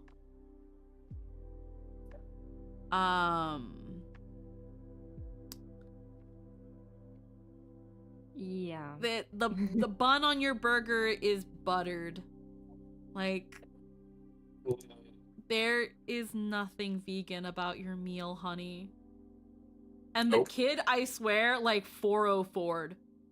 Like, just staring off. And then his mom looks at me and like, oh shit. And then looks at her kid who's like blue screened. And she's like, and I can't remember the kid's name, but she was like something, it's not a big deal. And he's just sitting there. And I was just like, Poor kid. we do have salads. We do offer salads. Unfortunately, I can't offer any of our proteins because they are unfortunately cooked in a buttered grill and we don't have an alternative. Would you like us to get you a salad, hun? I recommend this salad because I can guarantee you that there is no animal byproduct in any sort of way. We can get you the spicy jalapeno salad if you want like the burger but in salad form without the protein. We can get you like the spinach cucumber and we can just take out the goat cheese. You know, don't get the Cobb salad because there's an egg in there. Like we can figure this out, but unfortunately the only thing I can ask is a salad without the protein, and we can replace his fries with just some raw carrot sticks and green beans. But we are not a vegan restaurant. We don't have a vegan friendly menu. And like his mom looked at him and she was like, will that be okay? And the kid's just not fucking responding. Oh no. And Bro, she it's and not then that the mom just Reboot. looks. Welcome back, hon. And the mom just looks at me and she's like, yeah, can you just get him that? And I'm just like, yeah, no charge, don't worry, I am so sorry. You can keep that if one of you guys want to eat it. I'm like, I'll offer, you know, you paid for the burger, I'll let y'all decide what to do with it. I'll get you guys a salad. And I go to my manager, I go to the cooks, and I was like, can y'all get me some veggie frites raw with some balsamic vinaigrette, and can y'all get me a spicy Baja salad with no protein? My manager's like, what are you doing? And I'm like, kid's vegan. Kid's vegan. Kid's vegan and can't eat this. Can't eat what he ordered. And she's like, what? Vegan? And she's like, yeah, it's different. It's not vegetarian. It's like no animal products. Kid, they're looking into infinity like, whoa. This goes so much deeper than I ever could have imagined. Yeah. Like kid just thought it was like no meat, no cheese, no egg. But it's like, no, honey. Like, that means no butter. Shit. That means not like, because again, it's like, it wasn't that he was vegetarian, because I was like, oh yeah, no, there's no meat in the black bean patty. But he's like, no, but I'm vegan. And it's just, and there's cheese on this. And it's just like, okay, well, there's also egg in your back bean patty. It keeps it together. Your buns have butter on them. Your fries are fried in beef tallow. Like, this is not a vegan restaurant. You didn't ask, like, obviously I didn't say this to like them, but it was like, you didn't ask if we were vegan. We're we have vegetarian options. We're not vegan. Kids like, I don't know what a vegan is anymore. Back before they were retired, my favorite protein from Subway was a falafel. Yo, falafels are so fucking good. Heckin', but Probably yeah, had been eating those other things still because parents sound like they were kind of just humoring him. they kind of were. Yeah, they were kind of just humoring him. But then it's just like, again, it's like it's not just meat and cheese and egg. It's like he didn't think about all the other things that go into making food and not just the food themselves.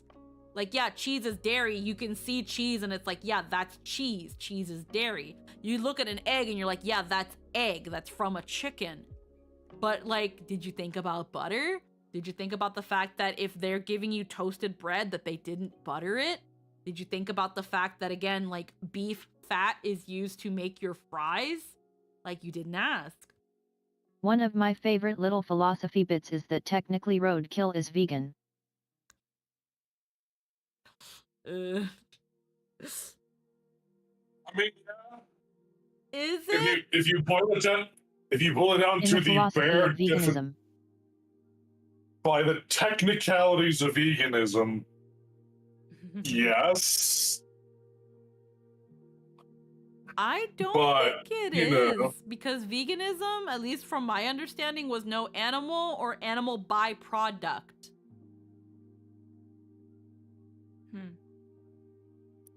So if you're eating roadkill, you're eating an animal, and thus it's not vegan. Okay, so it's the difference between the understood diet and the philosophy. Uh-huh.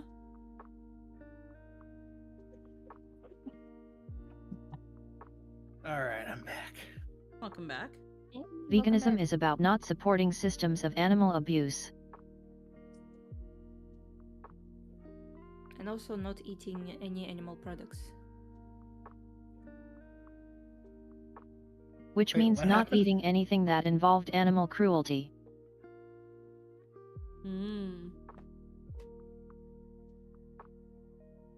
So, if you harvest an egg, Which also comes down to animal byproducts from factory farmed animals. Yeah. I think it's that thing of like, I think where Ada was going, it's like if you own a chicken or like if your friend owns a chicken and chickens just lay eggs, could you technically have those eggs from that chicken that you know isn't being abused? By that rule, technically you could have those eggs. But and obviously hunting isn't vegan because you're actively going out to kill an animal. yeah. I feel like, again, most vegans that I have heard of, they don't care where the source is. It's you do not engage with animal or animal byproducts. Like, vegans won't even have honey. yeah. I can't imagine a less happy life. Yeah, that's the virtue Yeah. signal vegan. Yeah, they're Okay. not. They're not happy people. I've met 20 vegans over my life, and they were all the same. All self-righteous assholes, and I'm just like. And then I was asked, like, oh, well, why don't you want to meet more? Like, why would I want to meet more of the same person I've already met?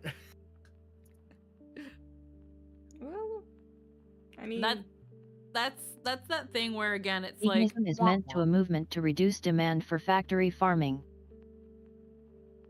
I have tapioca pudding. Do I want to make more tea? ooh, tea sounds good. Have the OG boba. Ooh, The OG boba. yes.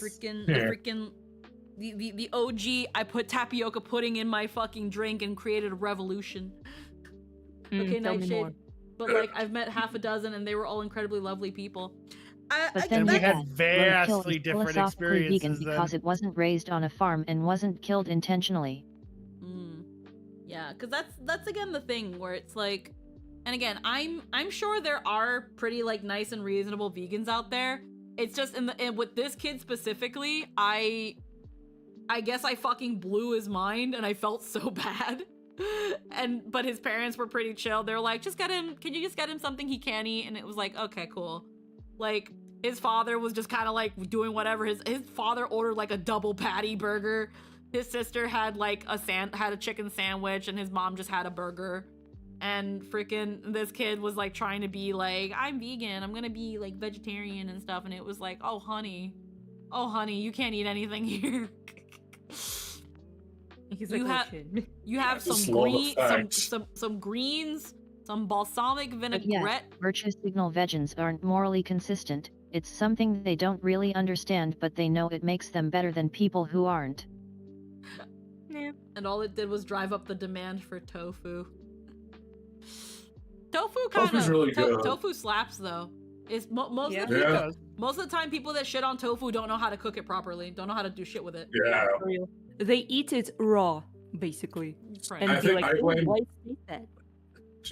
I blame Teen Titans for that one. Yeah. Because they never showed Beast Boy doing anything besides eating a raw hunk of tofu out of the box. Oh yeah, no. Yeah, no. Yeah. I can definitely blame Teen Titans for like this weird like not like the reason people think of tofu as shit, but I remember when I think back to why do people shit on tofu so much, I think about Beast Boy. But yeah, Which you might sucks, imagine Lynn because- deals with vegans from time to time, given what I do. Mm-hmm. That's the only time I've ever seen that. I'll be for real. Beast Boy and Teen Titans is the only thing where it's like, okay, I can respect him being vegan because yeah, he is basically all of those animals. Mm-hmm. He is what Not, he ba- is. not, What not people eat. basically, not basically. Well, the he thing is, though, he just- wasn't vegan. He was just vegetarian. Oh He Yeah, just he refused was- to just- eat animals. well, But wait, no, vegan, I was just talking about tofu in general. Tofu is Yeah. fucking awesome. yeah. No, tofu Uh, slaps. I like it in miso soup. You can make it taste like anything you want. It's the beauty of tofu. And it's Yeah. and it's a wonderful source of protein. I've never actually had Yeah. tofu, says Eggy. Have you had any sort of like have you had miso soup or certain like I'm trying to think of something aside from miso soup that I know usually has tofu. Yeah, Miso if you soup's want the to only thing I try can tofu, think of, always too. have your first try be at a decent restaurant so you know its potential. Something I really liked. It was All right, here- Hmm? I can probably make this easy. Have you had Jello?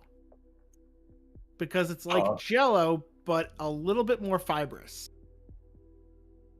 I mean, I guess texture-wise, maybe. Just not Yeah. in the flavor. Yes. What? No, in terms of like how it is, yeah. Yeah. If we're going with flavor, then if you put it in anything, it's like bread. It'll soak it up. But in terms of like by itself, that's what it's like. I want to say it has more of a bread puddingy texture. It also depends on how you cook it. Yeah, it also depends on what you've done with it. Yeah, if you boiled it, it could be soft. If you fried it, it could be more spongy. No, it's not a filler, Eggy. It's what people use to replace proteins. Yet I pick up what you're putting down. It's like a more firm jello in terms of texture. Yeah. Yeah. Also, it also could be a filler because in Chinese cooking, it's not really a substitute, but also like a stuff that added to the meal. Yeah, just that's to have fair. Like, more variety of textures and stuff. Yeah, I guess it's a bit of both. Because Yeah. again, it's like, for example, you can go to somewhere and it's just like, oh, here's a fucking just trying to think of something they throw tofu in when it's like you don't want something. Wok, probably. A wok? No, not the wok. Not the I'm trying to think away from Chinese food. Oh, some maybe pitas, like a vegetarian pitas. Yeah, instead like of, maybe meat sometimes inside. vegetarian pizza they'll throw tofu on there. No, like, I don't know, pita, not pizza. Oh, pita. Pita. Yeah, I've never heard of tofu with pita. I have some. It's basically Hmm. a lot of sauce and good fried tofu in there. It's Oh. pretty good. I'd say most Asian places definitely have some sort of tofu, fried tofu. I remember when I used to go to Mitsuwa a lot, there was this like this soba I would get. It was called kitsune soba, and it had like these flat squares, these tofu, these thin tofu patties that were like they were soaked in like seasoning and then they were battered and fried. Delicious, absolutely delicious. Oh, that's one. It's pretty much tofu is an edible sponge. It's an edible sponge. Yeah. It might take a bit to get used to the texture, but yeah, it is kind of like a more denser jello. You can what's really nice also about it, because like if you don't like it in the savory sense because of the texture, you might like it in the more dessert sense because you can also make it sweet. Well, yeah. Basically. I've had dessert tofus and they're very, very lovely. Again, it's just like having a denser, silkier jello. Yeah, it also depends on age of the tofu. Oh yeah, you can age tofu. The fresh ones are really like fluffy and its texture is really like nice and gentle. And more older ones are more like denser and stuff. Sometimes people even dry them so you can have like it later. Snack, or maybe some ramens and stuff can have those. Most of the things like noodles and stuff, they have soy meat. So yeah. Yeah. It's basically the cafe I used to work at in the last like year or so I was there, they started bringing in like meals. And one of the things that I thought was really, really good was this like they just called it a Korean macro bowl. It was it had edamame, it had some cabbage, it had brown rice, it came with gochujang sauce, and it had like crispy aged tofu. It was really fucking good. It was a really fucking good salad bowl. Good. It fucked really hard. Like, nobody ever had it, so whenever it was like, oh, this is the last day it can be in the cooler, I guess it's mine now. Because you could only have them in the cooler for so many days, and it was like, well, I mean, I'm not gonna sell people day over food, but I will eat it. I have no qualms eating it. I absolutely will. I'm gonna brew another pot of tea. I am thirsty, and I want tea. I'm not gonna go BRB screen, so I'll let y'all mingle for a sec. It only takes me a bit, but I'll be right back. God damn.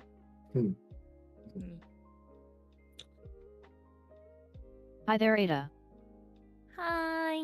Yeah, hey, Ada. Great to see and hear you. Great to see and hear you too, guys.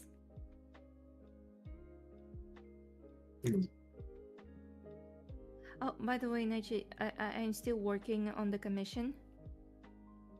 Oh, I forgot I asked you about it. I'm sorry. No, it's okay. I was working on other commissions before I got yours, so. Oh no, it's fine. It's fine. I figured something was like that. I just wanted to touch base. No, I remember. I remember. Yeah. Are you ready for new Honkai's patch? I am not. At least I only have to. I only have to get fucking Yandere March 7th. Me too. Everything else is fucking locked in already, I guess. I don't have to. If I can not get Danhung's light cone, I will. I just, I want to save up for the last character for this arc. I get to see if my lost streak continues. Oh yeah, Kirena is the. Oh my god, she will be in patch with Evernight, or she'll be in the next patch. Yeah, she's in 3.7. She's by herself in the next patch. Oh. Evernight, I'm sorry. I probably gonna save for Kiren. Okay. Nah, I'm going forever. I'm going for Evernight and or Cone. It's because Don Hung's free. I can go for. I can go for Cyrene by herself. It's just because I don't have like a lot of pulls. I only have 14, so it doesn't make sense for me to pull. And if I have the ability to, I want to get another Herticone so that I can put it on my Argenti. Because that's Argenti's best in slide. Yeah.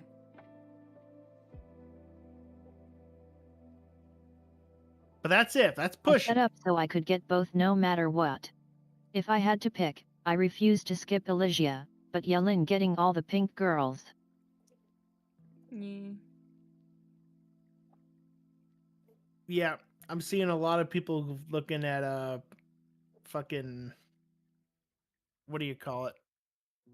Evernight, and they're like going like, "Oh, fucking step on me," you know, the usual Ew. suspect. Yeah, usual spiel. Yeah, usual spiel. That's what I meant to say. Meh. It's funny. It is, but well, everybody have their taste, and cool. And I will side eye. Yes, I will. I will be judging, but silently. I judge everyone. I will judge Hey Ada, anyone. you like my reactive? Yeah, I do. I really do like it. I'm honored. Mwah. That's our little sister. Not anymore, apparently. Apparently, she's grown up into a fucking dummy. It's not her. No, it's her. I don't know, alter ego. It's whatever the fuck this is. I don't know. All I know, her gloves are weird. Her gloves have nails on them. I don't like that. That's kind of odd. She had a Medusa parasite. It's okay. It's not her. Oh no, it's not called Medusa in English. It's called jellyfish. I'm sorry. She's a dual ego yet. Yeah. The creature inside her brain.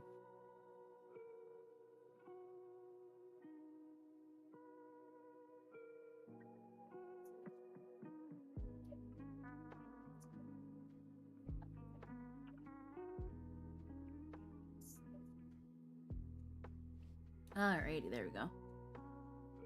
I love free food loopholes working at Welcome restaurants. back. Wait, what? Wait, what? Got me some of the oatmeal raisin cookies at the deli I worked at. Oh yeah, again, yeah. Heckin'. Again, the free food loopholes were great. I would just bring home food at that. Like, I felt really bad because my boss was like, he had no choice but to sell this food because of where the cafe wanted to go. Mm-hmm. But freaking me, on the other hand, it was like, yeah, Food? but like free food. Free food if it doesn't sell. Hot diggity dog. And unfortunately, some of the food that the company wanted us to sell, again, delicious food. Absolutely delicious food. But the problem is that this area, for all intents and purposes, is very white. Oh. And That says a lot. unfortunately, a lot of them, if they want to go and have Asian food, they go to an Asian place. Like, I'm not saying that these people don't like food that isn't from their culture. They do. We have like the cafe, one store over, there was a Vietnamese fusion place that was always poppin' and is still always poppin' and delicious. Mm-hmm. But if people wanted, for example, a Korean barbecue wrap, there's a Korean place downtown where they could probably get an authentic one. Mm-hmm. And that's where it was like, They get better options. yeah. So like if we had a butter chicken wrap absolutely delicious. Some of the East Indians that would come by actually really liked the butter chicken wrap. But there were some that it was like, if I want butter chicken in a wrap, if I want butter chicken in any way, I know a good place where I can get it. Mm-hmm. So that's where it was like, you're not gonna get everybody with this. We should have just stuck to just like sandwiches, paninis, and desserts. And unfortunately, salads were also going to be a hard sell because we only have this display cooler.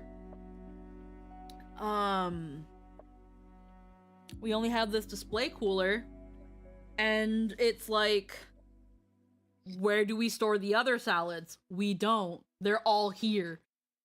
And we only sold so much, especially the ones that had like a chicken breast on it, like a grilled chicken breast. It was like, that's gotta go in like 2-3 days max. The niche became too wide. It was more so not even, again, it wasn't even the niche. It was the fact of there were better options that didn't feel gimmicky. There were more authentic, better options. And there just wasn't the demand for stuff like that at a cafe that was promoting itself as a Canadian coffee company. Nope. Now I get it. Like, again, when people went for coffee, they thought of like a sandwich, a donut, a croissant. Something with the coffee. So that was also the detriment. Again, we had wraps and we did have sandwiches. We had like breakfast bowls with like eggs benny or like tofu eggs benny. Those were delicious. But again, if people knew a better place to get breakfast, they were gonna go there instead. Like, not too far from us was a dedicated breakfast and lunch place that was open at 6 a.m. that you could also get a coffee there. Like, even though the cafe is still there and apparently still doing pretty well without me, one of their direct competitors is that breakfast place that's, you know, just a 2-minute walk down the road. And again, it's not because they also serve coffee, it's because they serve breakfast. If you're hungry and you want a coffee, just go there. Don't come to us. What the fuck? You're gonna get an eggs Benny bowl that has 2 eggs, freaking vegan hollandaise, some like potato hash brown cubes, and like there was maybe something else in there. And it's gonna cost you like $12 when you can go to the other place, get yourself some legit eggs Benny made to order. Like, no.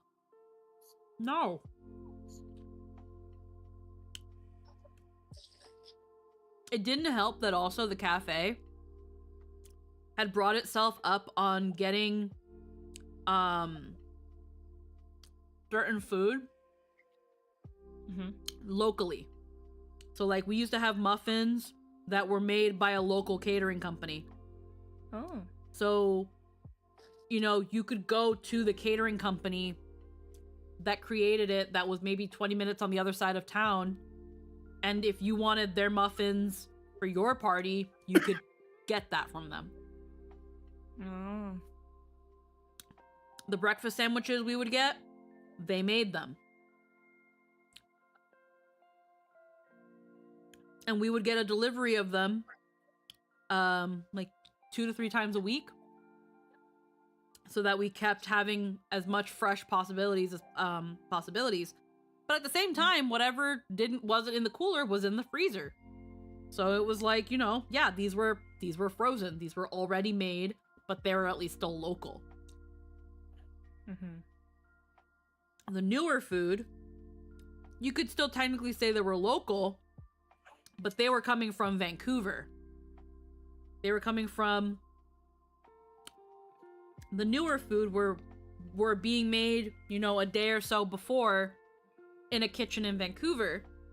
And then some of the stuff that would come in through like shipments that were already frozen, those were made in Vancouver. And for some people, once you're talking about the coast, that's not as local anymore. Which sucks. Some of the older folk, when they hear local, they think in town or maybe the next town over, not 3 to 4 hours away in some factory in the coast. It is what it is. So that was a problem. Yeah. But you know, some people were like, some people didn't care, and some people really did. I'd have people be like, "Are your muffins organic?" And I'm like, "What?" What? I'm like, I don't know. It's muffins. Yeah, like they're muffins. Organic muffins. It's a Uh-huh. flour and and sugar and maybe some butter. Uh-huh. What do you mean organic? Uh-huh.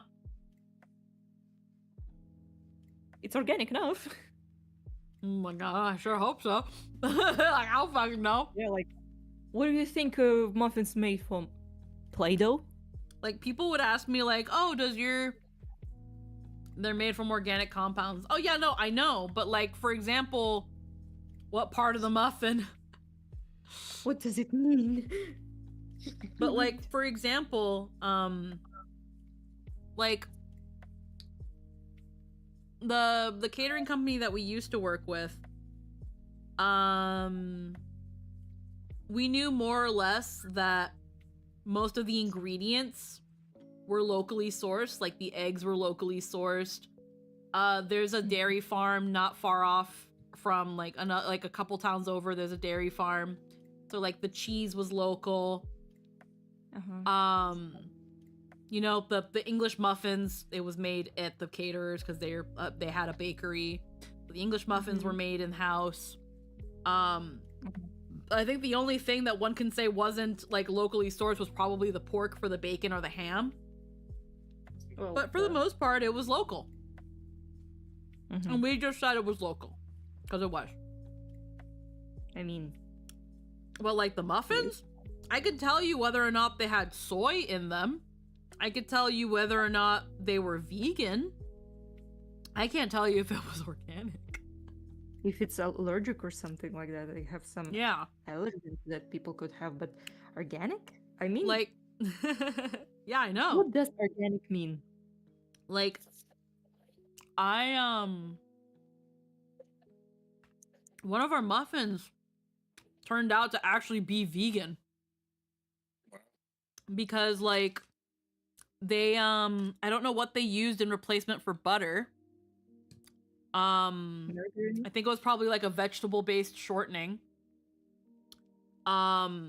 They used molasses. It was like a morning glory muffin, so it used like molasses, orange juice. They used like a soy lecithin with like water and stuff to like replace milk. So they were able to make like a vegan muffin, which again, it was a really yummy muffin, so holy shit. But like our lemon blueberry muffin was not vegan, which sucked because that was their most popular muffin. Some people really wanted that one to be vegan, but it was pretty much, it wasn't even supposed to be a muffin. It was a scone. Yeah. It's a scone muffin, but they were huge. So when you saw these humongous, like almost Costco-sized muffins, Yeah. and you told someone it was like $3, they were like, "Fuck yeah, give me that Fuck shit." yeah. Yeah. But again, it was like not everybody could eat that one because it was a scone. And honestly, for me, I didn't really care for it too much because it was dry. The top part was the best part because like it was literally just a blueberry scone with a lemon sugar glaze. I'm interested. How does it taste? I never had those. A lemon sugar glaze? Well, those particular cupcake or muffin. Well, like a scone is kind of like, it's kind of crumbly. It's a little on the drier side because you're meant to like warm it up and have it with butter. So it's a little bit of a crumbly, dry, kind of like almost biscuity cake, kind of. And again, you can put like blueberries and stuff in it to give it a little hint of sweetness. What's really nice about scones is because normally on their own, completely on their own, it's essentially just a biscuit. You can also have like cheese. Like we had, aside from the lemon blueberry scone muffin, we had a white chocolate blueberry scone and a cheddar chive scone. And the cheddar chive scones were amazing. Ooh. The cheese scones were so good. You could have like, again, it was chives, herb, and cheddar all rolled up in this dough. So it was just bread with all the stuff already in it. And then you would warm it up so it was nice and soft and again, kind of doughy. And then you just you spread some butter on it and then just have it with a coffee and it's your ball. The only problem with the cheese scones is that like those had to sell quickly because they got moldy really fast. They molded really fast, but that's also how you know like it was like no preservatives and that sort of stuff. But oh my god, those scones were really good. And again, the scone is fine. It was that thing of it was definitely better warmed up with some butter. Not the most moist of muffins. Because again, it wasn't supposed to be. It was supposed to be a scone, but they put it in a muffin tin. And yeah, the only time I ever had a lemon blueberry muffin was whenever I was stocking the pastry case in the morning and I accidentally dropped one. If I ever accidentally dropped a muffin, it was like, well, that's mine. And then I just put it in a bag and I take it home. Nice. 5-second rule. Because I'm not gonna fucking throw it away. It's food. So it landed on the floor. Guess who was on it? Girl. Me. Girl. I respect you. But still. Girl, when you grow up like me, where you were like partially food insecure, unless it falls in shit, it's still edible. Unless it falls on actual shit, it's food. It's still food. That's how you survive. That's how you build an immune system. Yeah. When you eat an apple and see a worm, it's just an extra protein, right? Yeah, I mean, I wouldn't eat it. I wouldn't eat an apple with a worm in it, but here's the thing. That's not an equivalent. That is not an equivalent. The reason that's not the same is because I'm not gonna drop a muffin on the floor and in the 5 seconds between it falling on the floor and me picking it up, it's not gonna have a worm. An apple with a worm inside of it, if it's already inside the apple and you only learn about it after you took a bite, that worm was already in that apple. From the moment it was in the tree, before you even had anything to do with that apple, bitch was in there. It's its own fault. If it's got eaten. Why you hide so fast? Why you hide so good? Like, not my problem, Mom. Like, that's that thing where it's like, would I want to eat an apple with would I continue eating an apple if a worm was in it? No, I absolutely would not. But I wouldn't equate that to like an apple I found on the floor, you know? The worm could have easily shat in there or laid eggs. Yeah, see, that's the thing. There's a difference between something falling on the floor and then something actually living in there. Like that's where I draw the line. If there's actually something living in there, because again, for example, I clean my floors. I clean my floors. My floors is clean. When it comes to behind the counter of that cafe, I know that the last thing behind the counter had go through it before me was a mop and bucket with floor cleaner. That floor is clean. If that's the case, yeah. Yes. Yeah. Because Now- if it was like on the floor after people were walking, Yeah. it's not that case. Yeah, no, that's where I would kind of draw the I would also draw the line there. I wouldn't have taken those muffins home if there's a difference between the very start of the day where I walk in and my feet are the only thing that have stepped on this floor, and after a long day and I'm putting the muffins away and I drop one. Yeah. It's like, well, rip, fucking muffin on the floor. Yeah. You know? Yeah. Or depending on the muffin, it's like, where did it land on? Yeah, just cut that bit off. Just cut that bit off. Just cut that bit off. It's still good. Like, girl, I've dropped fucking samosas on the floor during a work day, and I was like, ah, fuck. Put that bitch on the grill for extra time. Put her on for an extra minute and just really kill whatever's on that. Yeah, it will kill the bacteria. Because it's like, and it's behind the counter. So again, it's mostly just me and maybe the other 2-3 girls that are working. I don't have to worry about customer feet behind the counter. Yeah, But- well, that's the most important part. No Yeah. unknown feet. Yeah. But like, for example, if I dropped a samosa on the floor of like the dining room, then I'd be like, oh shit, most likely it's already supposed to be a customer's. I just throw it to the birds. Eat. Because across from the drive-thru, there's like a little bush, grassy area where a lot of birds and like quails like to gather and stuff. So I just chop it into bits, throw it on that little, spread it around that area, and then just watch all the birds. Hell yeah. Look at you feeding the birds. Hell yeah. Birds really shouldn't eat bread though. It's a samosa. So it had potato and veggies in it. Can I be your bird? Never mind then. Yeah. Like, the samosas, like, muffin-wise, I can kind of understand, but honestly, it really depends. Because it's mostly just regular bread that doesn't really have any nutritional value. But, like, a Morning Glory muffin that already has, like, all these, like, fruit bits and nuts and stuff, they'll be fine. They'll be fine. When it comes to the samosas that we had 2 types. We had a spicy vegetarian samosa and a chicken tandoori samosa. And the tandoori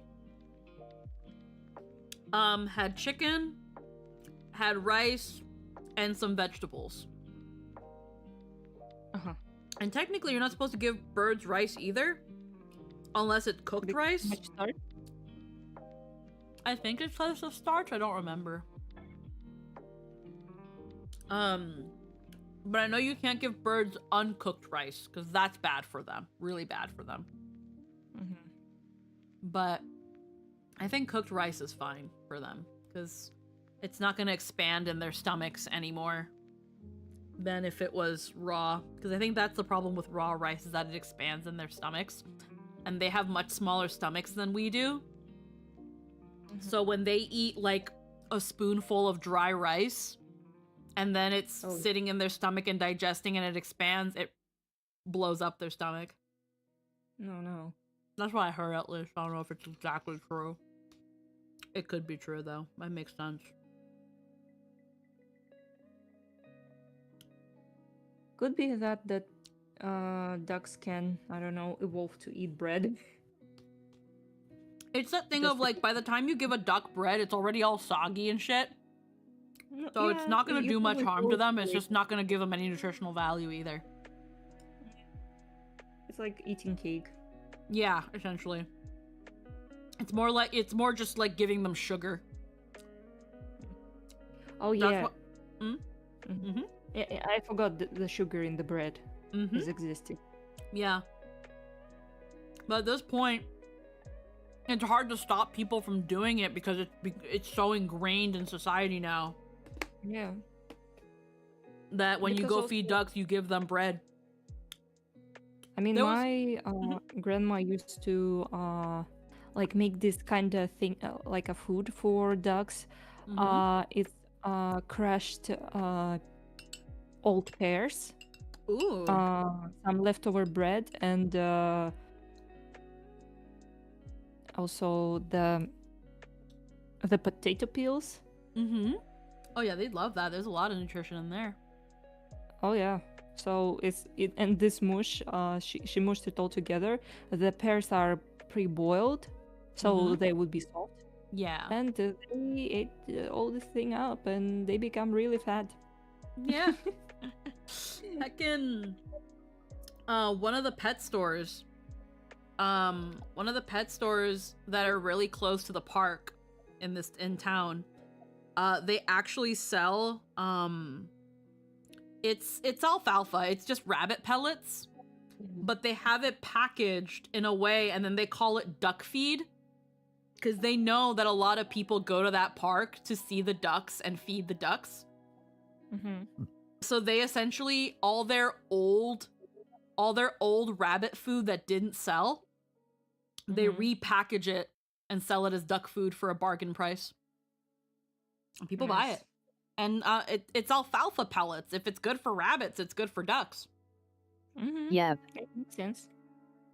Also, And that's how you recycle old product and still make a profit and meet a demand. Because there are some people, like, because there are signs in the park where it's like, hey, don't feed ducks bread. First, they used to be like, don't feed the ducks, period. But now they know that you kind of can't stop it. So they'll be like, don't feed the ducks bread.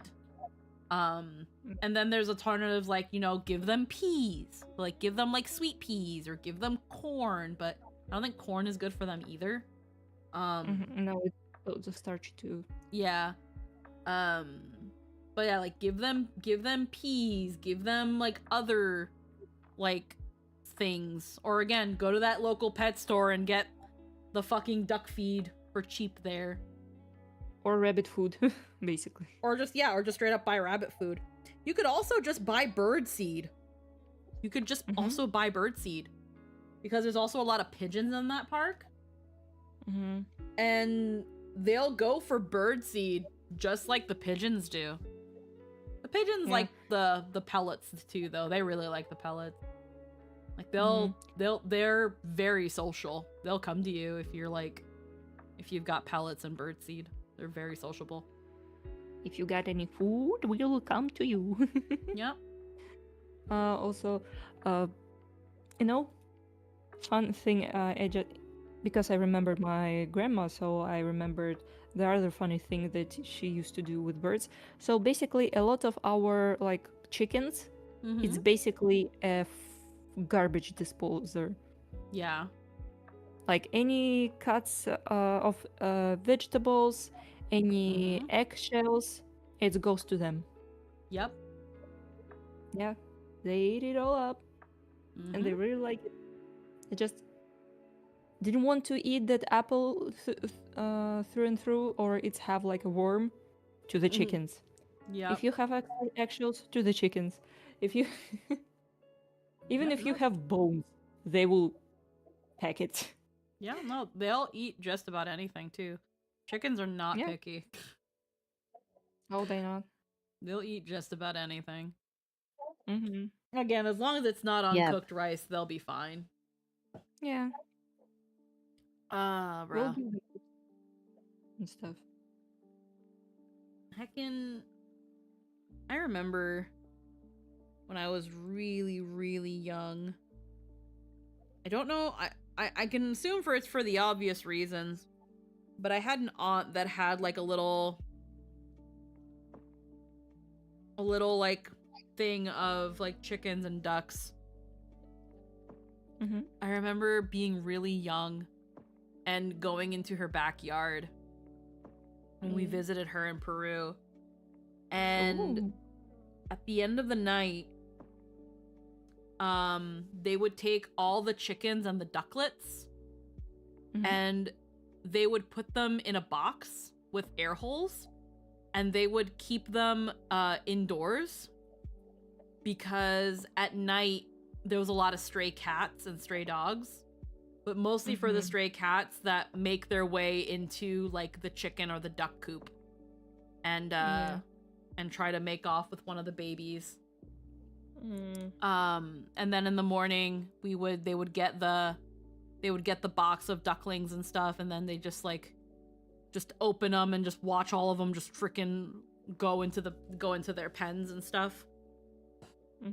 I remember like they would make my aunt would make a game out of it because I would play with the chickens and stuff, and then near the end of the day, like she would call out all the cousins after dinner, and it was like, okay guys, it's time to get all the chicks for the night, like, and it became like a little game. So it'd be like, you know, whoever gets the most like chicks in the box gets like a bag of chips from like my grandmother, because my grandmother owned a little corner store, so like they get a bag of chips from my grandma's like corner store. So then like we would play the game and like run after all the chicks and stuff. Oh, that's lovely. I remember I would always tell my aunt, I'm like, I would tell my mom and dad, I'm like, Mom, can I please have a duck? I wanted one so bad. I wanted a duckling so bad. And I was like, can I please have a duck? And my mom was like, well, they're your aunt's duck, so you have to ask your aunt if you can have a duck. You want a duck? Yes, I wanted a duck. I wanted a duck. Do you want it I can get you a duck. I asked my aunt, and it was they thought it was kind of funny because my aunt has the same name as me, so I was like, Auntie, can I have a duck? And she was like, well, if you behave really good and your parents say it's okay, I will send you a duck.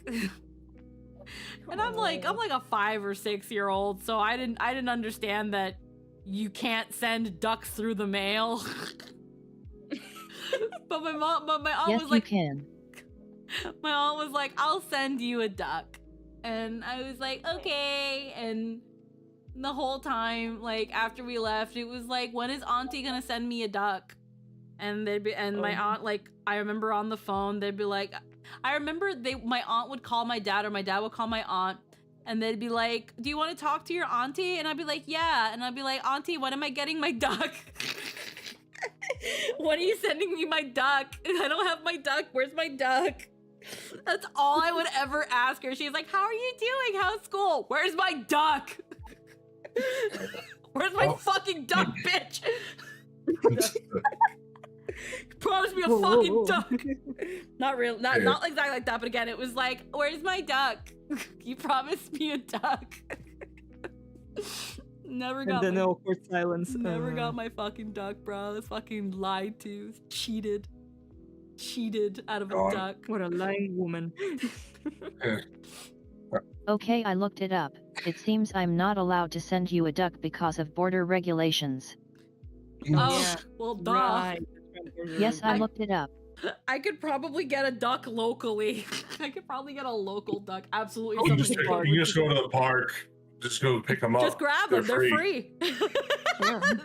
They're free. Just go to the park and grab one. They're free. God. No one says you can't take the ducks out of the park. You can just take one. They're free. You never can take a park. Well, out of yeah, the duck. but then it's not that one duck that you can always blame Lynn for. Because ducks suck. Yeah, I've heard they're not the best. I still want to go. Yeah, eventually, as I got older, I had learned that like my aunt got rid of her chickens and her ducks. I guess they were just too much for her after a bit. I was like, no, I'm never gonna get a fucking duck. There are no ducks that are really chickens. Y'all take it easy. Yeah. Some fun vibing. Yeah. You have a good one. Bye.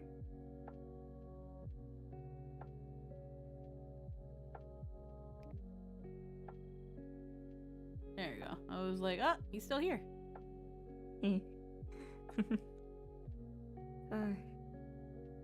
Sometimes I miss the life that was like going to the like on a countryside and hang out with chickens and cows and goats and stuff. Mm-hmm. I've always wanted to pet a cow. Oh, there's so many cows here. Yeah, they're lovely, but be careful. They're just big dogs. Yeah, they're smart like dogs. So Like actually though. yeah, that's what I've They heard. act like dogs. yeah, That's what I've remember heard. They're just big dogs. Yeah, they are. They're really smart and likes to stretch. They there was this one TikTok I saw of a girl where she was like, if you have really bad cuteness aggression, get a cow. Get a cow. Yeah. They were just like, I can squeeze her so tight and give her a tight hug. She doesn't feel it. She doesn't care. She's a cow. She's huge. I can boop her on the nose, but she didn't feel that. She doesn't care. She's a big girl. She's a big girl. That's right, chat. All that beef? You're eating the equivalent of a giant dog. Yeah? Yeah. Apologize to Clifford. Turns out Clifford the big red dog was just a cow the whole time. He was a cow. Just a cow. Just a really big cow. Big red cow. Yeah. The media was lying. Yup. They were I didn't talking grow about up reading Clifford. I just kind of I have like this kind of game, like kids game, like learn how to, read or like spell or something like that. That's why I only know about him, only because of this one really shitty looking book. Yeah, That's all. yeah. Hell yeah. Yeah. So that's why I know how to do mathematics. Not Hell because I yeah. spent 11 years in school, no. Clifford. Only because Clifford. Clifford all here the entire time.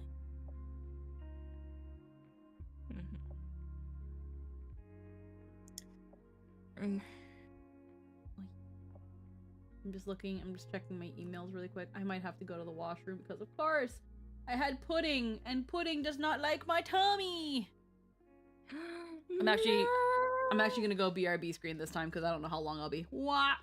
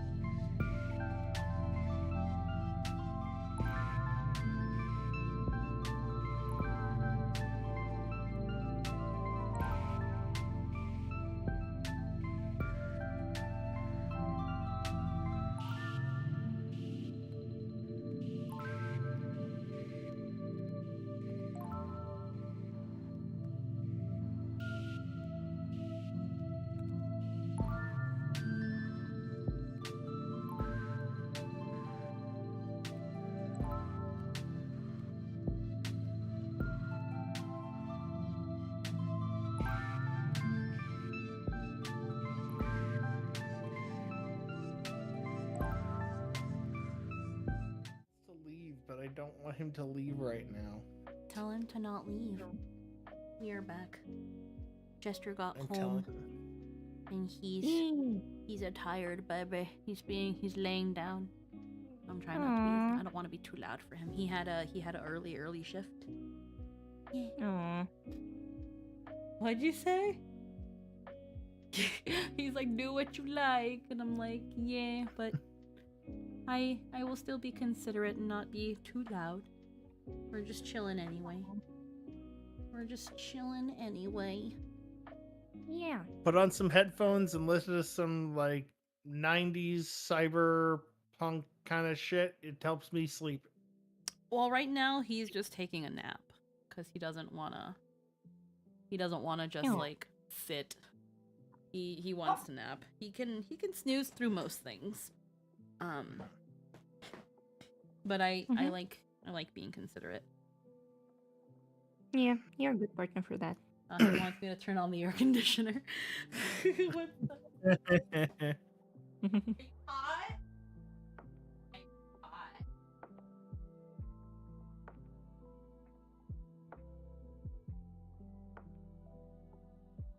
Yeah, no worries. Okay.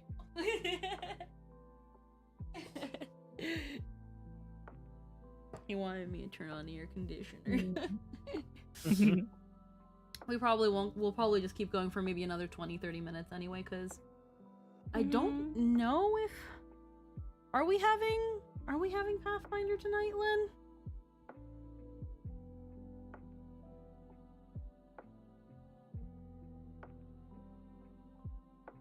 I think so.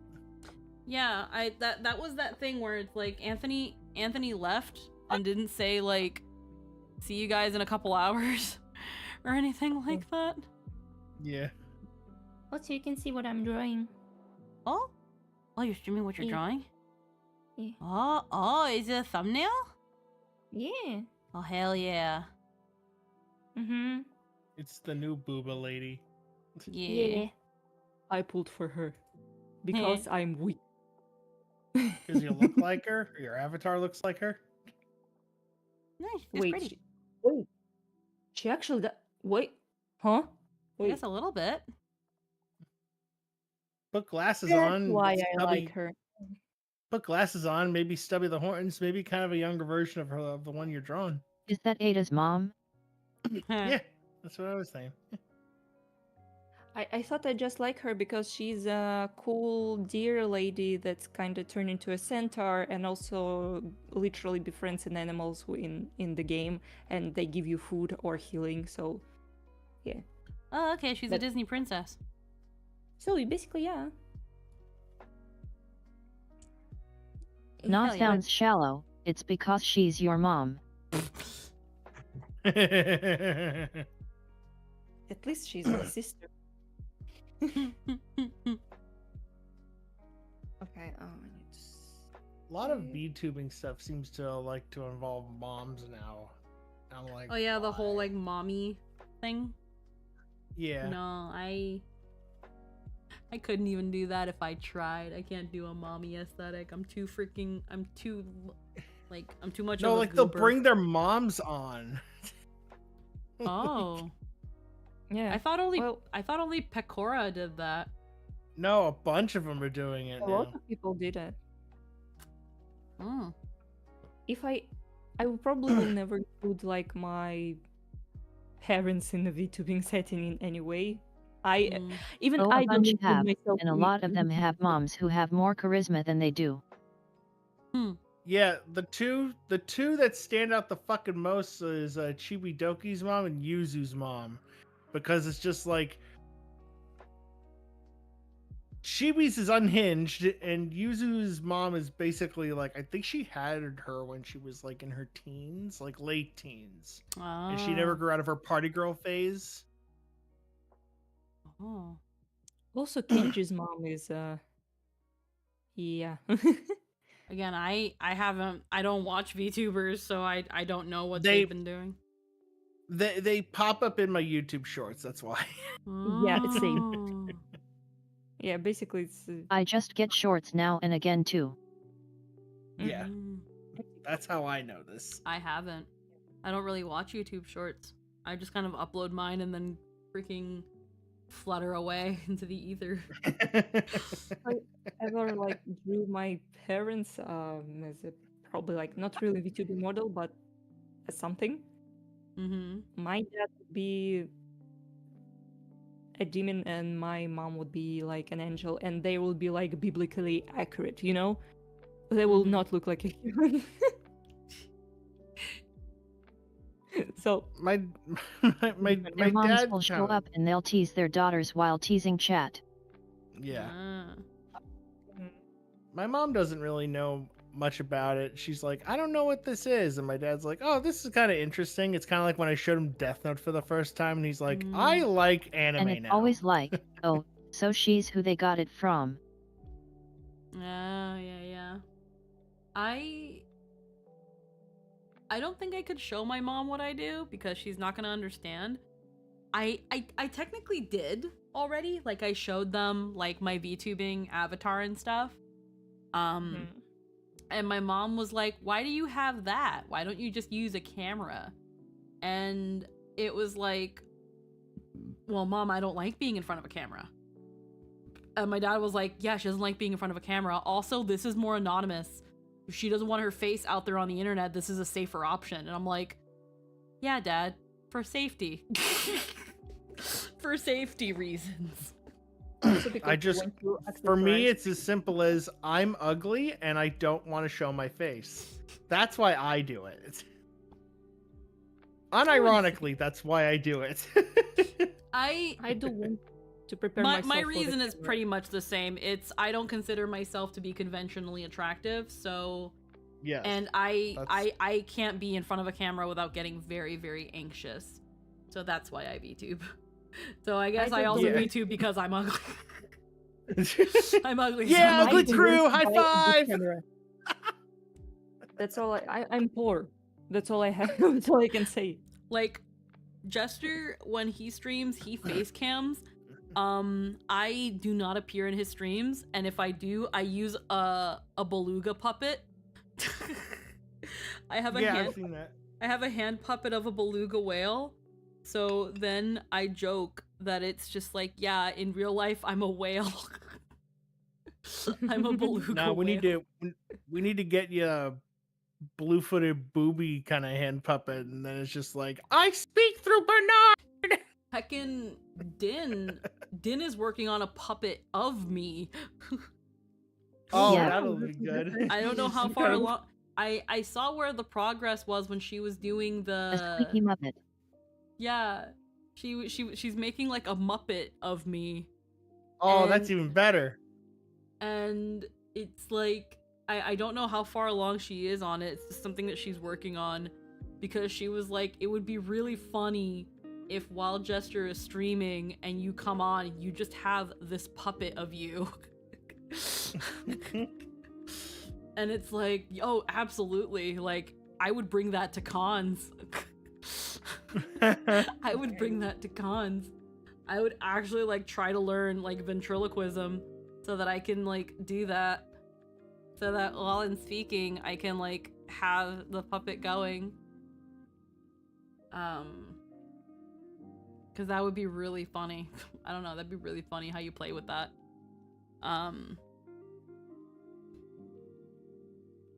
But yeah, I on top of just how I feel about my self-image, I am just very, very anxious around cameras, and I don't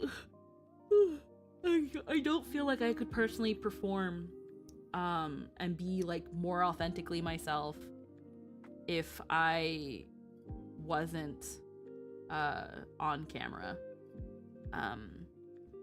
That was one of the reasons, like, I knew when I was streaming before VTubing that it was like, man, having an avatar of some form would be the best way to ensure that, like, people have something, a face to put the voice to. Because again, my older streams were just like a very a very cut and dry, like sectioned out layout where I had the chat and a dono bar and a tip jar and like an emo as like my avatar, but it was like, it was just my voice, and it was like, you know, I don't, at some point they're gonna need a face to the character or to the streamer. Those tend to do better because there's something the audience can connect to. And that's when VTubing was like starting to really kick off, and it was like, fuck, I remember this. I remember this thing. It was so cool. You could actually like do it now. You can do this stuff now. God knows how much that costs. And I was looking at like Maury Calliope. And I was just looking at that and being like, damn, that has to be so expensive. I'm never gonna be able to actually do that. I'm never gonna be able to do that. Eat your words past me. And yeah, no. And then again, I thankfully lucked out really early on. My first model was like $300. The rigging was free, and within about a year, I was a VTuber. Within a year, for $400, I was a VTuber. Well, another $400 because I had gotten the first iPhone. So for $800, I was a VTuber. I drew just because we were talking about the parents VTubing, and I drew kind of like my parents and me. Hell yeah, I see. I love how it looks like you were just kind of pooped out, like. Well, basically, Where am I? The story of my life. I'm the only child. So yeah. It feels like that. It's like, where the fuck am I? What am I doing here? Why did you only have one? See, I did stage performance a long while back, and I got stage fright really bad, and I was like, there's no way, because I wanted to be an actor, and then I found out a thing called voice acting. I'm like, what's this? You mean I don't have to stand in front of like what, tens of people, or like maybe low hundreds or whatever the hell? Mm-hmm. That's awesome. I only have to stand in front of like 2 or 3 people who have to make sure I don't fuck up the line. Mm-hmm. So that's why I got into it. Nice. Yeah, no, that was a similar case, at least with me with voice acting. It was, I wasn't doing theater or any of that stuff. I just thought that it was really cool that people were doing that, something like voiceover existed, and I thought it was really, really cool. And as far as I knew, it was like, oh, it's just someone in front of a microphone, and they're like, in my head at the time was like, and they're pretending to be the character. They're acting as if they were the character. And, you know, it doesn't require dress up or being pretty, or because no one ever sees that person, so no one cares what they look like. 10 hours of makeup in the chair. And I remember like the very early stuff I was doing auditions for and voiceover for. There were people that, I don't know through what weird, it was just this weird thing of like artists on YouTube. They all at some point in their brain were like, I'm gonna make an anime. I'm gonna make an anime. And freaking I've all been there. cue everybody creating a concept for an original story. Most people thought that they needed to start with a magical girl show, so everyone like created like their own magical transformations, and that was like your litmus test of if you can be an animator. And then freaking people would make openings, and then people would try to make their first episode if they even could, and they would hold auditions for that. And I remember auditioning for those sorts of things, and they never super ever went anywhere, but it was definitely a way to get your name around, because it was like, if you can get into all these projects that aren't going to happen, then you're just getting your name bolstered around and you don't have to do anything. So yeah, they called them fanime. They called them fanime. And if you look up like Encyclopedia Dramatica and stuff like that, and look up fanime, there's even some re-uploads of some fanime on Nico Nico Doga of all places. Oh my god. Because a lot of them use like songs from other anime and stuff, so some of them would get things taken down, or their channels would get closed because of certain stuff like copyright. So they would re-upload their stuff on Nico Nico Doga, which was a lot more lax about that sort of stuff. And it's just stayed there. Are we going to be watching fanime for Vibe Stream tomorrow? Oh my god, should we? Because I'm gonna show y'all Nyan Neko Sugar sure Girls, could. and none of y'all want to watch. I want to show Nyan Neko Sugar Girls, but y'all don't want to watch that with me. I know that. I've seen it. I've seen it all, and I'll rewatch it again with you. Fuck it. That was a dumpster fire, and I loved it. I've got to see if I can find. I've got to see if I can find that Nico Nico Doga playlist. I need to see if I will propose a trade, despite having absolutely no leverage. What? I'm waiting. What is it? Go. I'll figure out what. Okay. The So in this age when a lot of people were creating their own anime, I'm just gonna switch to my here. I'm gonna get rid of my bird. I kinda just wanna make y'all watch Juniper's Knot. What? Let me. What? I had some meme stuff open in case it didn't. We ended up going into React content, but I just ended up talking and talking and talking and talking. So let me see.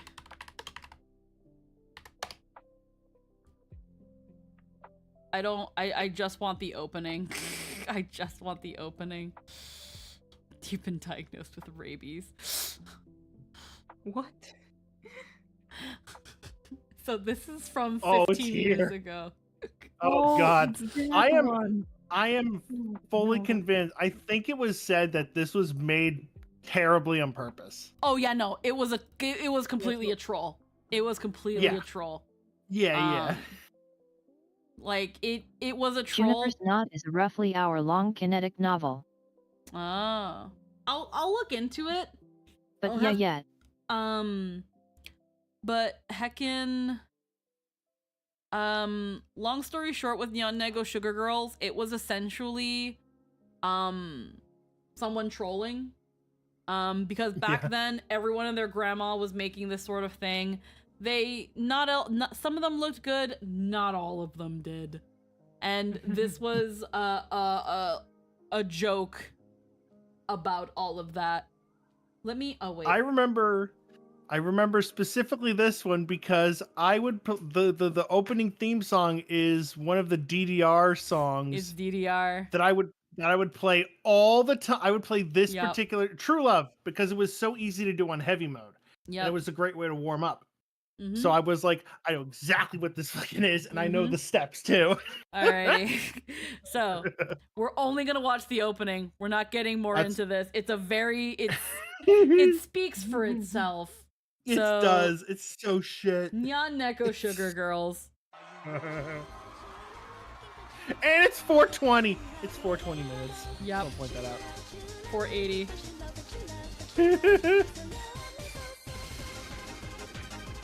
Oh, truly peak.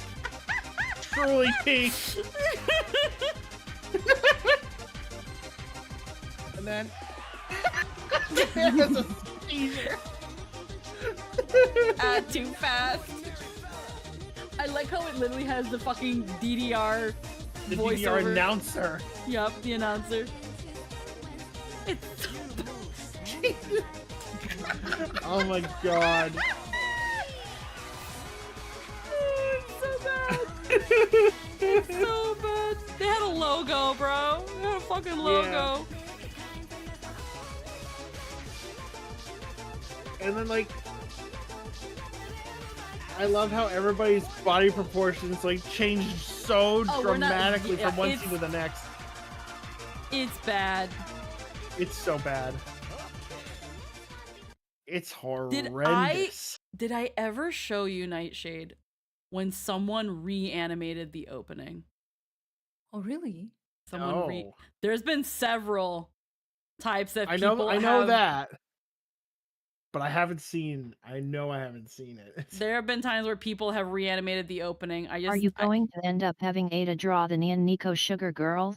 No, that's only if she wants to. That's only if she wants to. I would never make her do that. Hold on. Reopening reanimated. There's one specifically. This one's from 13 years ago. There's several now, which is crazy. It's a cult. It was like a zeitgeist for a little bit. Yeah, no, it is a bit of a cult one, but someone did it from like the very beginning, like based on the original opening, like frame for frame. Yeah. I think this one they didn't use the DDR version, but they used the song. No, they did not. No, because he would have been speaking already. Yeah. Yeah. This was 2 years after it came out. Yeah. Where they're like, yeah, sure, I'll fucking make an animated one. Too fast. It's like the size of her face. Fuck. Oh, it's so bad. Oh, this is amazing because it's supposed to be a joke, but it's really funny.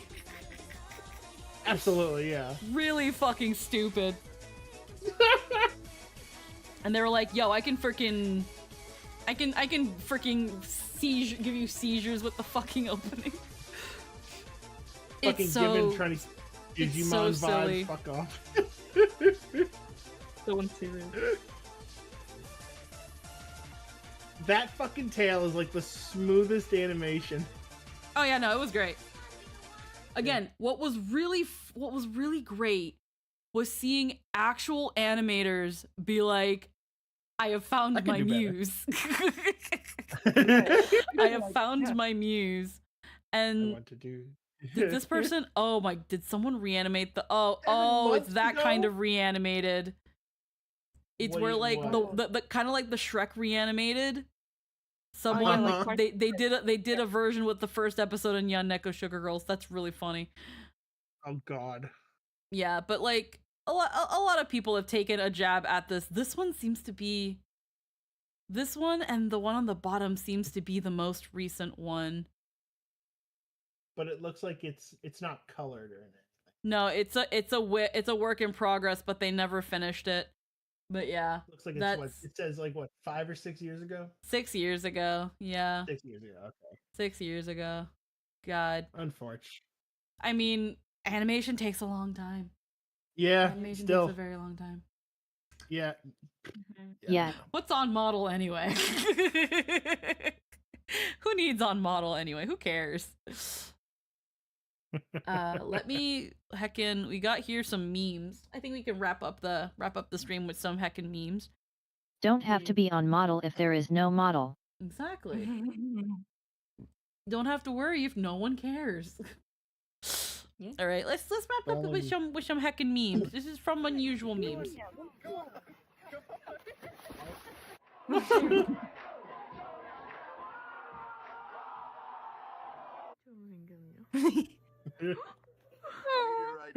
Oliver while he was walking down the. Oh my God! Look at this, guys. Mr. Jingles and the snail. Oh no! Dude got whole baptized for real. What the fuck are you? What are you doing? Ouch! Are you out of your mind?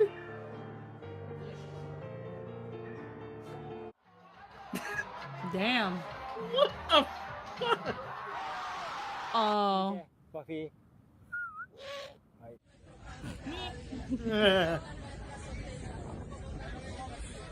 Oh. Погода вообще классная, слушай. Не подглядывай.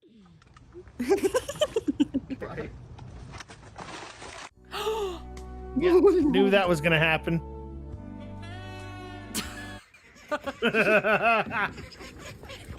Ducks. Yeah. Oh my god. Oh no. Oh my god. Sleeper car. Oh.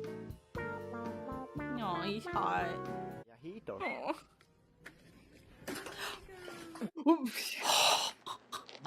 You bastard. We're getting a slight increase in the number of doses. What the fuck was that?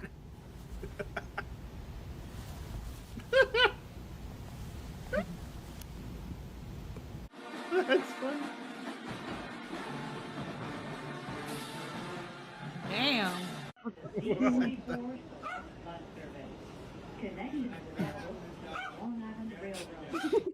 Oh, there's a dog in there first. Yeah. She's not opening it up.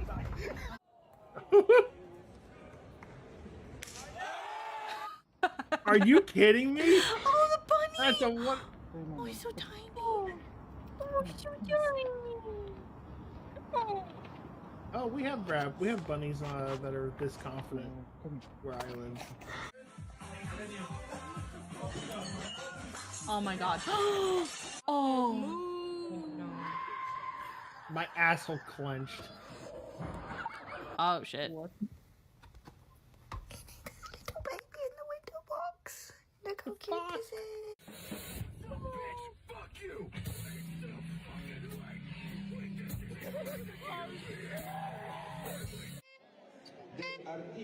Oh, I've seen this.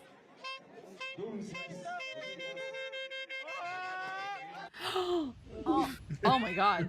Why does your chicken look like that? What's speaking?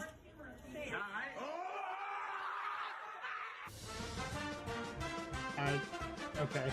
Okay.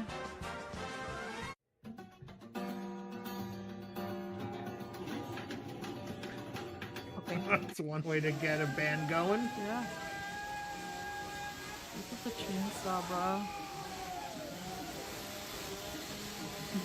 Fucking die! I'm like that gives me anxiety because if that dude falls backward, he's dead. Yeah. Like a moose. Oh no. And what are you doing? Holding. Offense. 63. 10-yard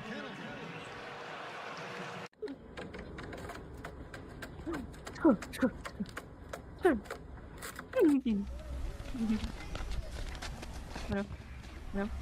Oh Oh no. The old lady in the head.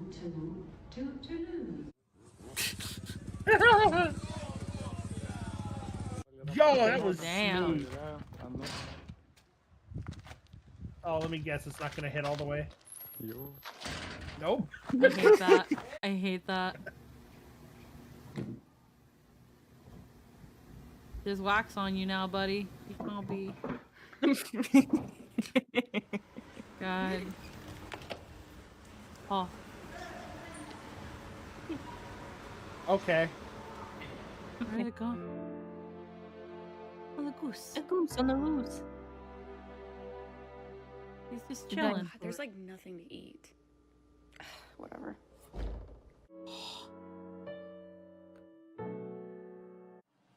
I hate that. Oh no. Oh no. No. No, that's so wasteful. No, I hate that. Yeah. Alright, bet. Is that an egg? It's a don't. Oh, okay, donut. Nope. Okay. Yeah. Poppables, I think they're called. Yeah, like a munchkin. Yeah, munchkin, that's right. Oh, kitties. Why people do that in I love this song. Oh. Oh wow. That's what they do. Oh my god. Chicken. Playing pool with unusual things.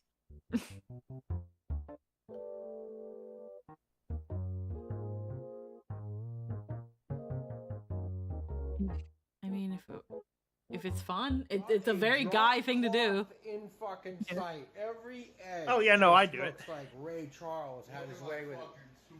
Fucking hatchet, cousin. Show him the door. Show him the door. Yep. My backpack! I got it, buddy. Oh, cool. Oh, cool. What is Thanks. going on here? Oh.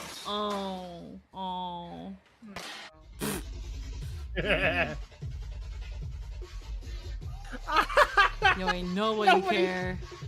Nobody's vibing.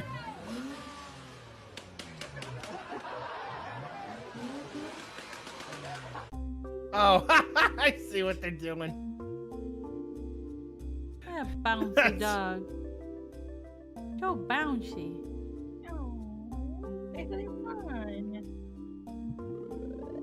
Aw, watch the second half of the compilation on Patreon. No, thank you. No, that's all right. Yeah, I don't want to pay to watch memes, bro. Most of these memes are from like elsewhere. I'm not gonna pay Patreon to a fucking clip farm. No, not at all. Alrighty. I think with that, I think it's time for us to wrap things up for today. We've been going on for about 6 hours. I do want to take a shower and wash my hair. And having an earlier stream meant I could have ended a little bit earlier. So we are actually going to raid into Scylla, who I think is currently... They're playing Star Rail. They're currently playing Star Rail. So we're gonna head over there to see them. Freaking give them love. Say that they're cute. And freaking we will be back tomorrow. I'll see about actually like doing more chill vibes and stuff tomorrow. I was thinking of begrudgingly going back to Rebirth despite my wrists, but that is still a low chance. So we'll see about like the other things we talked about. If I can find something, then maybe we'll do more chill vibes and stuff instead. But yeah, heckin' Scylla's doing some last minute farming. So freaking wish them luck as they start gathering materials for Evernight. I will see you guys tomorrow. Yeah. Have a wonderful night. Maybe a visual novel? Maybe a visual novel. I have to look into it. Mwah. Take care. Have a good day, everybody.